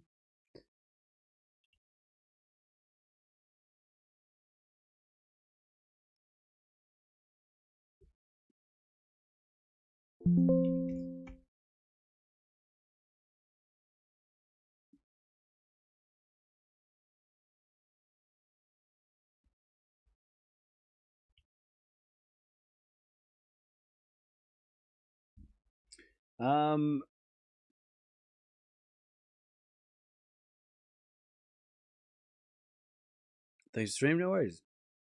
If Noskova wins, wait, what? If Noskova wins, who will be her opponent? Ah, good question. I think it's the winner of this match between Keys and Anisimova. Yeah, Keys and Anisimova. Winner plays Noskova or Castella. So yeah, and these are the last fourth round matches left.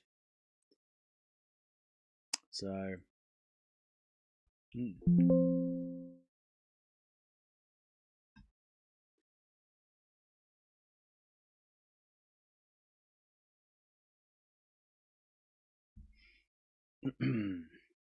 When is Alcaraz playing? I have no idea. Hopefully soon. I hope soon. So Noskova's up a break in the third. Zverev's up 2 sets of love. Bergs is winning. Kaboli is into a fifth. Lehechka's winning. Everything is happening. All right. So now we've got. I'm so bummed that we're not going to watch Serena and Venus. That's so disappointing.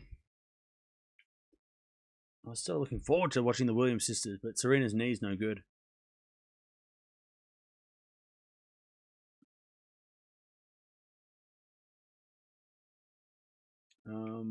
We've got Berrettini versus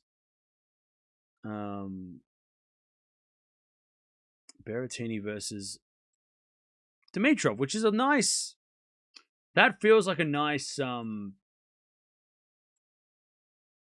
wholesome match. Either way, whoever wins that, it feels like a fun one.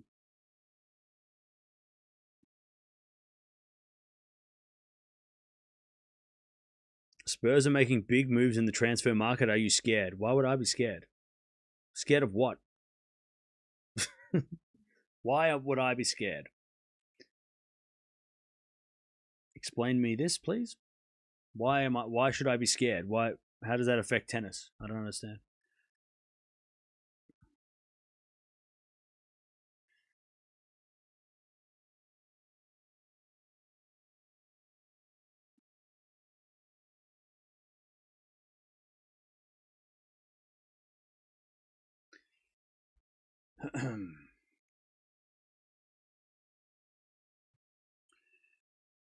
Who is better on grass in this over Keys?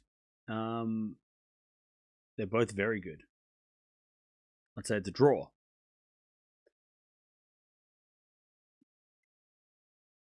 Oh, you're saying? Oh, sorry. Okay, I got that so confused. I thought you were talking about NBA.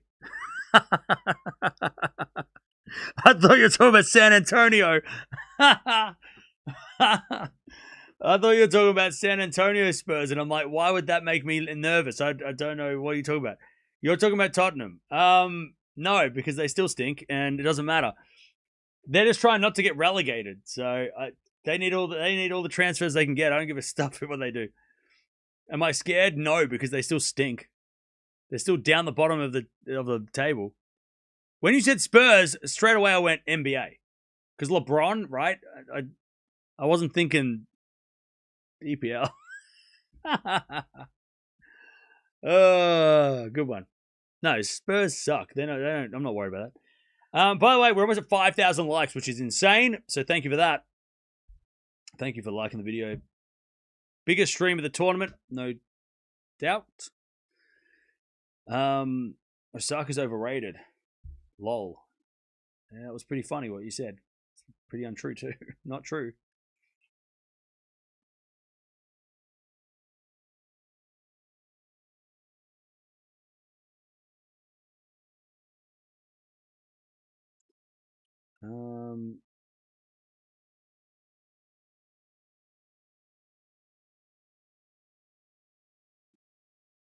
England, Mexico kickoff at 1 a.m. Not my time.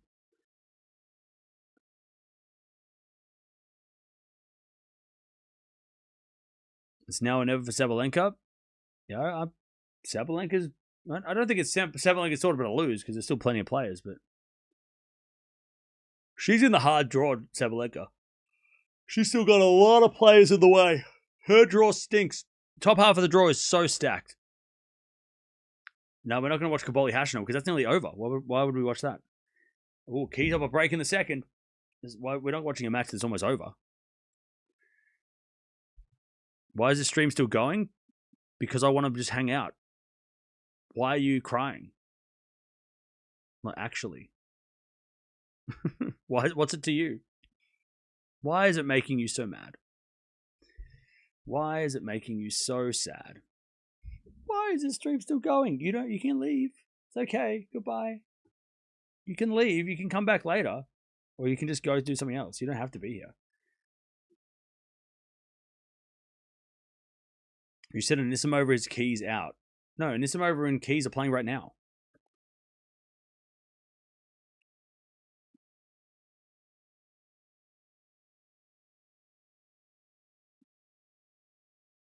Let's watch Dimitrov Berrettini. That's coming up later. It's coming up after Keys and Anisimova.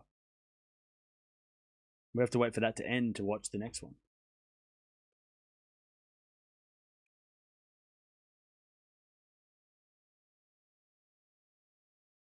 Who do you think will win, Sabalenka or Osaka? I made a video about it. So you can go watch that video.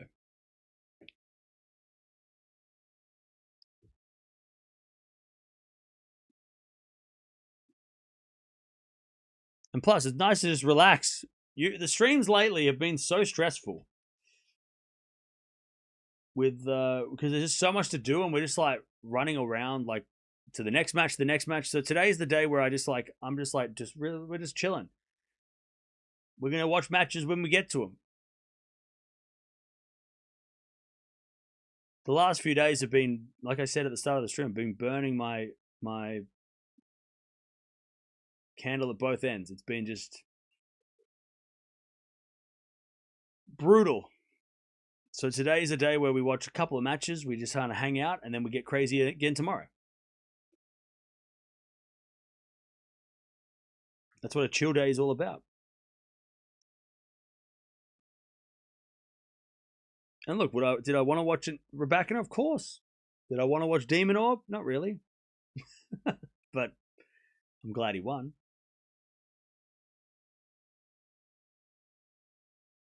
Did I want to watch Anisimova Keys? Yeah, kind of, but I'm not mad that I'm missing it. Tomorrow is when things get really important, though, so tomorrow is going to be really busy. But today is just like,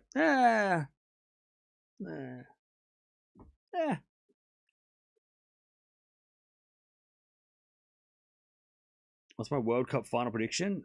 England. Zverev's up 2-11 a break.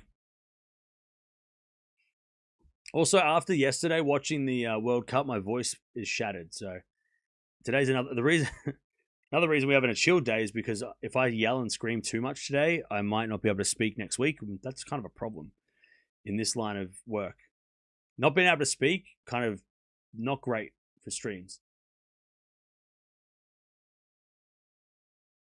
Keys is losing. She's winning 3-11 in the second. What are you talking about? She's not losing. She's winning. Tomorrow, all the matches are interesting. Exactly. They're all very, very interesting. This is Tennis Talk, so why World Cup?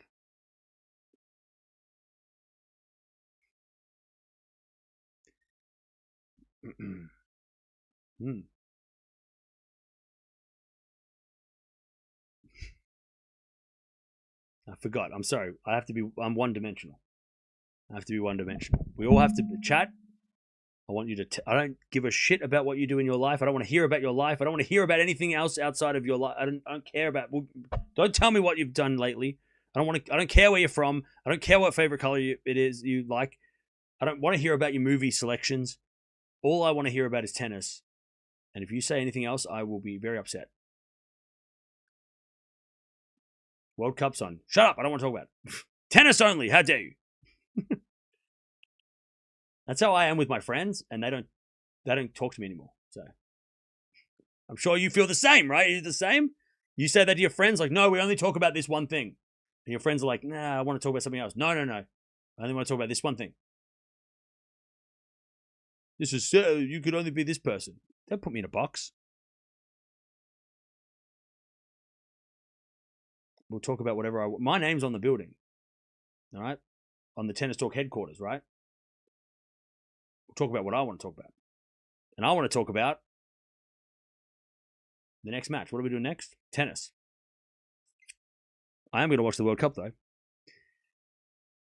You should maybe open up live discussion where other members can talk so it can give us a break. What do you mean by live discussion? I don't know what that is. What's that? Well, you guys can verbally talk to me? Is that a thing?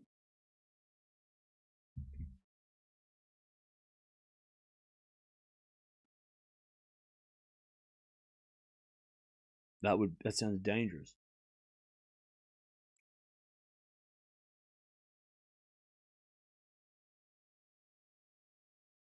Caboli breaks in the fifth. Yep.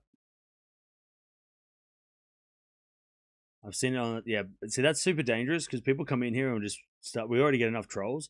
We used to do that when everything was a bit smaller, but because the channel's gotten so big, that's a little bit unattainable now. We used to do it back in the day, though. In like 21, 22, it was actually 20. Was it 22 we did it? Yeah. But that was when things were a little less insane. Now it's a little bit harder to do that.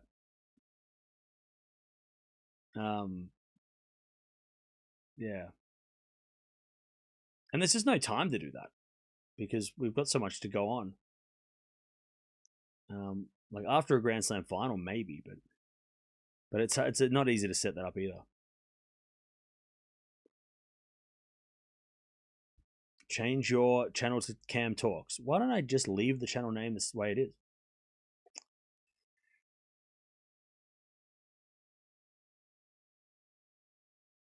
Does Cam wonder what we all look like? No? Because some of you have profile pictures. I can see you.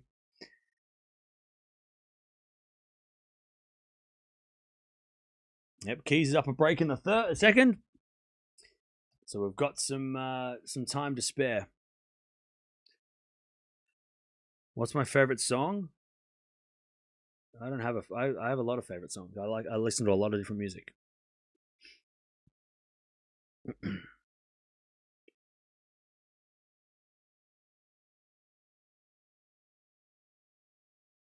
What time in the World Cup what team in the World Cup will you support now? England.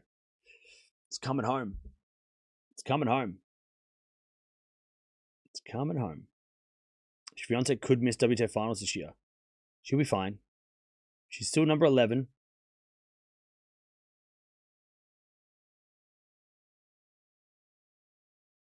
Just one? All right, let me check my list of songs. What have I been listening to lately?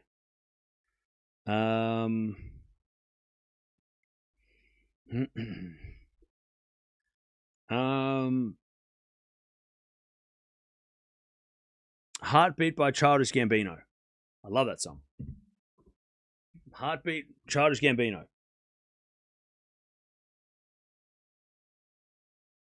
Currently listening to Jackson's Bad album on vinyl. Ooh, lovely. Nice. Classic. I think my parents have that album. Mexico is shouting at the Hotel of England stays so they won't rest. That's hilarious. I love that. That's so funny. Welcome to Mexico. Expect that, you know? Mexico versus England's crazy, though. That is going to be crazy. It sucks that it's on when I'm going to be sleeping, but still so interesting. Watching England is more painful than watching Alcaraz. Yeah, the thing is with World Cup, you got it's once every 4 years. So you can't watch your team next week. like you can with Alcaraz. Watching your favorite tennis player, you can just wait 2 weeks and they'll be back. I'm not going to change the channel name. Relax, buddy.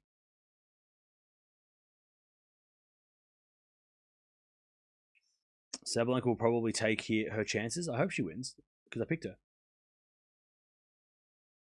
I would look like a genius.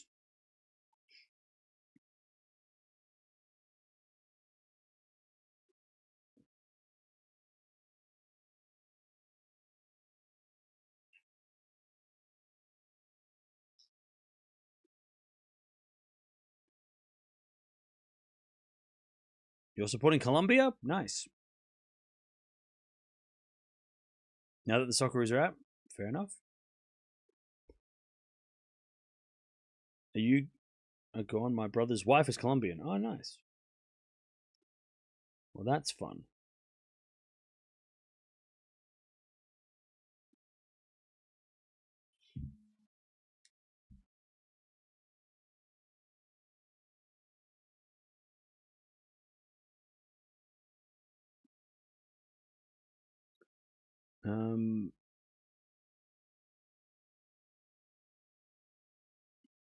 Are you thrifting or watching movies after stream? I'm sleeping after stream. Next, what you mean after Wimbledon? After Wimbledon, I'm going on a... I don't know. I'm going somewhere. I'll figure something out. I am going to have some fun. I'm going to celebrate. Celebrate the...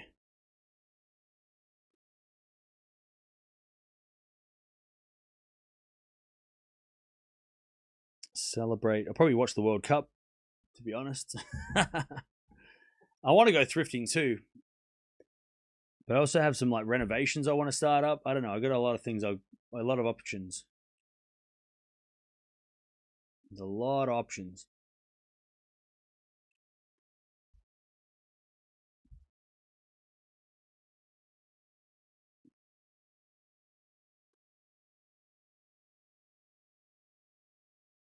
Keys is up 4-2 in the second. We've got some time till the next one.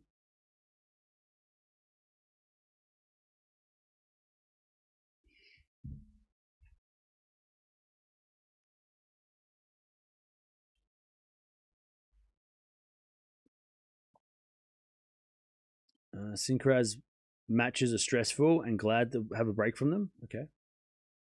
Fair.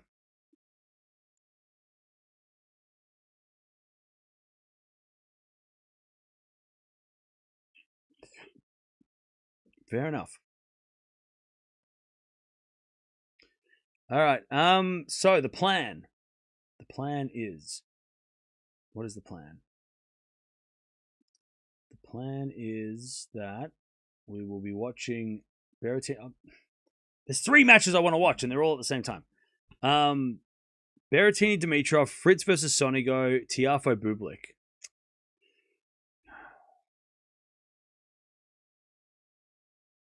We will be watching 2 of those matches. I don't know which 2. Well, I know that because Fritz, Sonigo, and Tiafoe, Bublik are going to be on very shortly. But so is the next match for us, the Tiafoe, whatever, Dimitrov, Berrettini. Chat, which matches? Which of the 2 matches do you? Which 2 matches do you want to watch? Because I feel like they're all 5-setters. Those 3 matches can all go 5. Now that like everybody else is left, now I leave it to you guys, the who are the diehards who are still here for some reason. Which matches do you want to watch? Out of those 3 matches, which ones? Matteo, Tiafoe, Matteo, Tiafoe, Fritz, Sonigo. 1 person. Matteo. Actually, I'll make a poll for the first time today. First time this year.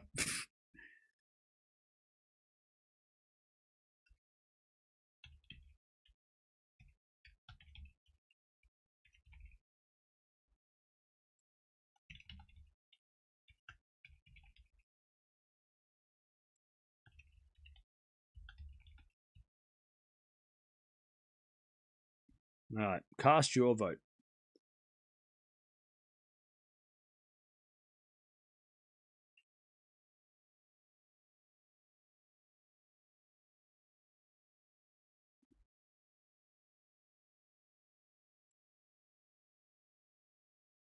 By the way, Castella's up 5-4 against Noskova. Ooh, interesting.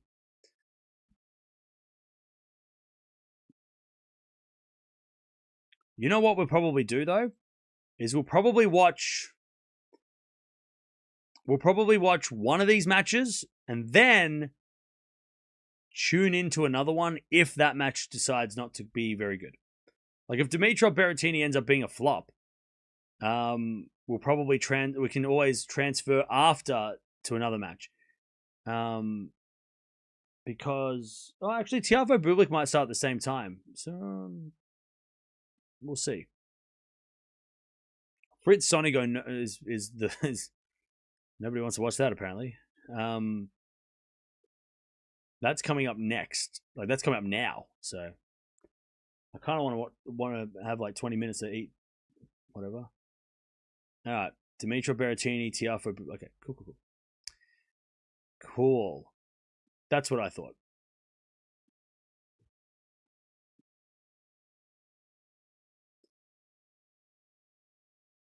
Nobody wants to watch Fritz Sonigo. Oh, fair enough. I want to watch that. I want to watch that. I don't know. Why don't we get to watch what I want to watch? I want to watch the matches I want to watch.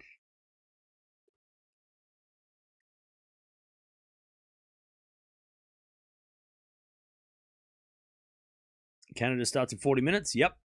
I want to watch that too. And Nisimova's about to lose the second.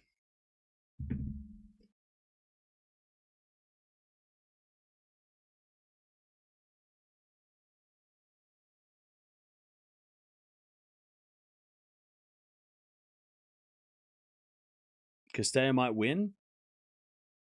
Yeah, I mean she's 2 points away from the win.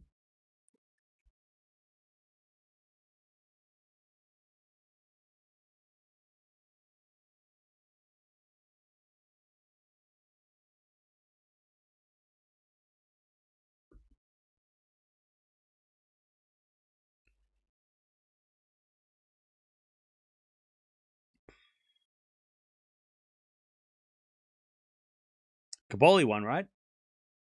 Nice. It's a good win from Caboli. We're not talking about Caboli because I don't think we expected him to do as well as he is, but Caboli, interesting. Caboli versus Demonor. Oh, shit. What?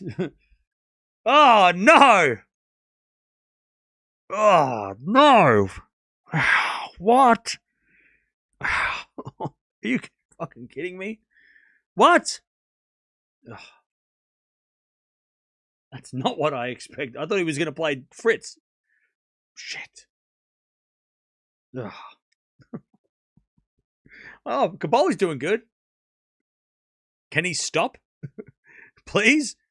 He's done well enough. For fourth round's that's a respectable effort. He's had enough. All right, he's done enough. That's enough for me. That's enough. That's enough. Leave. Get out of here. Damn it.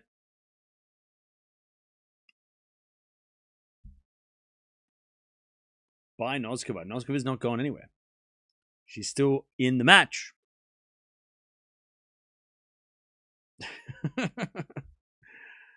Oh, I don't want to watch that match.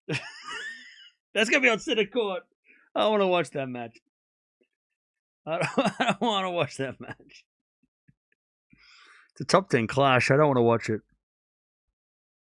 I don't want to watch that match.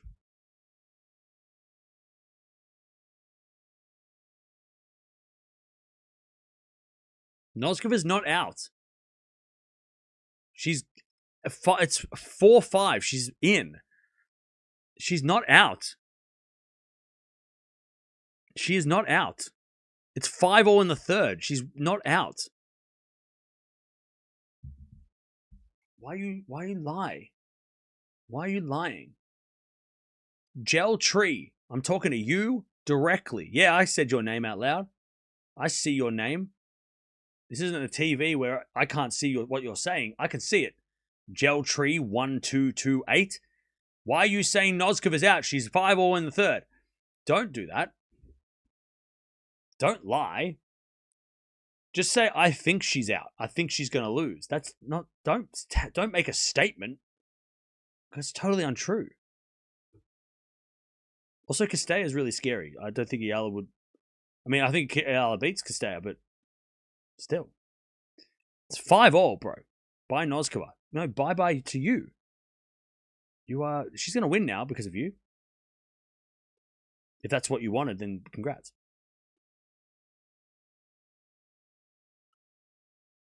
Anything could happen. That is true. That's just a great thing in life. Anything could happen. Isn't that a song?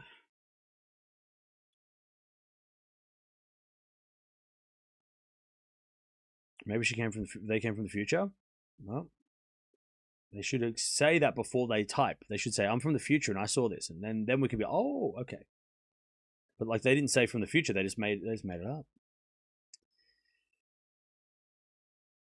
We'd give them some slack if they said they're from the future.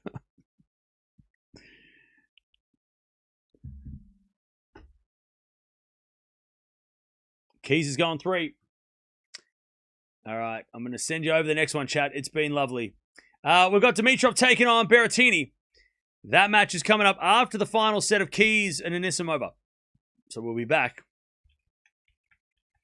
to watch that one, which should be fun.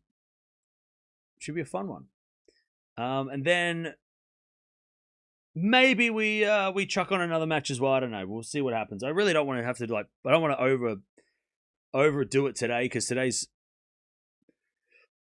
don't want to watch double headers today because tomorrow we're going to be so busy. So I want to kind of just take the opportunity to just chill. So we'll see what we do. We'll see. We might look. There's always a possibility that a Berrettini versus Dimitrov is a stinker, and it's over in 2 hours. We can go and watch one of the other matches that's still going. We did that with Tiafoe against Rinaldi at the French. It was really, really fun. So I hate doing that, but yeah, we might be able to do that. We always have that option, yeah. But yeah, we'll be back soon. I'm going to eat. What a win. What a win by Eala. 7-6, 6-2. She dominates. And, I mean, the first set was close, but it never felt like she was in doubt of losing the match. And she takes it out in straights, 2 hours and 14 minutes, and she takes on Paolini on Monday.